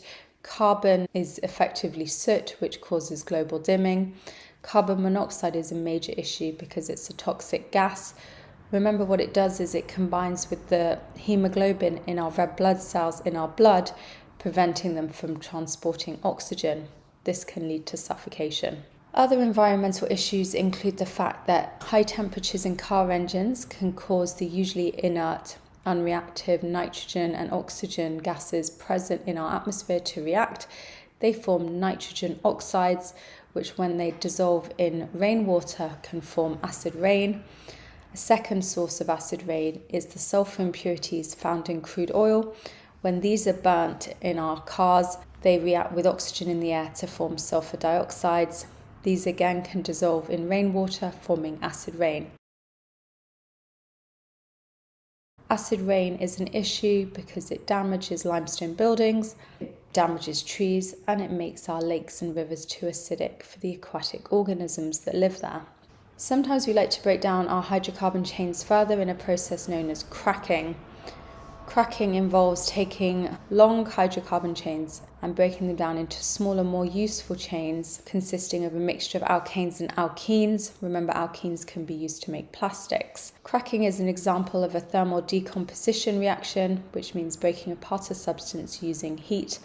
The conditions you need for cracking include a temperature of 600 degrees Celsius and an alumina or silica catalyst. There are three isomers with the molecular formula C5H12. One of these isomers is pentane. This is its displayed formula. What is meant by the term isomers?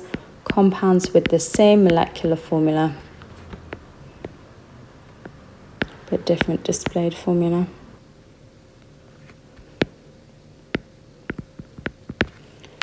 Draw the displayed formula for another isomer of C5H12. So I'm going to make it branched, so I need to reduce the number of carbons in the main chain. I'm going to bring one off here, and then I'm going to complete with hydrogens, make sure that each carbon atom has 4 bonds, each hydrogen has 1 bond. And it's so important that you double check your molecular formula to make sure you've actually got an isomer. So is this still C5H12? Count them. 1, 2, 3, 4 carbons, yes. What about the number of hydrogens? 3, 6, 7, 8, 9, 10, 11, 12. Yes, I'm happy I've obeyed C5H12. Pentane reacts with bromine in the presence of UV light. Complete the equation for this reaction. So I know straight away that this is a substitution reaction because we've got an alkane reacting with bromine. So as a result, I'm going to make HBr as my byproduct and C5H11Br as my main product. Double check that your number of atoms for each element add up on the left and right side of your equations. This question is about octane, which is produced in the gasoline fraction during the fractional distillation of crude oil. That's the same as the petrol fraction. It's just a kind of more American way of saying it. The diagram shows a fractionating column. Describe how crude oil is separated into fractions. So we want to heat the crude oil until it vaporizes, pass the vapor into the fractionating column. Longer chains condense at the bottom where it's hottest.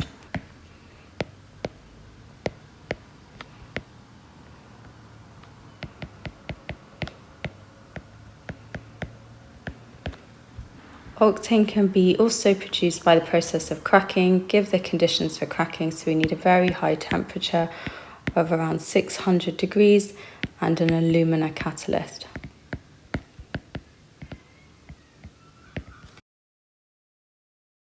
Synthetic polymers, so really we're talking about how we make plastics. A couple of definitions to kick things off with. So first of all, what is a monomer? It's a small molecule that joins together to form a polymer.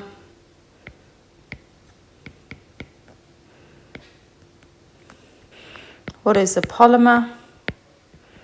It's a long chain formed from many small molecules, monomers, joined together. So you can see these terms are very tightly linked. We want to look at addition polymers. So I'm going to show you how we're going to form the plastic polyethene from ethene monomers.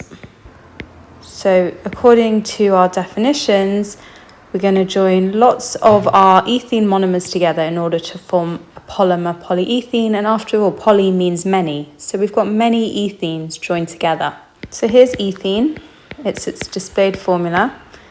If they ask for an equation showing the formation of polyethene, what you want to do is break the double bond, elongate the bonds, add your hydrogens back in, and include square brackets. You also write an N to show that you've got many of these ethene monomers joining together. So as I said, here's your monomer and here's your polymer. If they ask for the repeat unit, your repeat unit simply looks like the polymer but without the square brackets and the N. So this is your repeat unit. Now, polyethene is a useful substance because it can be used to make cling film and plastic bags. It is your archetypal plastic. Now we're going to take propene, our monomer this time, and we're going to form polypropene, which is a polymer. Let me show you the equation for its formation. Obviously, propene we usually draw like this, but to make it so much more straightforward in your equation, I want you to write it like this. It is exactly the same thing, but it would be much better if you write it like that. But you've still got C3H6. So let's clear this out of the way so you can see it nice and clearly. Just be very mindful when you draw these bonds. People have a habit of drawing that bond in between the carbon and the hydrogen. No, the bond is formed between the 2 carbon atoms, so show that. Then to show the formation of polypropene, again we break the double bonds, we elongate the bonds, we add in our atoms again, Include your square brackets and the N.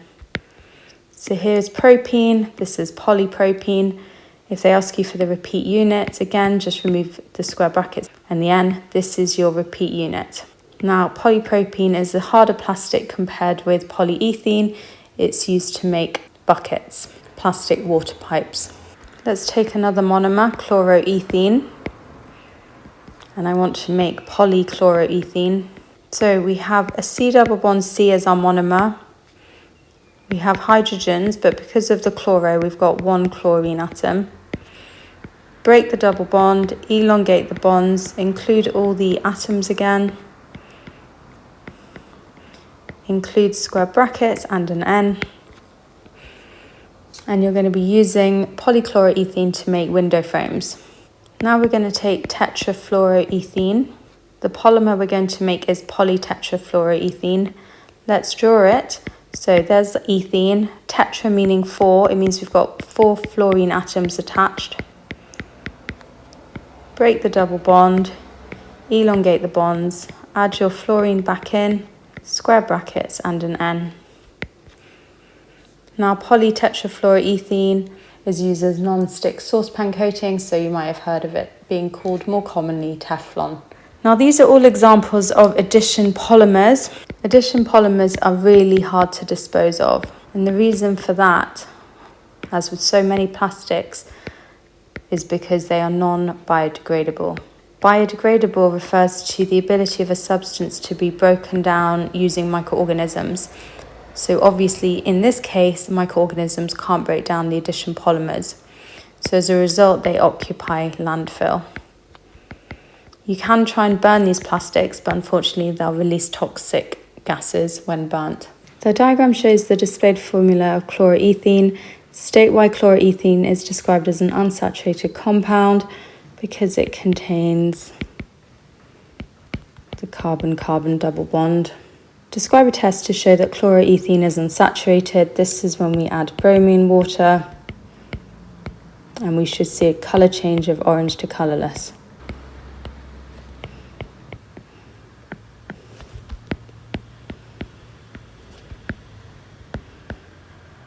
Name the polymer formed from chloroethene. Let's draw it here. Break that double bond. Check what you've got. Polychloroethene. Further organic chemistry. Really what this refers to is alcohols, carboxylic acids, and esters. Before we get stuck into those various homologous series, I just want to remind you of the mnemonic, monkeys eat peanut butter. I promise this will become clear. We use that to help us remember the prefixes meth, eth, prop, and bute, because this will help us name compounds with 1 carbon atom, 2 carbon atom, 3 carbons, and 4. Also remember the number of bonds you need for each element. Carbon forms 4 bonds, hydrogen forms 1 bond, oxygen forms 2 bonds. So this is really, really important before we kick things off looking at the various homologous series. So we're going to start with the alcohols. The functional group of the alcohols is OH. Their general formula now is CnH2n plus 1 OH. So let's go through some examples. So starting with 1 carbon atom, monkeys eat peanut butter. So monkeys, methanol. What is the molecular formula? CnH2n plus 1 OH. If N is the number of carbon atoms, therefore going to be CH3OH. Let's draw the displayed formula. There's the functional group, and then complete with hydrogens. Let's take 2 carbon atoms now. Monkeys eat, so that's ethanol. The molecular formula is C2H5OH. Let's draw the displayed formula of ethanol. 3 carbons. Monkeys eat peanut, so propanol. C3H7OH. Technically speaking, this is propan-1-ol because the functional group is on the first carbon.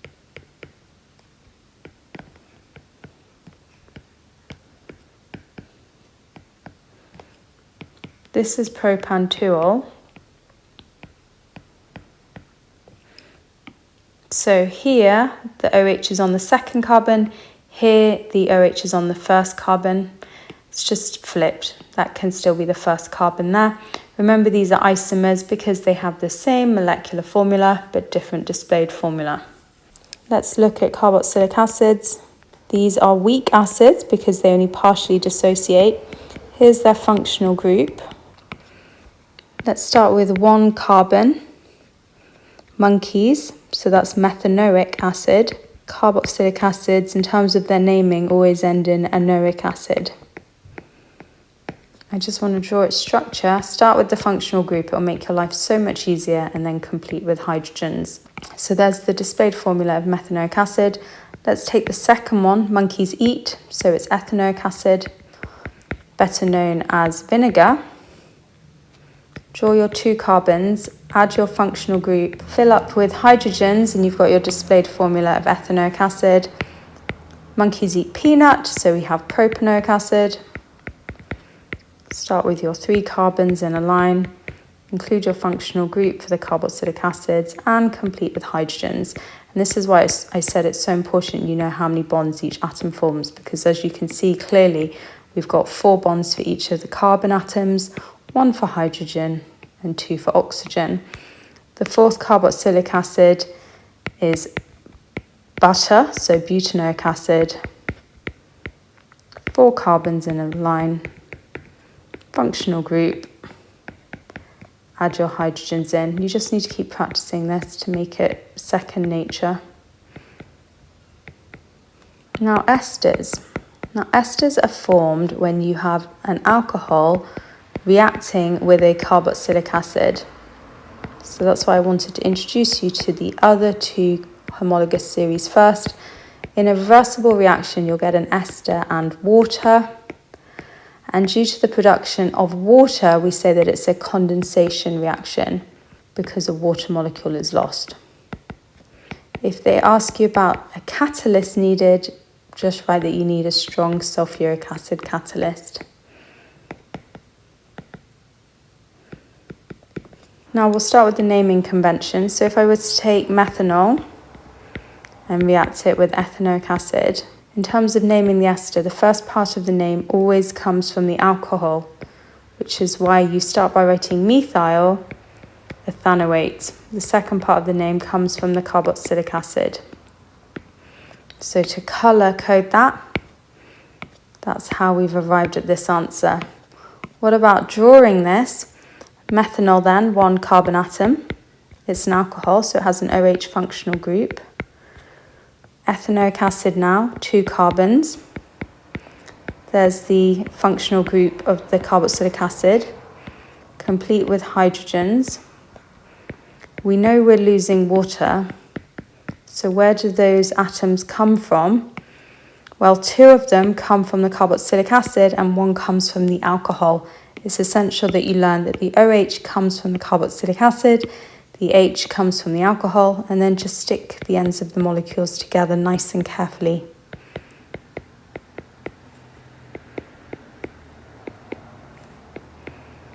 And this is your functional group of the esters. Cu is your functional group. Let's take a second example. This time ethanol. We're going to react it with propanoic acid. Pause the video to practice naming it. I said the first part of the ester's name comes from the alcohol, which is why it's ethyl. The second part comes from the carboxylic acid. It's propanoate. Ethyl propanoate. Let's practice drawing it now. Ethanol means you've got 2 carbon atoms. Include the OH functional group. 3 carbons for propanoic acid. Include the carboxylic acid functional group and complete with hydrogens. You do need to familiarise yourself drawing these displayed formulae. Just takes a bit of practice. Highlight the atoms hopping off. We know the OH comes from the carboxylic acid. The H comes from the alcohol. Stick together the ends of the molecules.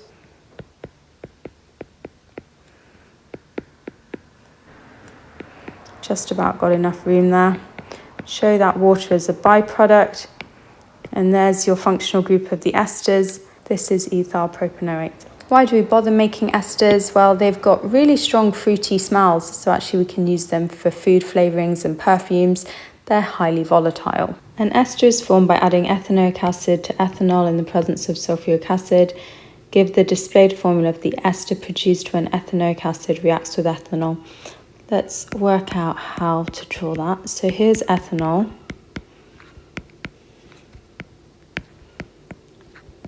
It's absolutely fine if you want to do this slightly out of the way of the answer box.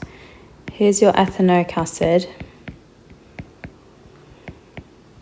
We're going to lose a water molecule here, and then the ester produced will be those two ends of the molecule stuck together. So it'll look like this. I'll just rub out this so you can see it nice and clearly. Just make sure you've drawn that ester linkage properly here and count your number of bonds to make sure everything else is complete. Alcohols react with carboxylic acids to form esters. Which alcohol could react to form the ester ethyl propanoate? So the alcohol forms the first part of the ester's name, so I know that we need ethanol. The carboxylic acid forms the second part of the ester's name, so that's propanoic acid. They've asked us about the alcohol, so we need to draw out ethanol.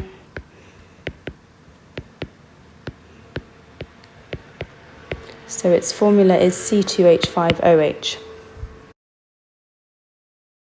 I've talked previously about the structure of alcohols, so I don't want to talk too much about that here. Remember, this is our general formula of the alcohols. We name them according to the usual conventions, so we move through meth, eth and prop. The functional group of the alcohols, remember, is OH. But let's now look at some various uses and reactions of alcohols. So we'll start with the uses. Alcohols can be used to make fuels, so they release energy when burnt. You often find them featuring in the ingredient list of perfumes. And then the most obvious use of all is in alcoholic drinks. Now, alcohols can be oxidized. There's several ways to do that. The first way is by burning them, so as a fuel. So burning in a plentiful supply of oxygen, which remember we call complete combustion. I'll show you an example equation here. Here's ethanol, burning in a plentiful supply of oxygen to form carbon dioxide and water. So your usual products of complete combustion. Just make sure that you get that balanced. A simple way of oxidizing alcohols is just leaving them to react with oxygen in air. This occurs due to the action of microorganisms, so we call it microbial oxidation. And actually what forms is carboxylic acids. So if alcohols undergo microbial oxidation, you'll form a carboxylic acid. So if we take our ethanol, it's going to form ethanoic acid. And that helps to explain why if you leave wine out, it gets that really characteristic nasty acidic smell. And that's because the ethanol inside the wine has oxidized to ethanoic acid, which remember is vinegar. The most complicated way of oxidizing alcohols is by heating with potassium dichromate 6. You need the presence of sulfuric acid, and again carboxylic acids form. There's a special reaction condition needed, which is called heating under reflux. I'm only going to write the word reflux there. I don't want to explain any further here because that's more of an A-level topic. A colour change does occur, however, which you do need to remember, which is that it turns from orange to green. Now, there are two ways to manufacture alcohols. So how do we make them? The simplest way is through fermentation of sugarcane. This is a renewable approach because you can obviously keep growing sugarcane on land. You need anaerobic conditions, That means conditions lacking in oxygen. And the reason for that is because you're going to take that glucose and it's going to produce ethanol and carbon dioxide. So there's the all-important alcohol that we're trying to make. But what's actually doing that is the yeast. So we add yeast to our sugarcane. It anaerobically respires to produce ethanol and carbon dioxide. If it's not anaerobic respiration, it will produce carbon dioxide and water instead. And it's the zymase enzyme present in the yeast that's responsible for that. The second approach is far more techy. It's called the hydration of ethene. Ethene, remember, is an alkene. It comes from crude oil, which comes from the earth. It takes millions of years to make, and as a result, it's non-renewable, this approach. We're going to look at a table now comparing these two processes. So to begin with, I want to just have a quick look at the reaction conditions needed in the hydration of ethene. Here's the overall equation. Ethene plus water produces ethanol. In terms of the conditions needed, we need a high temperature and a high pressure. Do try and remember these numbers for me, as well as the presence of a phosphoric acid catalyst. Comparatively speaking, the yeast needs a much lower temperature of around 30 degrees. After all, we don't want that temperature too high because otherwise the enzymes, the zymase enzymes, will be denatured. Let's just look at this comparison table. So the hydration of ethene is a much faster rate of reaction compared with the fermentation of sugarcane. The hydration of ethene is a continuous process, which means it continuously makes ethanol. Fermentation of sugar is a batch process, which means you mix all the ingredients together. You wait for the yeast to get to work and then you remove the ethanol. We've already talked about the lack of renewability involved in the hydration of ethene. Because you can keep growing sugarcane, it's a renewable process. Fermentation is preferable because it requires much lower temperatures and pressures. However, if we consider the purity of the alcohol produced, ethene produces a highly pure alcohol, fermentation produces impure alcohol. And indeed, what you find is that you max out at around 15% purity because after that, the alcohol actually kills the yeast. So you're going to get a very impure alcohol with the fermentation of sugarcane. This question is about alcohols. Ethanol can be manufactured using two methods, the hydration of ethene and the fermentation of glucose. This is the equation for hydration of ethene. Complete the equation for fermentation. So here's our glucose present in our sugarcane. Remember, I said we're making carbon dioxide as well as ethanol. Make sure you get that balanced. We need 2's in front of both of those formulae. The table gives some information about the two methods. Complete the table by giving the missing information. So the hydration of ethene catalyst, remember we said was phosphoric acid. What was the temperature in fermentation? Around 30 degrees Celsius. The pressure in atmospheres for hydration was 60 to 70. And then the rest of the table is filled in. Explain one advantage and one disadvantage of using fermentation rather than hydration to produce ethanol. You should use information from the table to help you with your answer. The first advantage I want to point out is that fermentation uses sugarcane, a renewable resource. Let's make a full comparison. Hydration uses ethene made from crude oil, a non-renewable resource. What about disadvantages of fermentation compared with hydration? Let's use the table. The main disadvantage here is that the alcohol produced is impure in fermentation versus pure in hydration.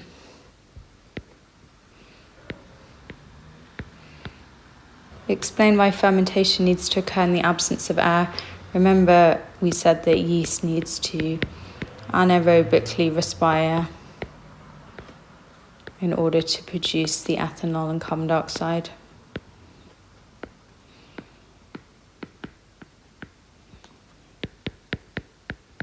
Otherwise, water and carbon dioxide would be made instead. Condensation polymerization now, it's just a slightly more complex version of everything we did to do with forming esters. But in essence, what you need is a dicarboxylic acid. So that's why I say it's similar to ester formation, because you need a carboxylic acid and you need a diol, which means you need an alcohol. The fact that there's a di though just means that you've got two of the carboxylic acid functional groups present. And the diol means you've got 2 of the OH alcohol functional groups present. So actually what you're going to form is a polyester and water. So condensation polymerization differs from addition polymerization, which remember we used to make plastics, because here you've got 2 different monomers and you produce water as a byproduct. Remember, with addition polymerization, there is no byproduct. Let's see if I can squeeze in an example here. So I'm going to take ethane dioic acid and I'm going to react it with ethane diol. So what do we have? We have 2 carbons. The dioic acid means we have 2 carboxylic acid functional groups.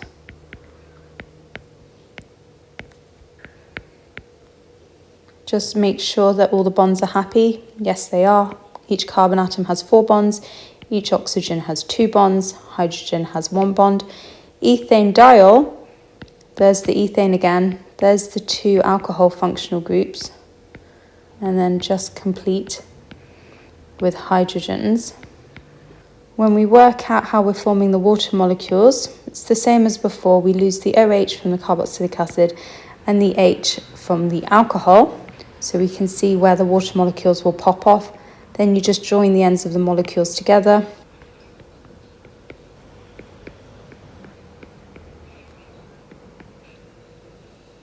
So this is our polyester. Here's the ester functional group. This is really the repeat unit. If we want to complete the equation, we add our square brackets in and include an N to show that we've got lots of these molecules joining together. And we're going to produce 2N H2Os as our byproduct.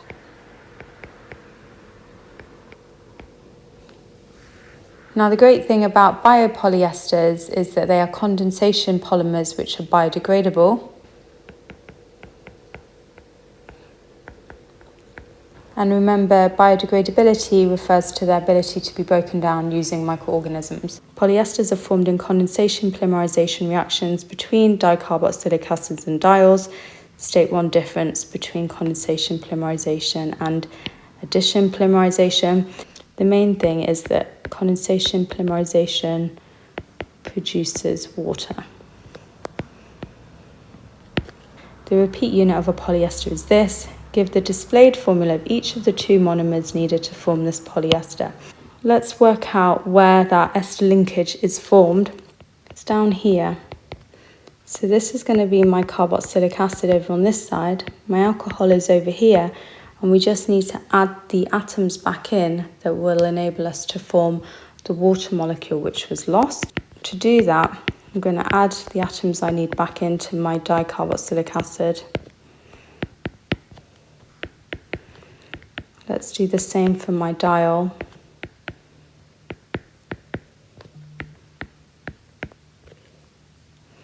And then sit back and make sure that you've drawn that nice and accurately. Yeah, because look, that's where my water molecule would disappear in order to join the 2 ends together to form this repeat unit. Give one advantage of biopolyesters, they are biodegradable.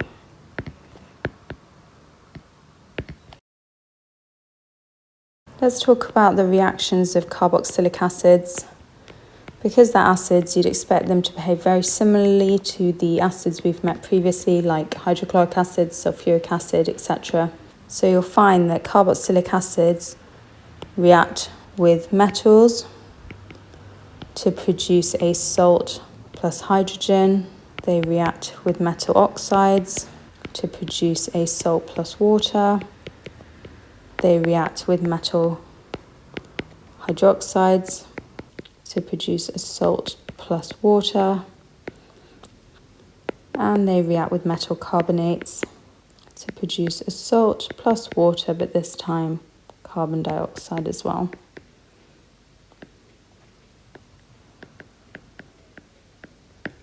So here's a summary of the carboxylic acids reacting with metals, metal oxides, metal hydroxides and metal carbonates, behaving exactly as you'd expect an acid to react. Just remember that carboxylic acids are weak acids because they only partially dissociate. Let's look at some examples now. So I'm going to take ethanoic acid. I'm going to react it with magnesium. In terms of the salt's name, it's going to be magnesium ethanoate, and will produce hydrogen as a byproduct. Let's convert this now into a balanced symbol equation. So there's the formula of ethanoic acid. There's magnesium. Be really careful with your magnesium ethanoate formula. So the ion is the ethanoate ion, and then the magnesium ion. Magnesium is in group 2. Because you've got an imbalance in charges, it means you need an extra ethanoate ion. So we need to include a 2, but because the 2 applies to everything, we also need brackets. This is difficult. So there's the brackets, there's the 2 and the magnesium. I'll tidy that up for you, and now just get it balanced by adding a 2 there. Let's take another example now. This time I'm going to use propanoic acid, potassium hydroxide. The salt made will be potassium propanoate, will produce water. Here's the structural formula of propanoic acid. Potassium hydroxide is KOH. What about the formula of potassium propanoate? Here's the propanoate ion. There's the potassium ion. This is nice, they're balanced, so we don't need to include any brackets or any numbers. So it's actually more straightforward than the previous example. Check to see if it needs any balancing, and you'll see that it's absolutely fine. This time I want to take methanoic acid. I'm going to react it with a metal carbonate, calcium carbonate. It's going to produce the salt, which is calcium methanoate, plus water, plus carbon dioxide. Let's convert this. There's the structural formula of methanoic acid. There's the formula of calcium carbonate. The difficult formula now is calcium methanoate. So we've got a Ca2 plus ion, an HCOO minus ion. This is a nightmare because they're not balanced, so we need an extra methanoate ion, which we need brackets for.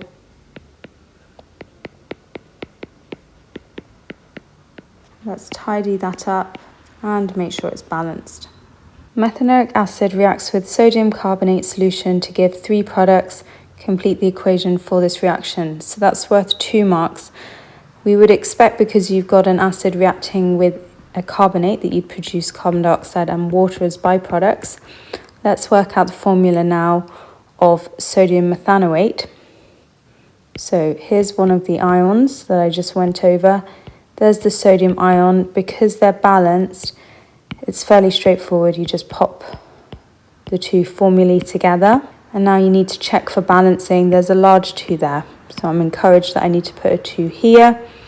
Just double check. Yes, I've got 2 sodiums on each side of the arrow. 3, 4, 7 oxygens versus 4, 5, 6, 7. 4 hydrogens, 4 hydrogens. I'm pretty happy there.